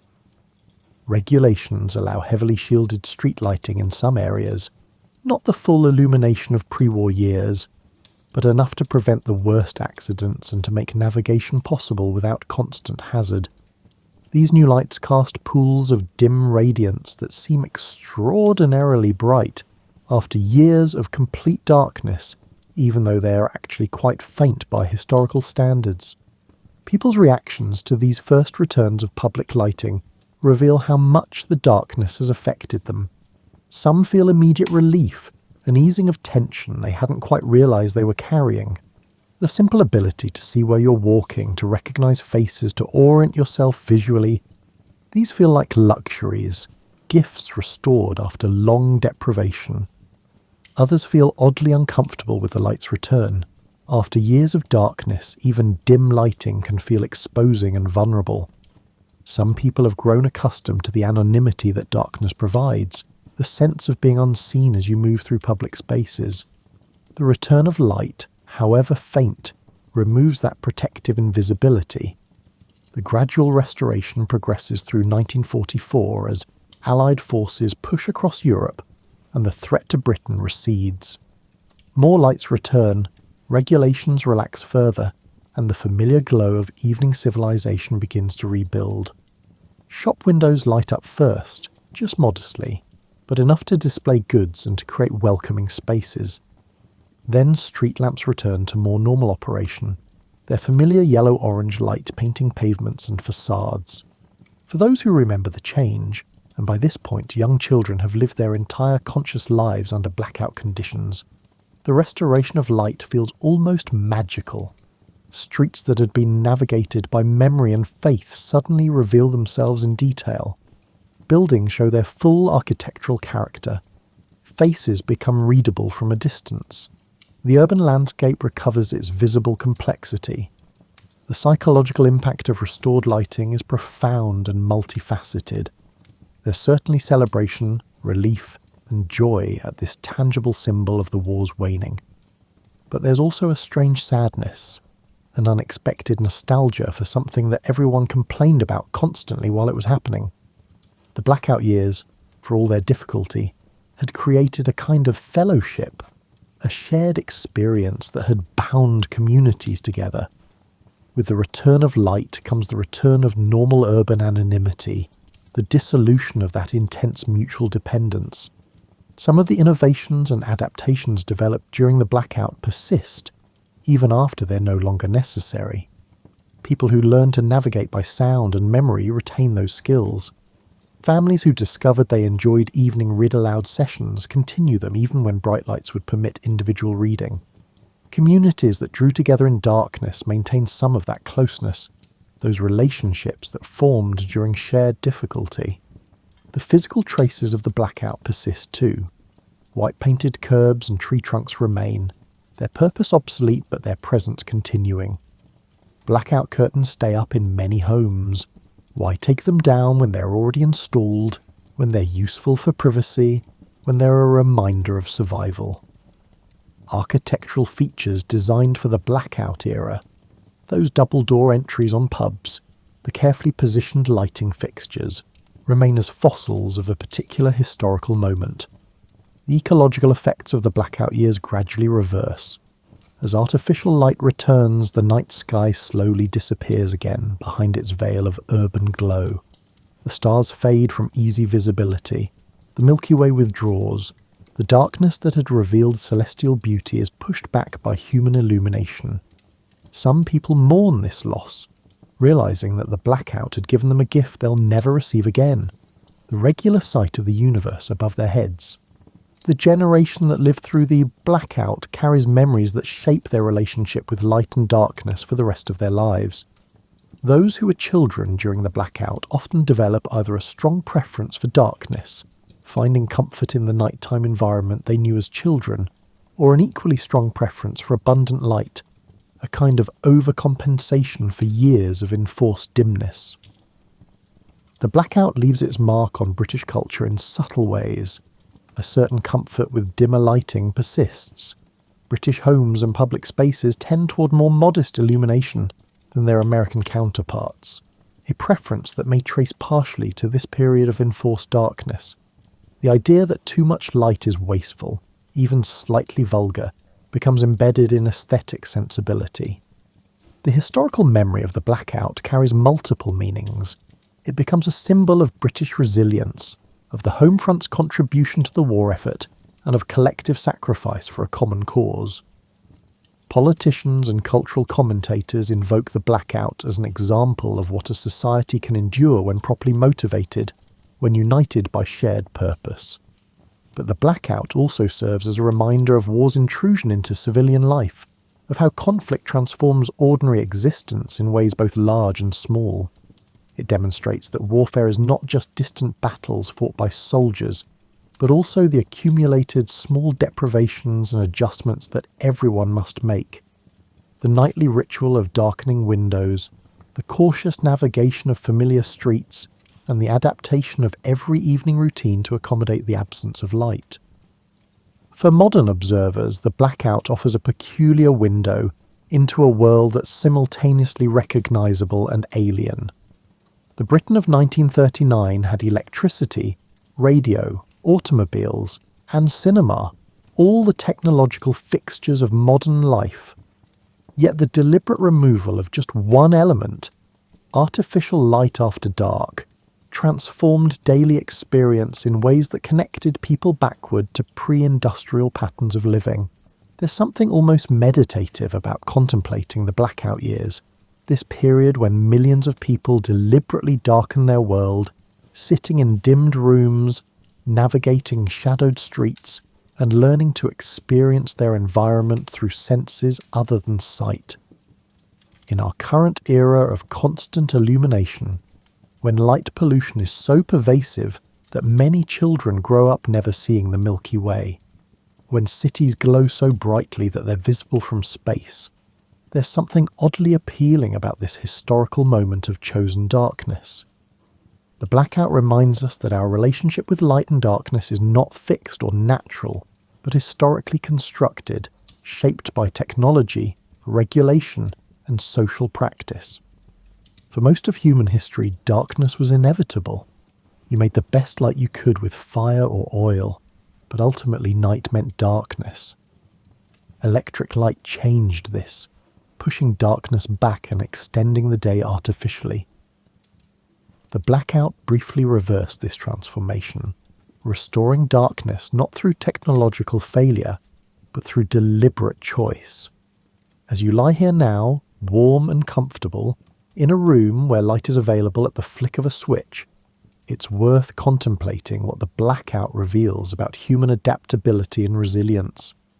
The people of Britain in 1939 didn't know how long the war would last, whether the blackout would be needed for weeks or years, or whether their cities would survive or be destroyed. Yet they adapted, persevered, and found moments of beauty and connection amidst the enforced darkness. The blackout demonstrates something essential about human communities, that we can endure significant disruption to normal life when we understand the purpose behind it, when we believe we're contributing to something larger than our individual comfort. The nightly ritual of darkening windows became a form of participation, a tangible action that connected each household to the national effort. There's something deeply human about gathering in darkened rooms, about families coming together around dim lights, about community supporting each other through shared difficulty. These patterns recur throughout human history, around ancient campfires, in medieval great halls lit by rushlight, and in pioneer cabins on winter evenings. The blackout temporarily restored these older patterns, using modern technology to recreate pre-modern conditions. The sensory richness of the blackout experience, the visible stars, the amplified sounds, the heightened awareness of smell and touch, suggests that our normal brightly lit existence may diminish certain forms of awareness and experience. We gain practical benefits from abundant light, certainly, but we may lose other kinds of perception, other ways of experiencing our environment and each other. The blackouts enforce slowdown, its requirement for more careful movement, more deliberate action, and more time spent in quiet domestic settings. These create a quality of life that many people found surprisingly satisfying despite the circumstances. The frantic pace of modern life, the constant visual stimulation, the ability to pursue individual activities in separate rooms with independent lighting. All these innovations have costs as well as benefits. Consider how the blackout changed social interaction. In darkness, you couldn't judge people by their appearance quite so readily. Conversations happened without the constant visual feedback we normally rely on. People learned to listen more carefully, to pay attention to voice tone and word choice rather than facial expressions and body language. This created different kinds of intimacy and different patterns of connection. The democratizing effect of the blackout, the way it affected rich and poor alike, created a rare moment of genuinely shared experience across social classes. The Duke and the Doctor both navigated the same darkened streets, both sat in dimmed rooms, and both faced the same challenges of maintaining normal life despite abnormal conditions. This shared experience contributed to the social solidarity that characterized Britain during the war years. The blackout also reveals something about the relationship between freedom and security. The regulations represented a significant restriction of personal liberty.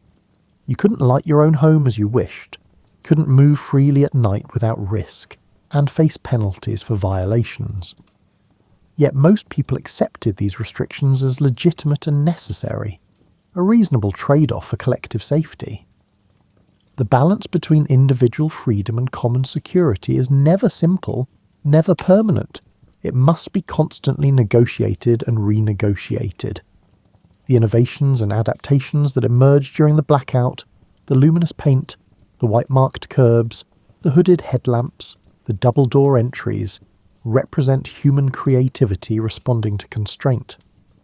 Necessity truly does mother invention, and the blackout years produced countless small solutions to the problems that darkness created.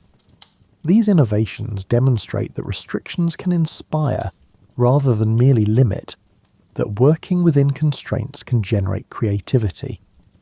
The return of light after years of darkness must have felt like emerging from a long tunnel.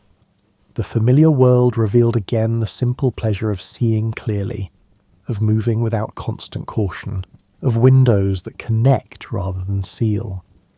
Yet along with this relief came the loss of something too, that peculiar intimacy that darkness had created, that sharpened awareness, that sense of shared endurance. For those who lived through it, the blackout becomes one of those formative experiences that shape perception for a lifetime. They carry memories of navigating darkness, of families gathered in dim rooms, of stars brilliant overhead, and of the particular quality of silence that descended on cities designed for noise. These memories become stories, then history, then legend, part of the narrative that nations tell themselves about their past. As we come to the end of our journey through the blackout years, as your eyelids grow heavier and your breathing slows, let's gather the gentle lessons that this history offers for your own rest tonight. The blackout teaches us that darkness is not necessarily something to fear, but rather a natural state that humans lived with for millennia before electric light became common. Those wartime Britons learned to find comfort and even beauty in darkness. The visible stars, the heightened awareness of sound and smell, and the coziness of dimly lit rooms where families gathered close. As you prepare for sleep, you're participating in the same ancient human practice, voluntarily entering darkness, trusting it to hold you safely while your consciousness dims. The darkness of sleep is restorative, necessary, and a gift rather than a threat. Like those blackout nights, it offers a time of rest, of withdrawal from the constant stimulation of waking life, and of renewal that comes through quiet and absence of light. The blackout families who learn to slow down, to move more carefully, to pay attention to senses beyond sight, they discovered rhythms that sleep requires too. The winding down, the gradual dimming, the shift from activity to stillness. These transitions matter. They prepare body and mind for the darkness of sleep, just as blackout preparations readied homes for the darkness of night. The resilience of those blackout years reminds us that humans can adapt to almost anything, and can find peace and even pleasure in circumstances that initially seem impossible. If they could learn to thrive in darkened cities, you can certainly trust yourself to the darkness of your bedroom, to the natural process of sleep that your body knows how to perform. The community and connection that emerged from the shared blackout experience suggests something about the importance of letting go, of accepting limitations, and of working with rather than against circumstances. Sleep requires this same surrender. You cannot force it, only create conditions that welcome it. Like those families dimming their lights and settling into evening quiet, you prepare the space and then allow the darkness to do its work. Those visible stars during the blackout, the celestial beauty that emerged when artificial light withdrew, remind us that darkness reveals as well as conceals. In sleep's darkness, dreams emerge, unconscious processes do their necessary work, and the mind sorts and files and heals in ways that can't happen in waking light. Trust the darkness to show you what you need to see. The gradual adaptation to the blackout, the way fear transformed into competence and then comfort, mirrors the journey into sleep that you make each night. At first, letting go of consciousness can feel vulnerable, even frightening. But with practice, with trust, it becomes natural, even welcome. The darkness becomes familiar, safe, and a friend rather than a threat. As the blackout eventually lifted and light returned, so too will you wake tomorrow to light and activity. But for now, like those wartime families settling into their dimmed homes, you can embrace this time of darkness and quiet. Let your eyes close like blackout curtains drawing shut. Feel your awareness dim like lights turning down. Allow yourself to sink into stillness like a city going quiet under the night sky.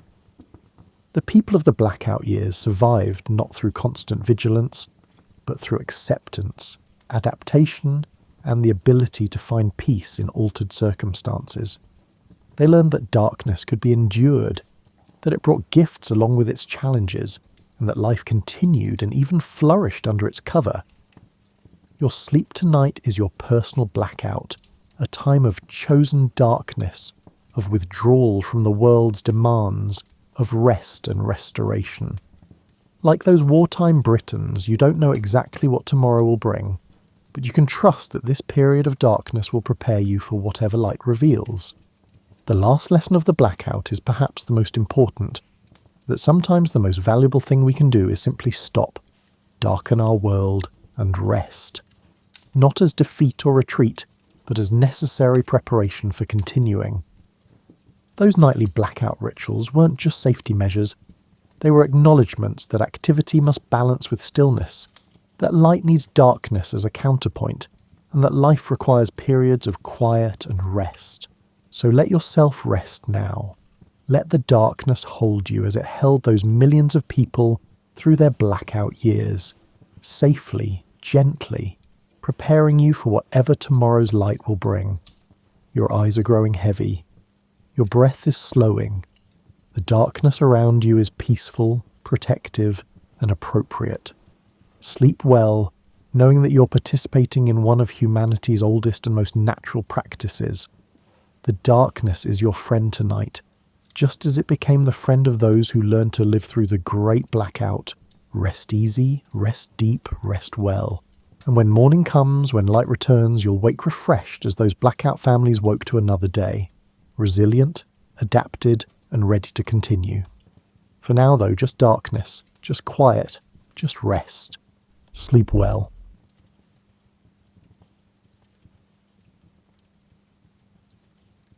You know how some kids collect baseball cards or spend hours perfecting their video game scores? Well, young Musashi collected bruises and spent his time perfecting the art of hitting things with sticks. Born around 1584 in a small village that probably had more rice paddies than people, Musashi didn't exactly have what you'd call a traditional childhood. Picture this. While other 7-year-olds were learning their letters, Musashi was already convinced that wooden swords were far more captivating than books. His father, Munisai, was a respected martial artist, which meant their household conversations probably went something like, "Pass the rice," and "Oh, remember to keep your guard up during dinner." The funny thing about Musashi's early years is that he wasn't born some sort of sword-swinging prodigy. He was more like that kid in your neighbourhood who practiced basketball shots in their driveway until their parents had to drag them inside for dinner. Except instead of basketball, it was swordplay, and instead of a driveway, it was anywhere he could find space to swing a piece of wood without breaking something valuable. When Musashi turned 13, something shifted in his world, like a puzzle piece finally clicking into place. He decided he was ready for his first real duel. It was not a practice session with wooden swords, nor a friendly sparring match, but an actual, honest-to-goodness duel with a grown man named Arima Kihei. Now, you might be thinking this sounds like a terrible idea, and you'd be absolutely right. But Musashi had that particular brand of teenage confidence that makes you believe you can conquer the world armed with nothing but determination and a powerful stick. The duel took place in front of what was probably the entire village population. All 47 people, including Mrs. Tanaka's chickens. Arima Kihei, being a reasonable adult, likely expected this to be over quickly. After all, what could a 13-year-old boy possibly do against someone with years of experience? Well, as it turns out, quite a lot. Musashi won that duel, not through some mystical samurai magic, but through pure, stubborn determination and what was probably the first glimpse of his unconventional thinking. While Kihei followed all the traditional forms and expected moves, young Musashi fought like someone who hadn't read the rulebook, mainly because he hadn't. This victory did something important. It taught Musashi that sometimes the best way to win isn't to do what everyone expects you to do. It's a lesson that would follow him like a faithful dog for the rest of his life, though it would take him decades to fully understand what it meant. After this first taste of success, Musashi developed what you might call an addiction to proving himself. He began seeking out opponents the way some people seek out good restaurants, with enthusiasm and a willingness to travel considerable distances. His teenage years became a series of challenges, duels, and victories that built his reputation one wooden sword strike at a time. But here's where the story gets interesting in that quiet human way that makes legends more relatable. Despite his growing reputation, Musashi was still just a kid trying to figure out his place in the world. He'd win these duels and then probably wonder what to do next, like finishing a really challenging puzzle and realizing you still have to find somewhere to put it. By the time Musashi reached his late teens, he had developed what modern people might call wanderlust, though his version involved significantly more sword fighting than your typical gap year. He decided to embark on what he called his warrior pilgrimage, basically a cross-country tour of Japan where the main attractions were people who wanted to fight him. Imagine being 20 years old and deciding your career path involves walking from town to town, asking if anyone wants to have a sword fight. It sounds ridiculous when you put it that way, but for Musashi this made perfect sense. He was like a travelling salesman, except instead of selling vacuum cleaners, he was selling the opportunity to test your sword skills against someone who had never lost a duel. During these travels, Musashi began developing his famous two-sword technique. Most samurai used one sword, following centuries of tradition and training. But Musashi looked at this situation and thought, you know what might be better than one sword? Two swords. It was the kind of logic that probably made traditional swordmasters shake their heads, but it worked. The thing about fighting with two swords is that it's incredibly difficult. It's like trying to write your name with both hands simultaneously while riding a bicycle. Most people who attempted it ended up looking like they were conducting a very violent orchestra where all the musicians were playing different songs. But Musashi had that rare combination of natural ambidexterity and stubborn refusal to accept that something was impossible just because it was really difficult. His two-sword style wasn't just about having more weapons, it was about confusing his opponents. When you've trained your entire life to fight against someone with one sword, suddenly facing someone with two is like showing up to a chess match and discovering your opponent is playing three-dimensional chess while juggling. Your brain takes a moment to recalibrate, and in sword fighting, a moment is often all your opponent needs. But Musashi's travels weren't all successful duels and growing fame. There were plenty of nights when he slept under bridges, mornings when he woke up hungry, and days when he walked for hours without finding anyone interested in testing their skills against a wandering swordsman. Fame doesn't pay for in-rooms or meals, and Musashi learned that being legendary doesn't automatically make you wealthy. These lean times taught him resourcefulness that would serve him well later. He learned to find food in places where others might starve, to create shelter from materials that others would overlook, and to entertain himself during long, solitary walks across the Japanese countryside. He became someone who could be content with very little, as long as that little included the opportunity to perfect his craft. During one particularly memorable period, Musashi spent several months in the mountains, not because he was on some spiritual quest, but because he'd gotten thoroughly lost after a duel and was too proud to ask for directions. He later claimed this time of solitude was crucial to his development as a warrior, which is probably true, though it started as a simple case of poor navigation skills. The mountain experience taught him patience in a way that formal training never could. When you're alone with your thoughts for months, carrying only your swords and whatever food you can find or catch, you learn to slow down.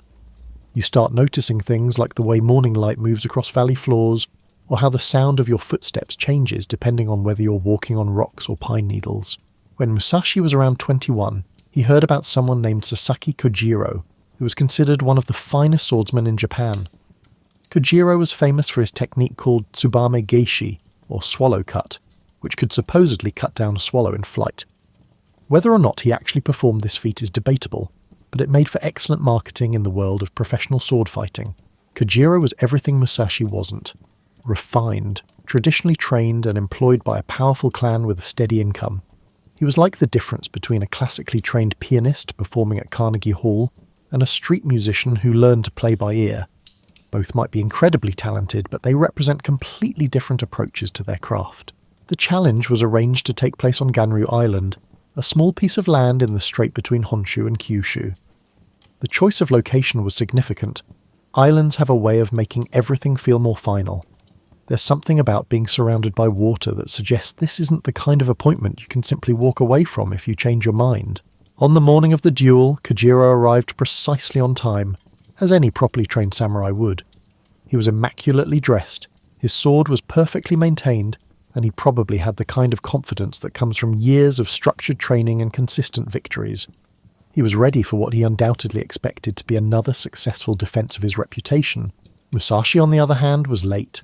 Not fashionably late, not strategically late, but genuinely problematically late. He had overslept.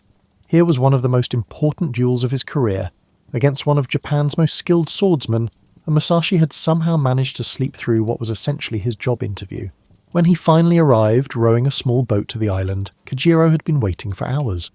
If you've ever been stood up for an important meeting, you can imagine Kojiro's state of mind. Except instead of rescheduling a business lunch, he was waiting to fight for his reputation and possibly his life. But here's where Musashi's unconventional thinking showed itself again. During his boat ride to the island, instead of panicking about being late or worrying about the duel ahead, he had used the time to carve a wooden sword from one of the boat's oars, not because his regular swords were inadequate, but because he had realised something. Kojiro's sword was longer than his own, which gave Kojiro a reach advantage. The wooden sword Musashi carved was longer than Kojiro's steel blade, neutralising that advantage. It was practical problem-solving disguised as either confidence or disrespect, depending on your perspective. Kojiro probably saw it as an insult. Showing up late and then fighting with a piece of boat seemed like the ultimate dismissal of his skills and status. The duel itself was brief, as most real sword fights were. Despite what movies suggest, skilled swordsmen don't engage in lengthy, choreographed battles. They circle each other, looking for an opening, and when that opening appears, the contest is usually decided in moments. Musashi won, but the victory came at a cost that would follow him for years. Kojiro was not just defeated, he died on that island.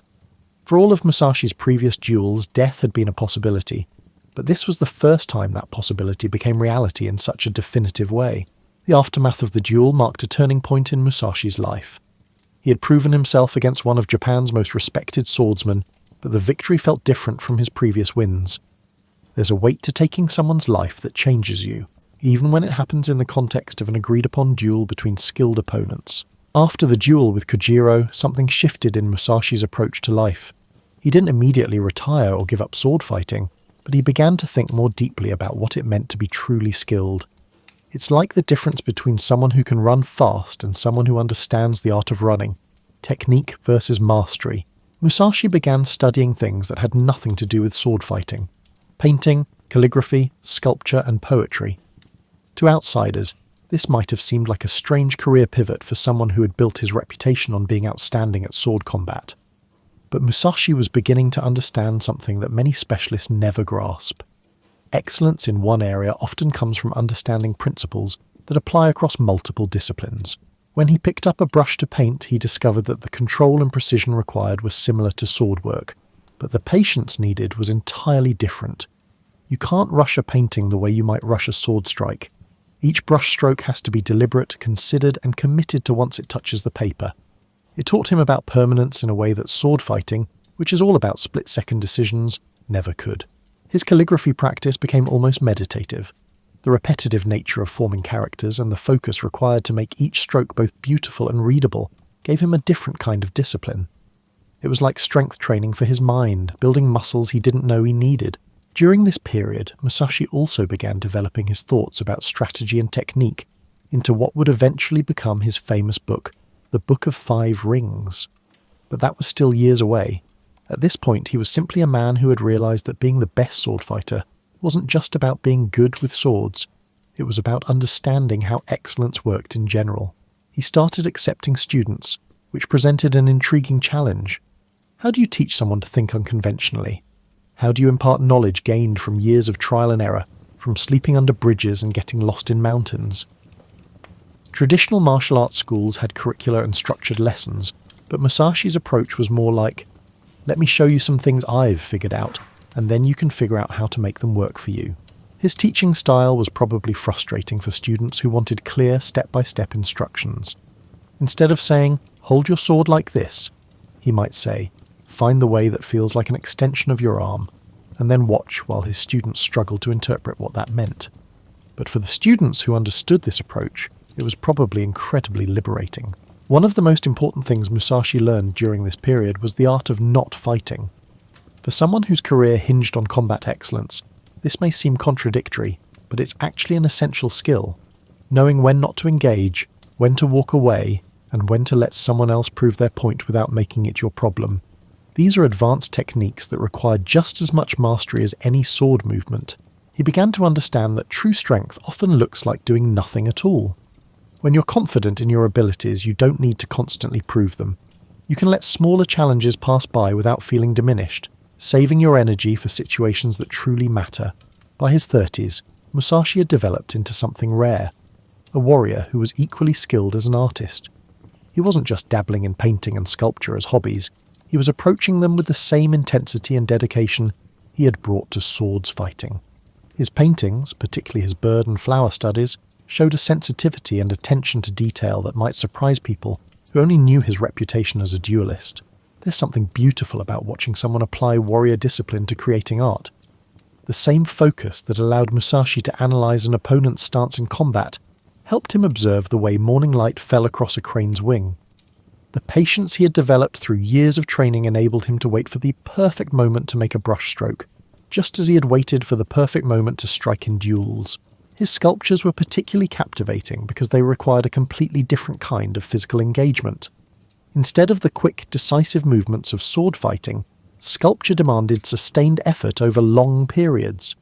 You might spend days carefully removing tiny bits of wood or stone, making gradual progress toward your vision. It was like the difference between sprinting and marathon running.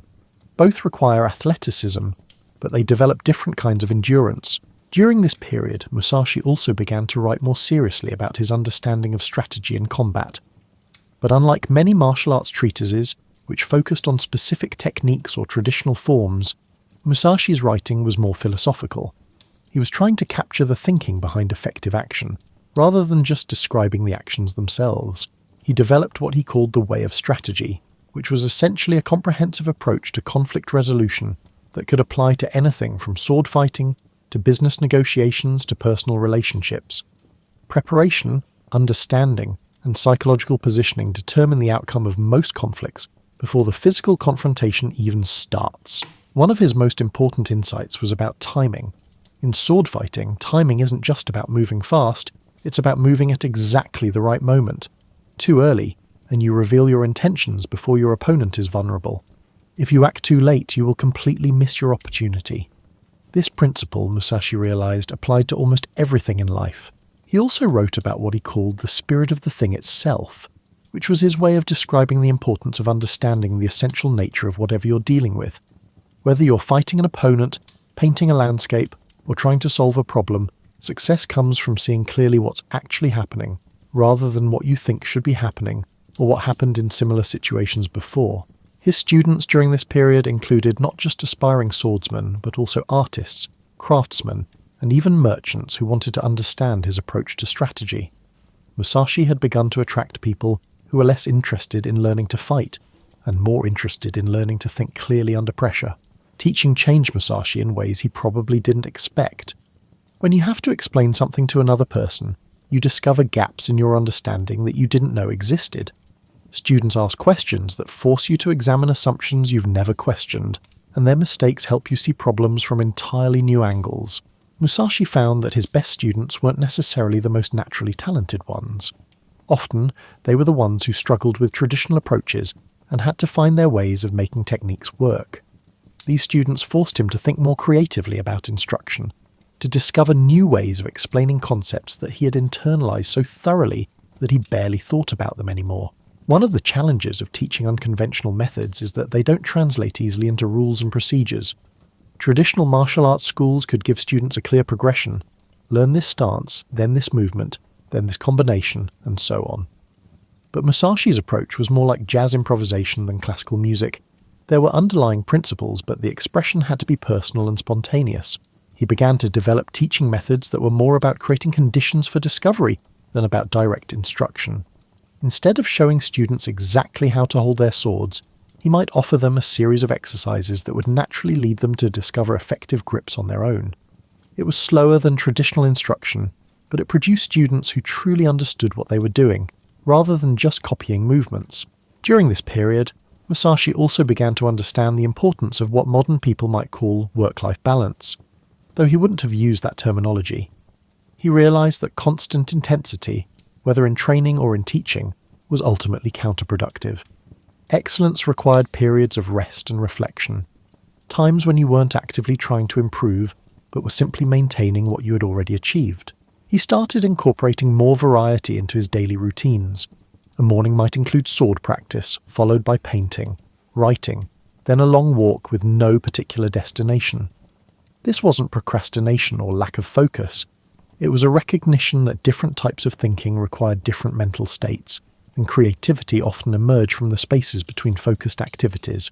During this period, his reputation shifted from being seen as a dangerous dualist to a wise teacher, although he remained fully capable of being the former when circumstances required it. People started seeking him out not because they wanted to challenge him, but because they wanted to learn from him. It was a more sustainable way to live, and probably much better for his long-term stress levels. As Musashi entered his later years, he began working on what would become his most lasting contribution to the world, the Book of 5 Rings. But calling it a book about sword fighting is like calling Moby Dick a book about whaling. Technically accurate, but missing most of the point. The 5 rings, ground, water, fire, wind, and void, weren't just different sword fighting techniques. They were different ways of approaching any challenge, different modes of thinking that could be applied to everything from military strategy to personal relationships to artistic creation. The ground ring was about fundamentals, the basic principles that everything else was built on. Musashi had learned that you couldn't build lasting excellence on shaky foundations, whether you were learning sword fighting or trying to run a business. Most people wanted to skip the boring foundational work and jump straight to the advanced techniques, but Musashi had seen too many promising students fail because they hadn't mastered the basics. The water ring was about adaptability, flowing around obstacles rather than trying to smash through them. Water always finds a way to its destination, whether that means going around a rock or wearing through it over time. Musashi learned this lesson through years of encountering opponents who were stronger, faster, or better trained than he was, and finding ways to win anyway.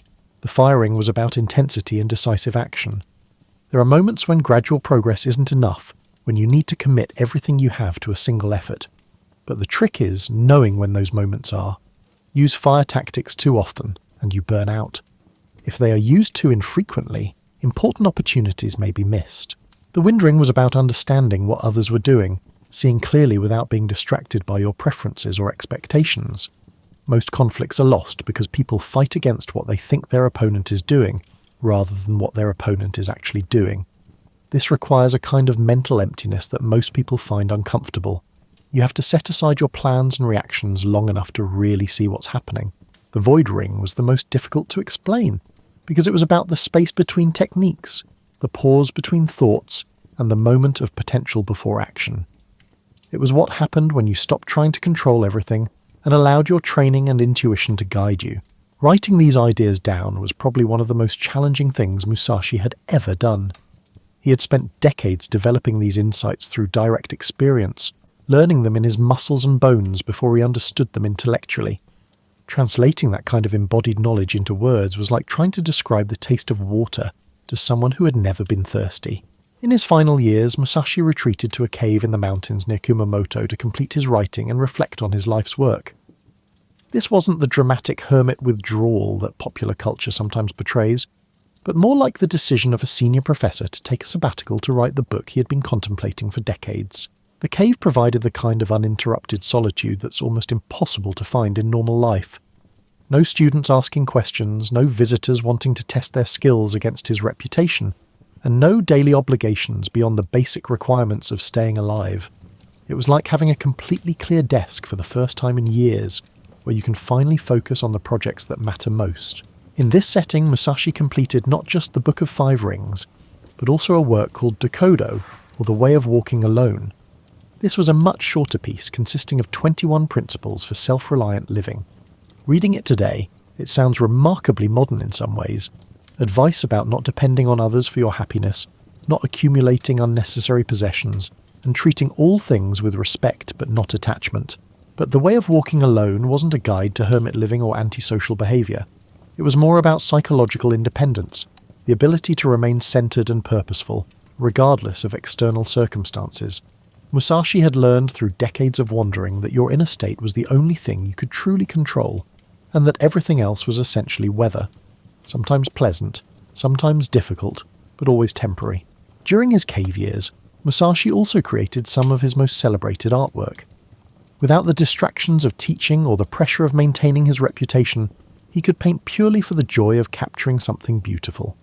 His late paintings have a quality of serene confidence that's different from his earlier work.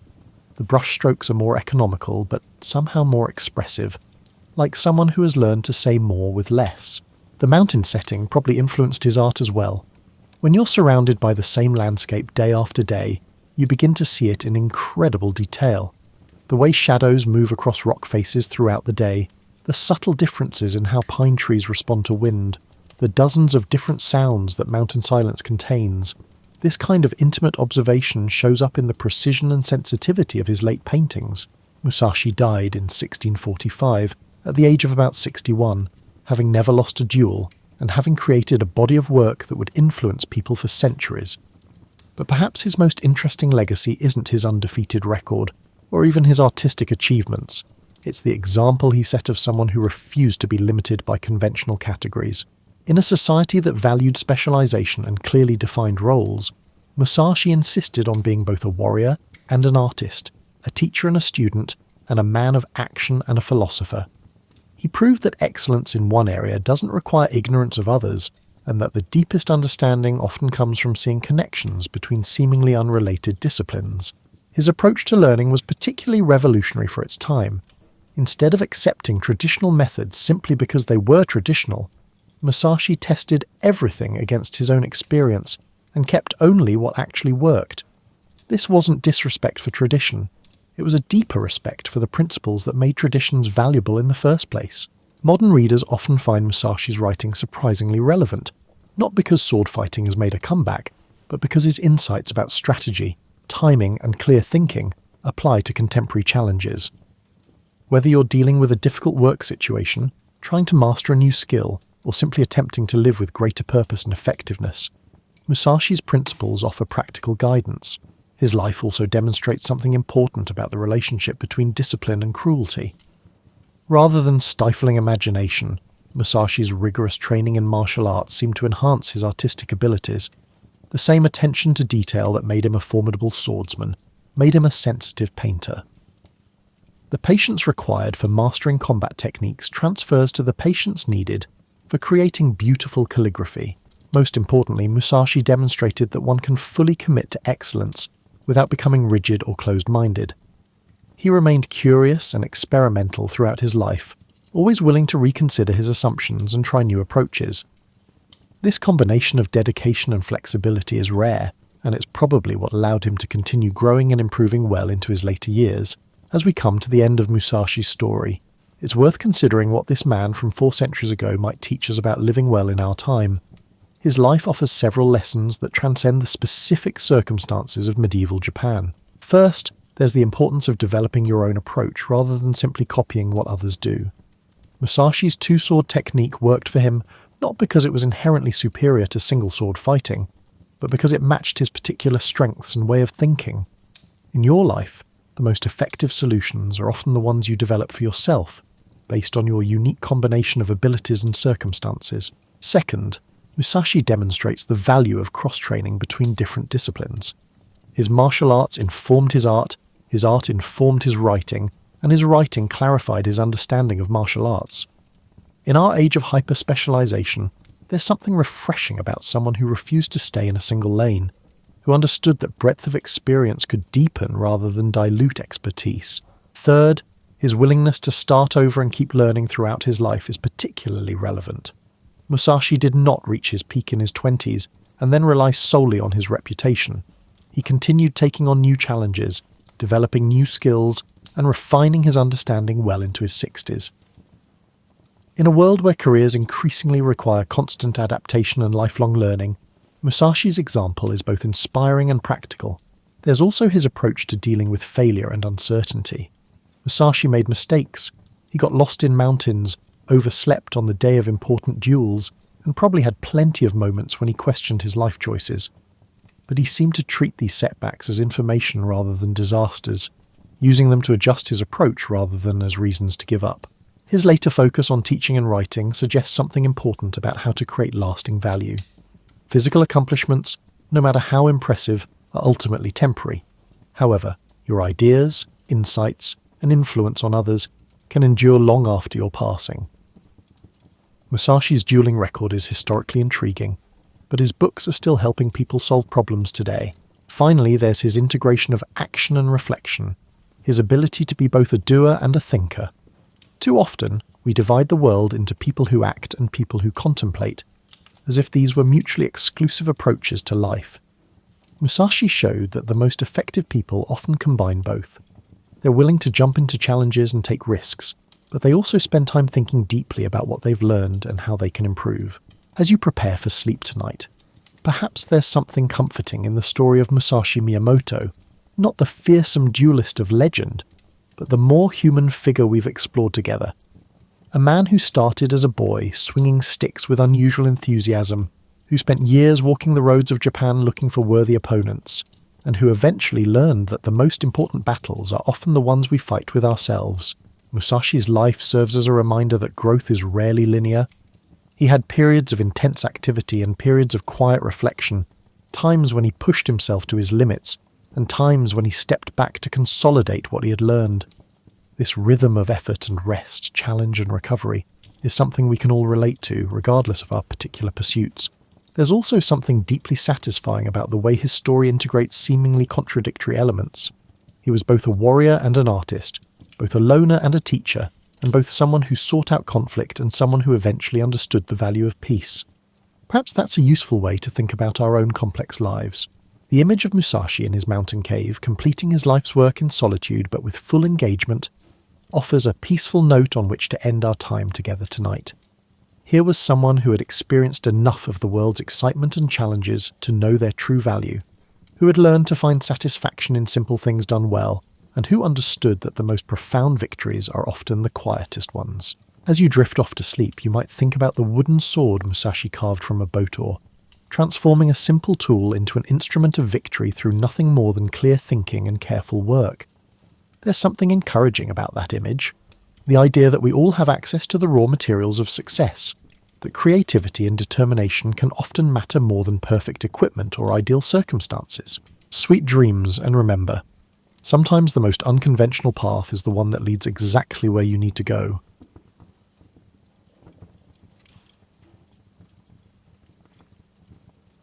Imagine America in 1928, a nation that had figured out the key to eternal bliss.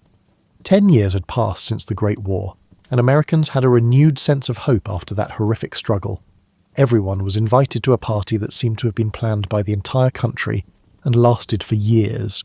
The sound of jazz leaking from speakeasy doors filled the night air in the cities, where electric lights painted the streets in warm yellow pools.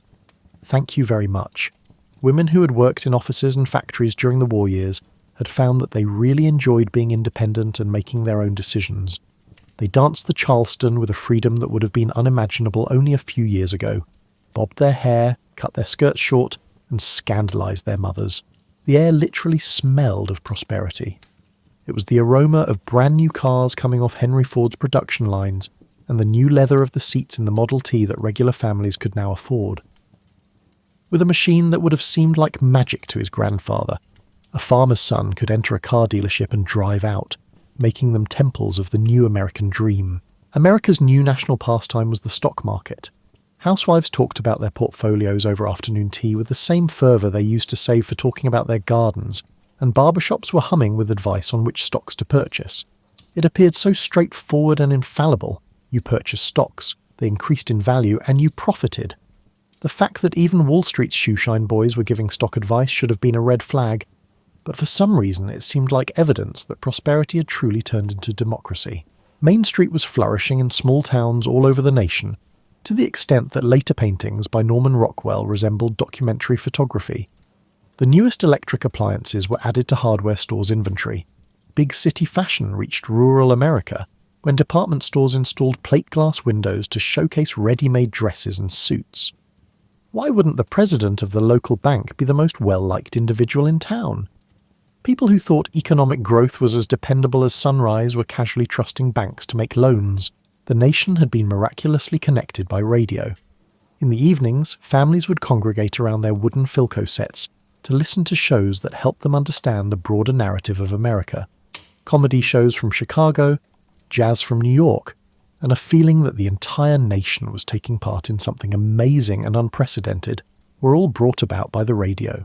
Farmers were finally starting to benefit from the country's prosperity after struggling for the majority of the decade. Agriculture was becoming more like modern industry thanks to mechanization, which was replacing back-breaking labour.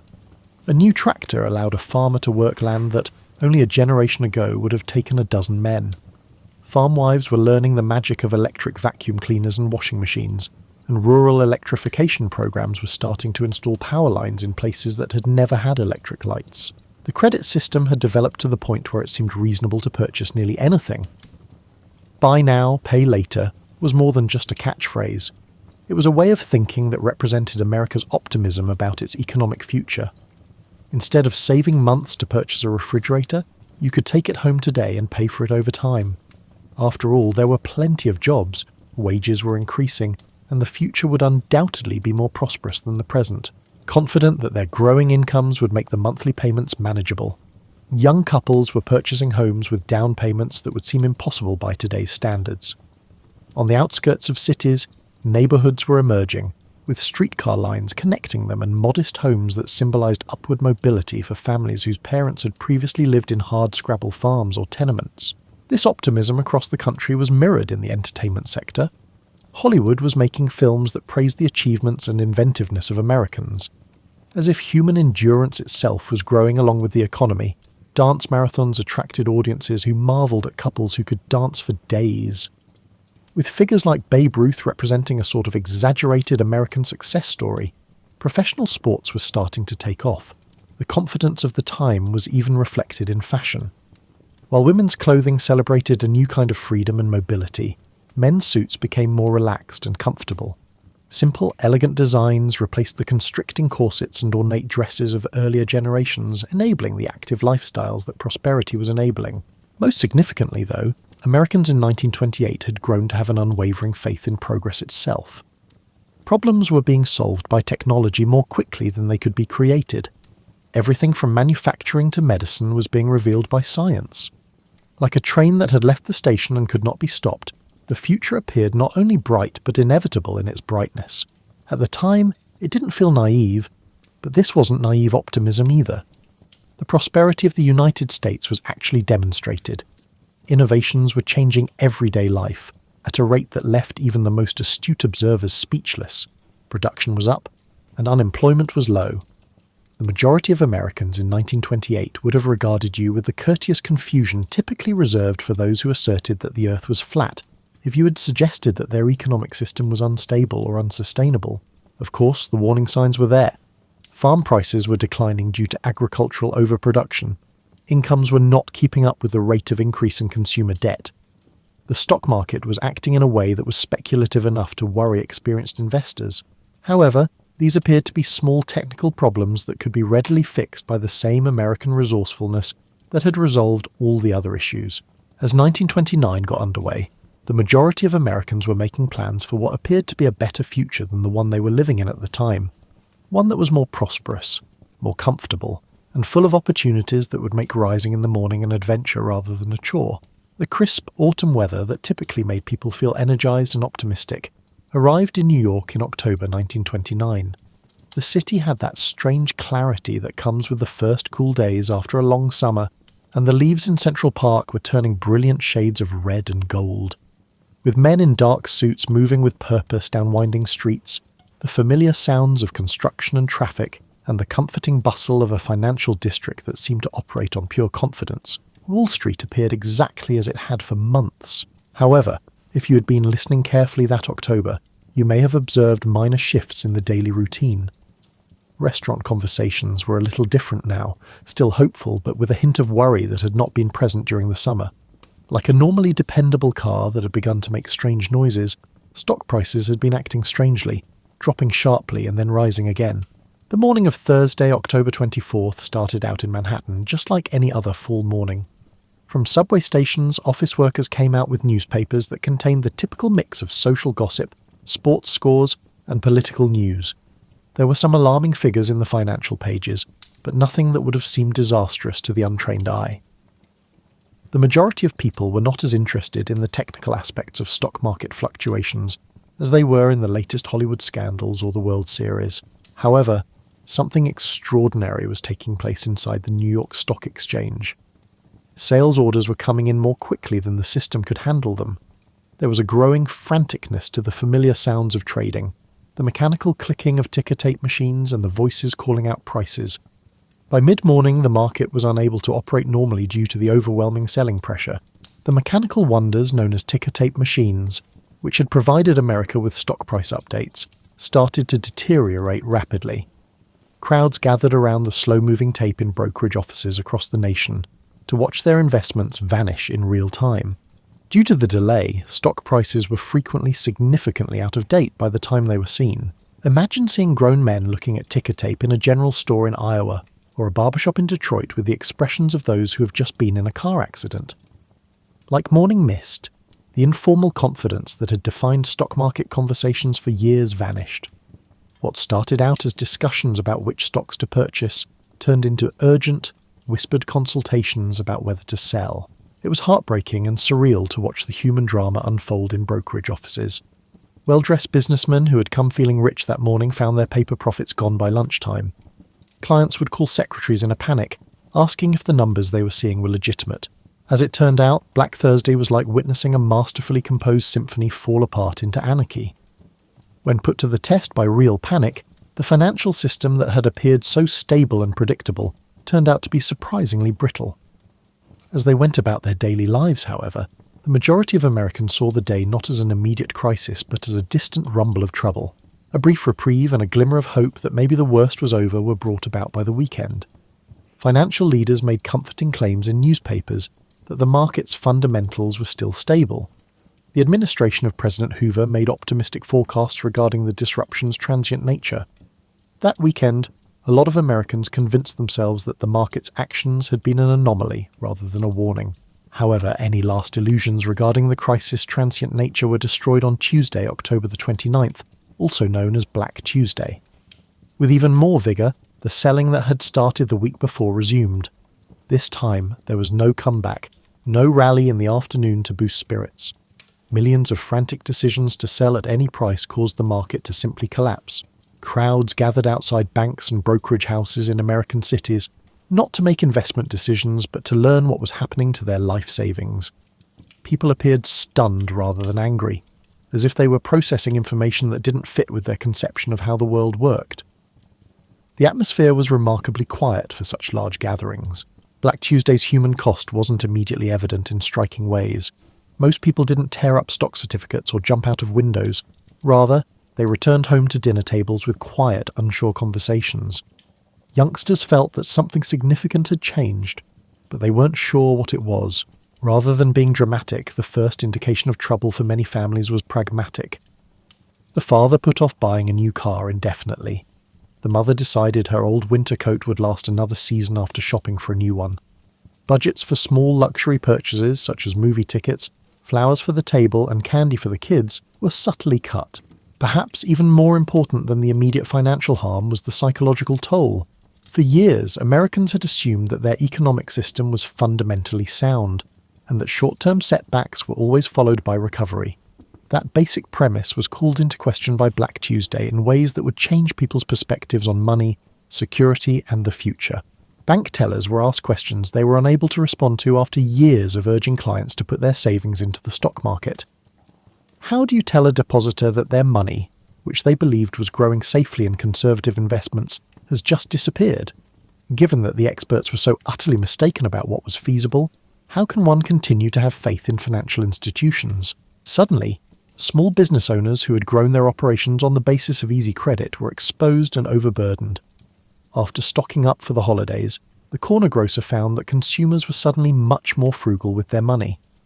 As prospective buyers decided that perhaps their old cars would last a few more years, the local car dealer watched his showroom empty. The psychological effects of the crash were felt even by those who had not made direct stock market investments. What other presumptions about contemporary life might be just as faulty if the experts could be so mistaken about something as basic as the stability of the market? A more cautious, uncertain approach to planning and spending started to replace the confident optimism that had defined the 1920s. In many respects, the week of the crash signalled the end of an era. It went beyond the fact that some investors had lost money or that stock prices had dropped. In ways that would impact American culture for generations, the entire system of presumptions regarding American prosperity, the correlation between effort and reward, and the validity of progress itself had been called into question. In late 1929, New York City was like a patient recuperating from major surgery, still breathing, still functioning, but moving more cautiously, questioning every sensation. From a distance, the city appeared identical, the same tall skyscrapers gleaming in the morning light, the same streams of traffic rushing through streets that resembled canyons, and the same vitality that had always made Manhattan seem like the center of the universe. The changes, however, were everywhere if you knew how to look. Previously bustling with stock tips, the shoe shine stands now provided services in almost complete silence. During what should have been peak hours, the upscale lunch restaurants that had been crowded with diners with expense accounts were left empty. People appeared to be moving with purpose but unsure of their destinations, as evidenced by the altered rhythm of foot traffic, which was less assured and more hurried. The Upper East Side's apartment complexes started to narrate tales of subdued economic turmoil. Families who had relocated to larger apartments during the boom years were forced to either look for smaller apartments they could truly afford or bargain with landlords for lower rent. The lavish dinner parties that had characterized social life in the 1920s either shrank in size, became more straightforward events, or vanished completely. Using the money from investments her late husband had made in railroad stocks, Martha Wilson, let's call her Martha, but she could have been any of thousands of women in similar situations. Her apartment on East 73rd Street featured windows overlooking a tree-lined street that felt like a haven in the middle of the city, a doorman, an elevator service. She'd gone shopping at Bloomingdale's in the mornings, to ladies' luncheons in the afternoons, and to the opera or theatre in the evenings. By December 1929, Martha was learning that railroad stocks were no longer a consistent source of income. Her first economy was firing her housekeeper, a difficult choice that required not only careful budgeting, but also the realization that she would need to make significant changes to her way of life. She learned how to manage household chores that she had never thought of as part of her duties, and how to prepare meals that she'd previously taken for granted. Perhaps more challenging than the practical adjustments was the psychological shift. Martha had to balance her perception of herself as a self-sufficient woman with the fact that she was now meticulously planning her grocery budget and determining whether she could afford a cab or if she would have to take the subway. She was no longer able to afford the social activities that had shaped her days. The financial district downtown was acclimating to a new reality, with the grim resolve that New Yorkers had always displayed during times of crisis. Just months before, brokerage firms that had hired dozens of clerks and runners were forced to lay off employees who had seemed indispensable. The survivors processed the paperwork of an economy that was contracting rather than growing, while putting in more hours for the same pay. With the practical urgency of people whose rent was due next month, young men who had come to New York with hopes of becoming wealthy on Wall Street were forced to reevaluate their career plans. Some brought tales of urban adventures that ended more suddenly than they had anticipated back to their hometowns. Others chose to stay and adjust, accepting positions that paid less than they had hoped for, but gave them the stable income that had suddenly gained more value than the prospect of extraordinary success. As consumers became more frugal with their spending, the entertainment sector, which had appeared to be immune to the recession during the boom, started to suffer. Broadway theatres that had anticipated packed houses were forced to provide matinee specials and discounted tickets. Double features and prize nights were introduced by movie theatres in an attempt to attract patrons who now considered entertainment to be a luxury rather than a need. Restaurants in the city adjusted with the kind of inventiveness that is frequently stimulated by economic pressure. Restaurants that had established their reputations on pricey ingredients and ornate presentations started serving simpler food at costs that mirrored the lower incomes of their patrons. Speakeasies that had prospered during the Prohibition era discovered that when people's disposable income decreased, even illegal drinking became more cost-conscious. Department stores such as Macy's and Gimbel's turned into research labs to study how consumer behavior shifts when caution replaces optimism. Consumers who used to peruse goods at leisure and buy things on a whim rather than out of necessity have turned into targeted buyers with meticulous budgets and lists. Sales clerks discovered that value and longevity were more important than style and novelty. The city's extensive network of small businesses, including family-run eateries, neighborhood barbershops, and corner grocery stores, saw the crash as a slow tightening rather than an abrupt disaster. Once prompt bill payers started requesting credit extensions, specialty item orders decreased as consumers prioritized necessities. Like steam from the subway grates, the sporadic prosperity that had sustained thousands of small businesses started to dissipate. People who had previously used taxis now shared buses and subway cars with a wider range of the city's population, making public transportation a more democratic experience. As economic necessity brought people together who might have previously travelled in different spheres, the subway system, which had always been a great equaliser, became even more so. As a free venue for recreation and entertainment, Central Park gained new importance. Families that had previously spent weekends at pricey entertainment venues learned to enjoy easy picnics and strolls along the park's meandering paths. Conversations about jobs, prospects, and the uncertain future that everyone was attempting to navigate took place on the park benches informally. Communities of immigrants who had historically made up the majority of the city's workforce were especially susceptible to changes in the economy. Increased demand and dwindling resources put pressure on the networks of mutual support that had helped newcomers establish themselves, and factory jobs that had offered stable employment started to disappear. However, even in the face of crisis, New York's fundamental qualities, its adaptability, its resilience, and its unwavering refusal to let circumstances win, began to show. New goods were discovered for street vendors to sell. In the evolving economy, entrepreneurs found opportunities. The city that had established a reputation for ingenuity and ambition started the process of redefining itself for a world that was becoming less certain. The people navigating the streets below had learned some hard lessons about the distinction between appearance and reality, between fleeting prosperity and long-term security. But the skyline still soared toward heaven with the same bold confidence. Although New York was still New York, it was evolving into a more deliberate, cautious form of itself. There was little you could do but prepare as best you could and hope your preparations would be sufficient when the crash struck rural America like a slow-moving storm system. The rural experience was more akin to watching water slowly drain from a bathtub, steady and unrelenting but not necessarily disastrous on any given day, in contrast to the dramatic, immediate impact felt on Wall Street. In 1929, Tom Henderson, who could speak for any of the thousands of farmers in the Midwest, had been cautiously optimistic about his future. Harvest season had shown the value of the new tractor he had purchased on credit the year before, and his farm outside of Topeka, Kansas, had been yielding respectable corn and wheat crops. Given their recent success, his wife, Sarah, had been discussing improvements like installing indoor plumbing and possibly electricity. It was the weekly trip to town for mail and supplies that brought the crash to Tom's farm, not ticker tape or desperate phone calls. The banker who had granted Tom's tractor loan gave him a phony smile and said they might want to talk about adjusting the payment schedule to reflect the state of the economy. Although the conversation was courteous, even friendly, there was a subliminal message that Tom's financial status had deteriorated overnight. Cautious discussions about what was happening in the cities and what it might mean for rural communities replaced the weather and crop prices that had previously dominated conversations at the general store. In private, the storekeeper, who gave credit to the majority of his farming clients, was concerned about the number of accounts that might become challenging to collect. However, knowing that rural communities relied on mutual trust and support, he kept his worries to himself. Sarah Henderson felt the impact of the crash through a gradual tightening of the household budget that required constant small adjustments. The Chicago-based magazines she subscribed to ended up being an unnecessary expense.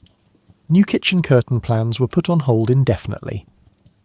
The family's routine gradually vanished, along with the little comforts that had made farm life more enjoyable, such as store-bought cookies for the kids, a new dress for church, and sporadic outings to the county seat for entertainment. The rhythm of rural life served as a sort of buffer against the sharp fluctuations of the urban economic crisis. Regardless of the state of stock prices, farmers still had to milk cows twice a day. In accordance with natural cycles that had little to do with human economic systems, crops still had to be planted in the spring and harvested in the fall. During a period when many city dwellers felt totally disoriented, this routine offered both stability and perspective. However, in ways that earlier generations of farmers might not have noticed, the crash also revealed rural America's growing reliance on the larger national economy. Tom's corn was now used in commodity markets that spanned the continent. not just to feed his family and the neighbourhood. Individual farms experienced the repercussions of those markets' contraction with unexpected force and speed. The tensions of the larger financial system started to be reflected in the local bank, which had previously appeared to be such a pillar of community stability. The bank president was torn between the human needs of his community and the increasingly strict requirements of banking regulations and economic reality. He knew most of his customers personally and had granted loans based on character as much as collateral. Small-town business owners found that their clients' spending habits had changed in minor but important ways. The owner of the hardware store observed that farmers were fixing their equipment more frequently rather than replacing it. Instead of buying ready-made clothing, the dress shop discovered that women were buying fabric to make their own clothes. Although these were not significant changes, they did reflect a move towards self-sufficiency and a waning faith in future prosperity. The Henderson Children's one-room schoolhouse served as a window into the impact of the crash on rural families. Youngsters started to wear older clothing, bring simpler lunches, and engage in fewer activities that cost money. The teacher, who frequently boarded with local families, turned into an unofficial social worker who was able to identify which kids might be lacking proper clothing or food. After urging farmers to modernize and expand their operations during the 1920s, agricultural extension agents found themselves providing a variety of advice in late 1929. Efficiency and conservation became more important than expansion and innovation. Farmers were now urged to diversify and make sure they could provide for their families regardless of market conditions, after previously being urged to focus on cash crops. A lifeline for information and emotional support, the rural telephone system was still relatively new in many places. Party lines buzzed with conversations about who was struggling, who might need help, and how communities could support their members through uncertain times. The local exchanges operator took on the role of an unofficial community coordinator, bringing together those in need of help and those who might be able to offer it. Church congregations discovered that they were taking on more responsibilities as networks of practical and spiritual support. While prayers for economic recovery were offered during Sunday services, the real work took place in fellowship halls and church basements, where local communities arranged clothing exchanges, food drives, and unofficial job placement services. The minister frequently turned into a financial advisor, assisting families in making tough choices regarding debt and expenditure. Country doctors found that their patients were delaying medical care that wasn't absolutely necessary, paying for services with labour or produce instead of money, and using folk medicine and home remedies more and more. The doctor's rounds grew longer and more intricate as he struck a balance between his knowledge of his patients' financial constraints and professional medical judgment. The local newspaper, which had chronicled the community's prosperity during the boom years, began to focus more on practical advice and community cooperation. Once praising modernisation and progress, editorial pages now highlighted the benefits of self-reliance, thrift and camaraderie. Reports of lavish parties gave way to stories about collaborative efforts and community service projects in social columns. However, the reaction of rural America to the crash also demonstrated advantages that urban regions occasionally lacked. Farming communities had always been aware of economic uncertainty. They lived in constant fear that their prosperity could be drastically impacted by uncontrollable market forces, illness, and weather. They had developed resilience and adaptability as a result of this experience, which helped them when the overall economy collapsed. The customs of rural life, such as quilting bees, barn raisings, and harvest cooperatives, gained new importance as economic necessities. When resources became limited but labour and camaraderie were plentiful, communities that had appeared to be moving away from these antiquated customs found their value again.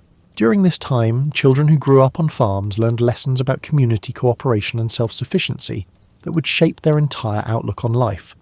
They witnessed their parents handle tough choices with grace, adjust to uncontrollable situations, and hold on to hope for better days while navigating the realities of the present. In the months after the crash, the ability of regular Americans to innovate, adapt, and maintain their dignity in the face of unimaginable adversity was made evident.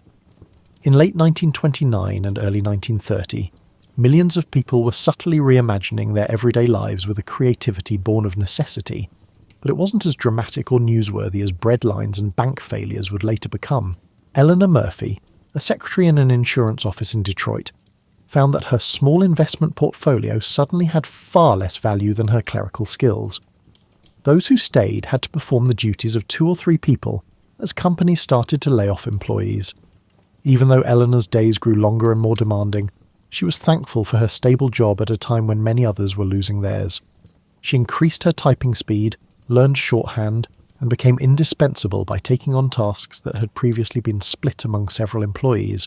Her evenings, which she used to spend with friends at restaurants or movies, were now devoted to household engineering, figuring out how to stretch her pay to pay for things that used to seem doable. She discovered how to make economical and nourishing meals, how to repair rather than buy new clothes, and how to find entertainment that didn't require her to spend money she needed for groceries and rent. The apartment complex where Eleanor lived turned into a miniature example of urban adaptation. Once courteous strangers, neighbours started to work together in little but significant ways. Alterations were provided by a person with a sewing machine. After losing his job as a shoe salesman, another tenant started fixing shoes for the building's occupants. A woman whose husband was on business established a small laundry service, drying her clothes on the building's roof and in the bathtub of her apartment. The Kowalski family in Chicago found that in order to thrive in the shifting economic climate, their modest grocery store had to change. Stefan Kowalski had established his company by offering a community of working-class families high-quality goods and amiable service. He adjusted by providing credit, taking barter agreements, and carrying less costly substitutes for the name-brand goods that had been his staple as his clients' incomes grew less consistent. In ways that surprised both of them, Anna Kowalski, who had previously concentrated on running the home while Stefan operated the store, joined him as a business partner. Despite having to make tough choices regarding pricing and credit due to economic pressure, she found a knack for bookkeeping and customer service that allowed the store to keep its ties to the community.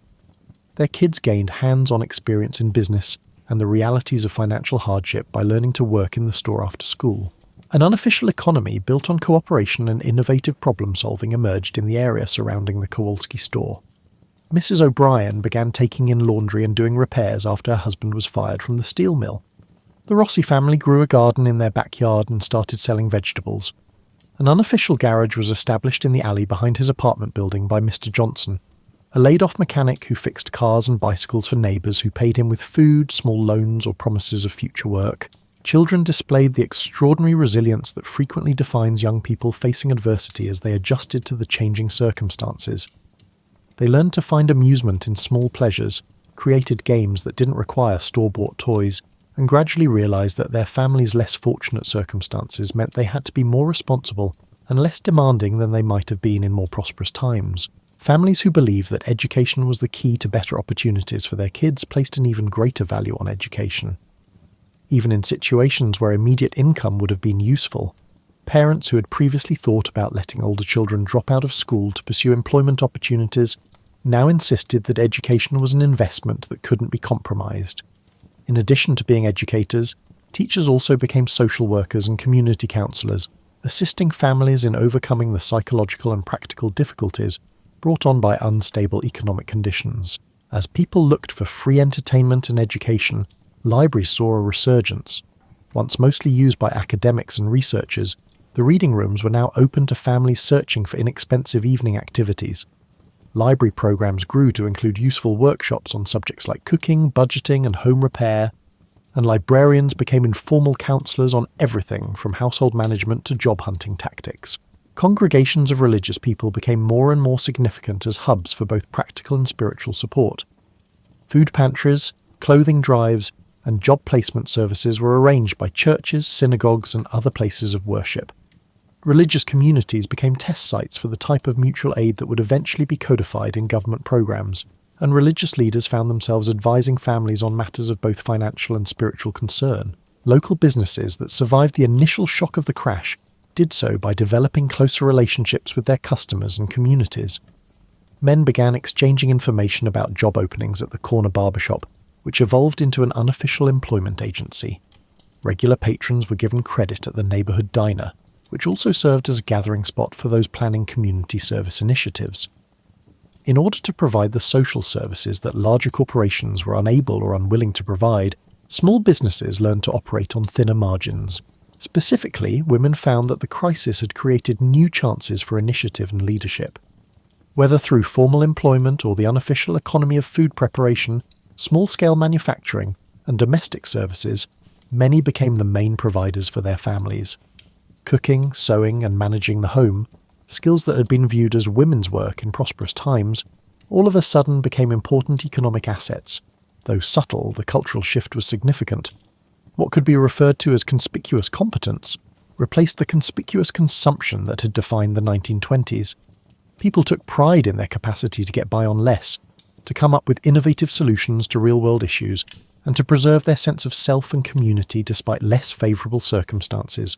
Once centred on social activities, neighbourhood organisations started to focus on practical needs.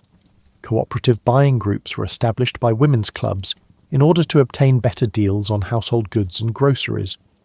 Fraternal groups for men developed into networks for exchanging job openings and planning volunteer projects in the community. Potluck dinners, amateur theatrical productions, and other recreational activities that prioritise participation over consumption replaced costly entertainment as the primary social activity. Families split up by the pursuit of employment and opportunity were reunited by the postal service. Letters contained useful information about jobs, living conditions in various cities, and survival tactics that had worked in other communities in addition to personal news. In times of uncertainty, the custom of sending and receiving letters offered emotional support that kept people connected and hopeful. The new reality even affected fashion.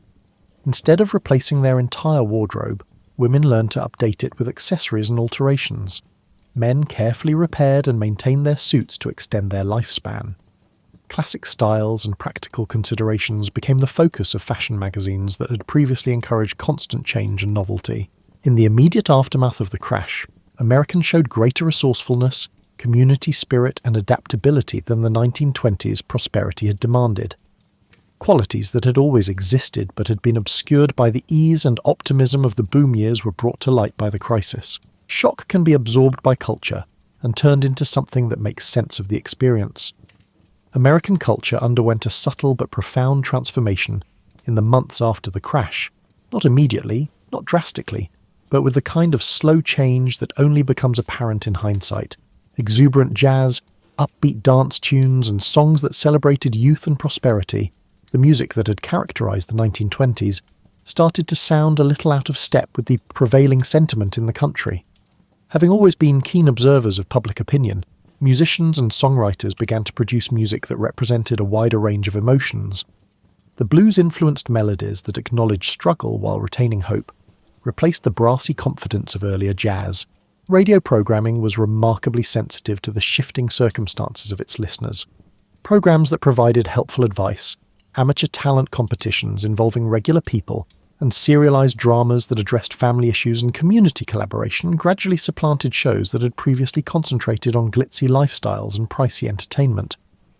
The radio evolved into a mirror reflecting the experiences of its listeners rather than a window into an idealized world. Hollywood, which had made its name on glitzy fantasies and escapist entertainment, started making movies that addressed viewers who were facing financial instability. Movies about regular people dealing with extraordinary challenges joined the late 1920s sophisticated comedies and romantic dramas. While audiences still desired entertainment, they also desired stories that took into account the realities of their everyday lives. The times started to be reflected in literature in both overt and covert ways. Stories about successful businesses and affluent socialites gave way to stories about community collaboration and family resiliency in popular magazines. Fiction that examined the psychological and social effects of economic upheaval was added to the adventure tales and romantic fantasies that had dominated magazine stands. Newspapers now offer readers helpful advice for navigating uncertain times rather than just reporting on events. Once, investment-focused financial pages started to provide guidance on debt management and budgeting. Stories about family resourcefulness and community cooperation started to appear on social pages that had previously documented lavish parties and costly entertainment. The advertising industry, which had mastered the art of generating consumer goods desire, had to come up with new tactics for audiences that prioritized necessity over luxury. Instead of focusing on status and novelty, advertisements started to highlight practical benefits, value, and durability. It was necessary to reframe the psychological appeals that had worked so well in prosperous times for consumers who were becoming more frugal with their spending. While still emphasizing beauty and style, fashion magazines started to highlight affordability and adaptability. Features on how to update existing wardrobes, sew at home, and take care of clothing counterbalanced articles about pricey designer clothing. The fashion industry found that readers might be more interested in originality and inventiveness than in the newest styles from New York or Paris. Sports continued to be popular, but their cultural connotations changed. Heroes and entertainment from professional sports persisted, but amateur and community sports that prioritized involvement over spectatorship gained popularity. Basketball teams, local baseball leagues, and other community sports initiatives gained importance as places to socialize and have fun, in ways that would become increasingly clear in the years that followed. Art reflected the shifting times. In the affluent 1920s, artists who had been experimenting with abstract and experimental forms started producing more approachable art that was more closely related to everyday life. While artistic expressions that addressed broader audiences about common experiences of challenge and adaptation replaced the avant-garde, it did not vanish. While theatre continued to be a significant entertainment medium, it started to tackle new issues and themes. Productions that examined family dynamics, community relationships, and the psychological effects of economic change joined plays that had previously concentrated on sophisticated urban life and social satire. As more people looked for creative outlets and entertainment that didn't require large sums of money, community theatre groups became more active. Education began to emphasise practical skills alongside traditional academic subjects. To help students deal with an uncertain economic future, schools added courses in small business operations, household management, and other subjects to their vocational programs. There was renewed emphasis on, and support, for the idea that education should not only refine culture, but also prepare students for success in the real world. Community organisations found that their function had broadened to encompass cultural programming and practical assistance, in addition to social activities. Home economics and financial management lectures were arranged by women's clubs. Seminars on business development and job training were sponsored by men's fraternal organisations. Congregations expanded their traditional spiritual mission to include community education and social services. Even the definition of leisure was changing. Leisure in the affluent 1920s had frequently meant spending money on entertainment, dining out, and the newest technology or fashions. Participation became the new definition of leisure, creating rather than merely consuming, playing games rather than merely watching, and producing music rather than merely listening to it. There was a resurgence of entertainment at home. Reading aloud, playing cards, and getting together around the piano for casual concerts were all enjoyed again by families. Cooking from scratch, needlework, woodworking and gardening, skills that had seemed outdated during the jazz era, regained their status as both useful necessities and sources of fulfillment. Individual success, material accumulation, and competitive achievement, values that had characterized American culture during the boom years, were not lost, but they were replaced by a fresh appreciation of collaboration, frugal living, and community cohesion. From getting ahead to getting through, and from making it big to making do, the cultural narrative started to change. In order to reflect the new realities, language itself changed. The terms economy, thrift, conservation, and cooperation, which had seemed meaningless in prosperous times, gained new significance and urgency as they entered common speech. The language of mutual support and careful management replaced the language of plenty. Children's culture was particularly inventive in its adaptation. Versions of games and toys that could be made at home using readily available materials took the place of those that had previously depended on manufactured materials. Themes of family collaboration, civic duty, and finding joy in small pleasures rather than far-flung adventures or pricey belongings started to appear in children's literature. The new culture was not wholly grim or gloomy. Americans had always been exceptionally adept at finding humour in trying situations, and in the years after the crash, a certain type of comedy emerged that recognised adversity without allowing it to defeat it. Jokes about frugal spending, ingenuity, and surviving on less became a means of coping with challenging situations while preserving spirits. During the modernising 1920s, folk traditions that had appeared to be fading gained new significance.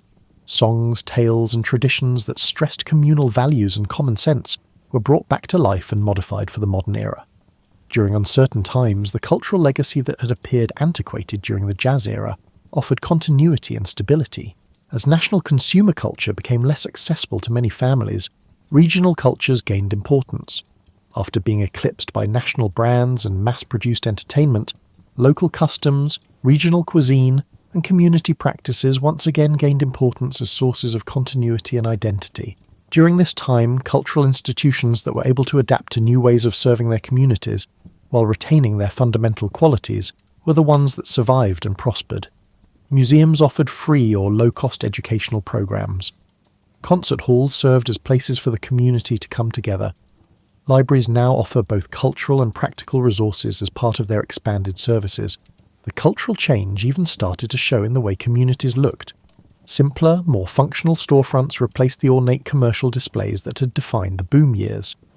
As people looked for free or low-cost places to relax and socialize, public spaces were kept up and used more frequently.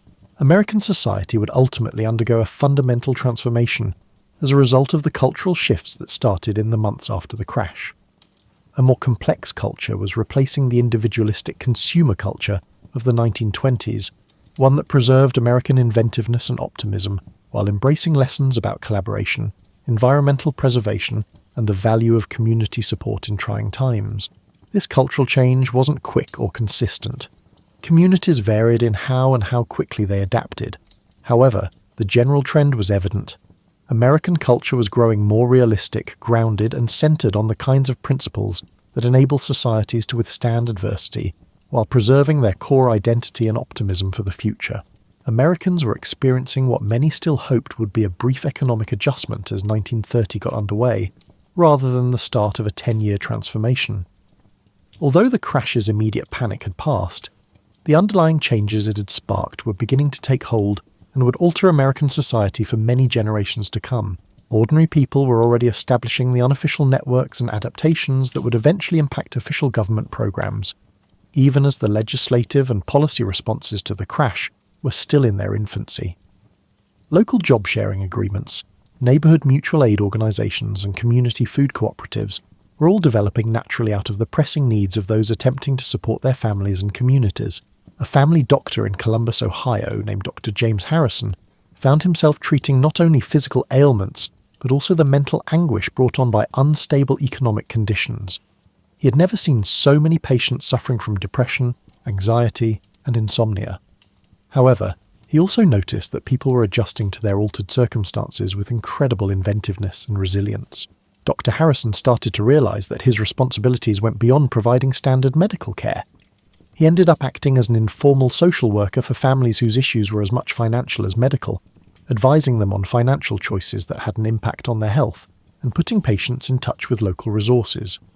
Professionals across the nation were replicating his experience, finding that the crash had dissolved the conventional lines between various forms of support and service. The business community was gaining knowledge that would impact American trade for many years to come. Businesses that made it through the initial shock found that community ties and customer loyalty were more valuable than they had thought during the boom years. Companies that had only concentrated on increasing profits had to adjust to a new environment where enduring connections and community standing were more important than immediate profits. Particularly local banks were learning that their contribution to the community went well beyond straightforward business dealings. During uncertain times, bank presidents found themselves acting as unofficial economic advisors, coordinators of community development and sources of stability. Banks that recognized their role as community institutions rather than solely as profit-making businesses were the ones that made it through. Fundamental issues regarding their function in preparing youth for an uncertain future were starting to be raised by educational institutions. The practical and vocational programs of schools that had previously concentrated on academic preparation for white-collar jobs were being expanded. Curricula that prioritized theoretical knowledge over practical skills were being re-examined by universities. The crash made clear how inadequate academic education is at preparing people for economic uncertainty. Students and their families were calling for more hands-on training, a greater focus on skills that would be useful in any economic climate, and improved readiness for the kind of resilience and adaptability that the shifting economy appeared to demand. Labour groups were shifting their priorities from wage talks and working conditions to more general issues like job security and the well-being of the community. As the number of unemployed and underemployed workers started to rise, union leaders found themselves fighting not only for their existing members but also for these newcomers. Work itself was being redefined. The employment expectations and career pathways that had appeared stable in the 1920s were turning out to be more brittle than anyone had expected. Employees were being taught to acquire a variety of skills, to think of their careers in terms of flexibility rather than straight-line advancement, and to see job security as something they had to create rather than something their employers would offer. As a result of shifting social norms and economic necessity, women's roles in families and communities were growing. Women who had never thought of working outside the home were learning how to make money. Women who had previously worked were staying in the workforce longer or going back to work when their family's financial situation demanded it. As everyone had to contribute in whatever way they could due to economic pressure, the traditional division of labour within families was becoming less rigid. Men were forced to learn skills that had previously been viewed as the domain of women. Women's roles were extended beyond traditional household management, and children were given greater responsibility. Community and religious groups were creating new services and programs that would eventually serve as models for social programs run by the government. Churches were setting up systems for food distribution, family counselling, and employment networks. Cooperative businesses, skill-sharing initiatives, and networks of mutual support were being established by community organisations to help people retain their dignity while getting aid. A more realistic view of technology's role in social and economic stability was tempering the technological optimism that had defined the 1920s. Instead of just making life more exciting or opulent, people were learning to value innovations that made life more economical and efficient. Technology as a useful tool replaced technology as a spectacle. A change in agriculture was starting that would eventually change rural America. Farmers were learning to think of themselves as part of larger economic systems rather than as independent operators, to diversify their crops and sources of income, and to use scientific methods to improve efficiency rather than just increase production. New perspectives on agricultural policy and rural development were necessary as a result of the crash's demonstration of the interdependence of the rural and urban economies. Farmers were coming to understand that the health of the larger economy, which bought their goods and met their needs, was just as important to their success as their own hard work. Lessons learned from the crash regarding the significance of community self-sufficiency and economic resilience were starting to be reflected in urban planning and community development. Communities were starting to consider how to preserve vital services and economic opportunities during times of diminished prosperity, and cities were re-evaluating development patterns that had prioritised growth over sustainability. Values and expectations were changing more fundamentally as a result of the cultural changes that had started right after the crash. The 1920s individualistic success culture was giving way to a more nuanced view of success that encompassed not only material success but also family stability, personal resilience and community service. These changes weren't happening consistently or without opposition. Many Americans still held out hope that the crash was merely a brief disruption of regular prosperity rather than a significant change in the state of the economy. However, the changes people were making in their daily lives were establishing new norms and expectations that would have an impact on American culture long after the economy had improved. Eventually, the social programs, business practices, and cultural values that would define American society for the remainder of the 20th century would sprout from the seeds sown during this time of adaptation and adjustment. Formal social safety nets would develop from the unofficial networks of support. Corporate policies would eventually adopt the business practices that prioritized community connection. Instead of being the exception, educational methods that struck a balance between theoretical knowledge and real-world experience would become the standard. Most significantly, Americans were learning that security and prosperity were not something to be taken for granted. But they were also learning that their society had reserves of creativity, resilience, and support for one another that could enable them to deal with uncertainty while preserving their core beliefs and aspirations for the future. As we come to the end of this pivotal time, it's important to consider how the everyday experiences of the 1929 crash and its immediate aftermath continue to impact American life in both overt and covert ways, some reverberating into our own era and others lasting for decades. The lessons learned from the crash stayed with the generation that experienced it as adults. They became the parents who prioritized financial stability over financial opportunity, insisted that their kids acquire practical skills, and saved money instead of spending it. These were the grandparents who maintained well-stocked pantries, who didn't discard anything that might come in handy later, and who defined success not by material possessions but by security. These values were complexly internalized by their children, who grew up during the Great Depression. By emphasizing consistent work, prudent spending and long-term planning, some people adopted the lessons of caution and thrift and became the cornerstone of America's post-war prosperity. Others rebelled against what they perceived as overly cautious behavior, and they went on to become the risk-takers and entrepreneurs who propelled American innovation in the mid-1900s. Modern American social and economic policy was ultimately built on the institutional reforms that started in the months after the crash. Formal social safety nets developed from unofficial community support networks. Business strategies that prioritized community service and customer relationships evolved into accepted methods of corporate governance. American public education was modeled after educational innovations that struck a balance between academic and practical training. The regulatory frameworks that arose as a direct result of the crash included federal insurance programs, securities oversight, and banking regulation. However, the informal adaptations made by regular people in the immediate aftermath of the crisis served as the basis for these official policies. A fundamental shift in American values that affected everything from family structures to artistic expression was a result of the cultural shifts that started in 1929. A more complex culture emerged from the consumer culture of the 1920s, one that incorporated lessons about the value of community, conservation, and mutual support while retaining American optimism and inventiveness. This era gave rise to literature, music, and art that reflected themes that would reverberate across American society. The value of family and community ties, the dignity of routine labor, the fortitude of individuals confronting extraordinary adversity, and the potential for finding fulfillment and meaning in situations that did not involve material abundance.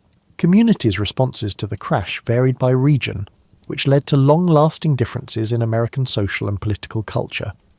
Communities that established robust customs of mutual aid and community collaboration served as the cornerstone for collective action and the support of social programs. American traditions of entrepreneurship and personal accountability have persisted because of regions that prioritized individual adaptation and self-reliance. Modern macroeconomic policy eventually grew out of the economic theories and methods that arose from the crash's analysis. For many years, government policy was shaped by the realization that economic systems needed active management as opposed to straightforward laissez-faire methods. It became a fundamental premise of American political discourse that the well-being of individuals and communities was linked to the stability of the economy as a whole. The spectacular but unworkable technological advancements of the boom years were frequently outperformed by those that arose during the period of economic constraint in terms of durability and usefulness.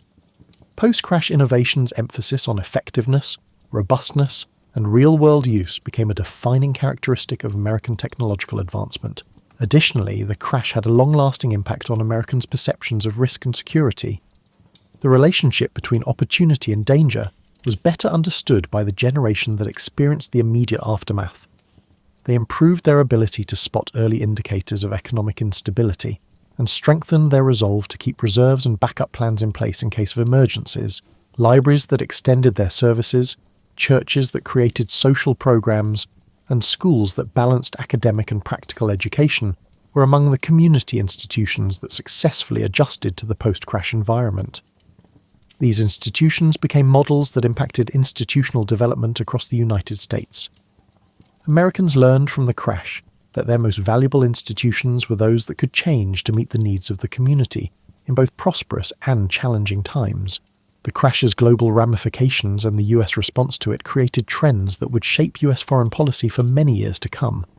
A fundamental tenet of American foreign policy is the recognition of the link between global and domestic economic stability. Everything from trade policy to international development initiatives was impacted by the realization that American prosperity was partially dependent on the state of the world economy. Long-lasting alterations in American gender roles and family structures were also influenced by the crash and its aftermath. Long-term shifts in perceptions of women's potential and opportunities were influenced by the economic necessity that forced women to assume larger roles in both families and communities. More adaptable views of gender norms and family duties resulted from the experiences of men whose traditional roles, as the main breadwinners, were called into question by economic conditions. Although not entirely understood at the time, the crash's effects on the environment were also noteworthy. Early recognition of the significance of sustainable resource use was aided by the emphasis on efficiency and conservation that resulted from economic necessity. Patterns that would later impact agricultural and environmental policy were established by the local food production and consumption that became necessary during times of economic hardship. Most significantly, the crash showed that American society had extraordinary reserves of fortitude, ingenuity, and camaraderie that could be called upon in emergency situations. As models for how communities could handle future difficulties, the unofficial networks and adaptable tactics that developed in the months after the crash became an enduring component of American social infrastructure. The tales of Dr. Harrison, the Kowalski family, Eleanor Murphy, and Tom and Sarah Henderson weren't particularly noteworthy or unique. They symbolized the experiences of millions of Americans who learned that they could adjust to situations they never would have thought possible, finding dignity and meaning in situations that contradicted their fundamental beliefs about safety and prosperity. Their experiences were ingrained in the collective memory of Americans, helping to foster a national awareness that the welfare of the community and individual success were closely related, that prosperity could not be taken for granted, but could be restored with hard work and collaboration, and that the most valuable assets of any society were the moral fibre, inventiveness, and camaraderie of its members. Think about how the 1929 crash story relates to your own life in both overt and covert ways, as you curl up deeper under your blanket and feel the soft weight of sleep starting to take you over. The circumstances that the people we met tonight, Eleanor learning to stretch her salary, Tom Henderson renegotiating his farm loans, the Kowalskis adjusting their small business, and Dr. Harrison deepening his understanding of community service, had to deal with were unprecedented for them, but they were all familiar to anyone who has ever experienced economic uncertainty. Their narrative serves as a reminder that community support and personal resiliency are not merely historical oddities, but rather essential needs. Anyone managing the intricacies of contemporary economic life can still benefit from the unofficial networks of support for one another, the innovative responses to shifting conditions, and the harmony between individual initiative and group responsibility that developed in the wake of the crash. The 1929 crash was more than just a historical occurrence. It was a manifestation of human adaptability and vulnerability. Fragility was brought about by the same forces that brought about prosperity, but the same ingenuity and collaboration that enabled people to weather the crisis also set the stage for stability and expansion in the future. As you fall asleep, you may dream of farmers looking through their account books by lamplight, of ticker tape machines clicking out their cryptic messages, or of families huddled around radio sets that provided both reassuring entertainment and upsetting news. These dreams link you to an ongoing American narrative concerning the interplay between personal aspirations and the well-being of the community, material wealth and personal safety, and the promises of advancement and the realities of human frailty. We can learn from the 1929 crash that economic systems are ultimately human constructs that represent human relationships, values, and decisions. Those who survived the crash learned that their most valuable assets were not their money, but rather their abilities, connections, and ability to support one another. The significance of these resources has not changed since 1929. You will be carrying on the narrative that started long before the crash, and will continue long after our present economic difficulties are resolved, when you wake up tomorrow and examine your own financial status, make your own financial decisions, and engage in your own community networks. The crash serves as a reminder that prosperity is a state that needs ongoing care and attention rather than a destination. Security comes from building the institutions, connections, and abilities that will enable us to deal with any situation that may arise, not from amassing wealth. The crash's most significant lesson, though, may be that people are incredibly resilient, inventive, and adaptive when they cooperate. Anyone dealing with uncertainty or change can learn from the unofficial support systems, innovative solutions to real-world issues, and the harmony between individual initiative and group collaboration that arose following the crash. You can rest easy knowing that you're a part of the ongoing human narrative of adaptability, fortitude, and camaraderie. Although the difficulties you encounter are personal, you're connected to everyone who has ever had to adjust to situations beyond their direct control by the resources you have. Creativity, relationships, community connections, and the collective knowledge of others who have encountered comparable difficulties. The fact that people have always managed to survive, adapt, and even flourish in situations that at first glance seemed insurmountable may be the most consoling realization of all. The people of 1929 had no idea how their story would turn out, but they handled it with honour, ingenuity, and camaraderie, which enabled them to rise above the rubble of what they had lost and create something better. Your ability to adjust, support, and receive support from the communities you're a part of is how their story lives on in yours. Sweet dreams, and may you rest in the knowledge that we still possess the human ability to bounce back and the resiliency that kept our forebears going.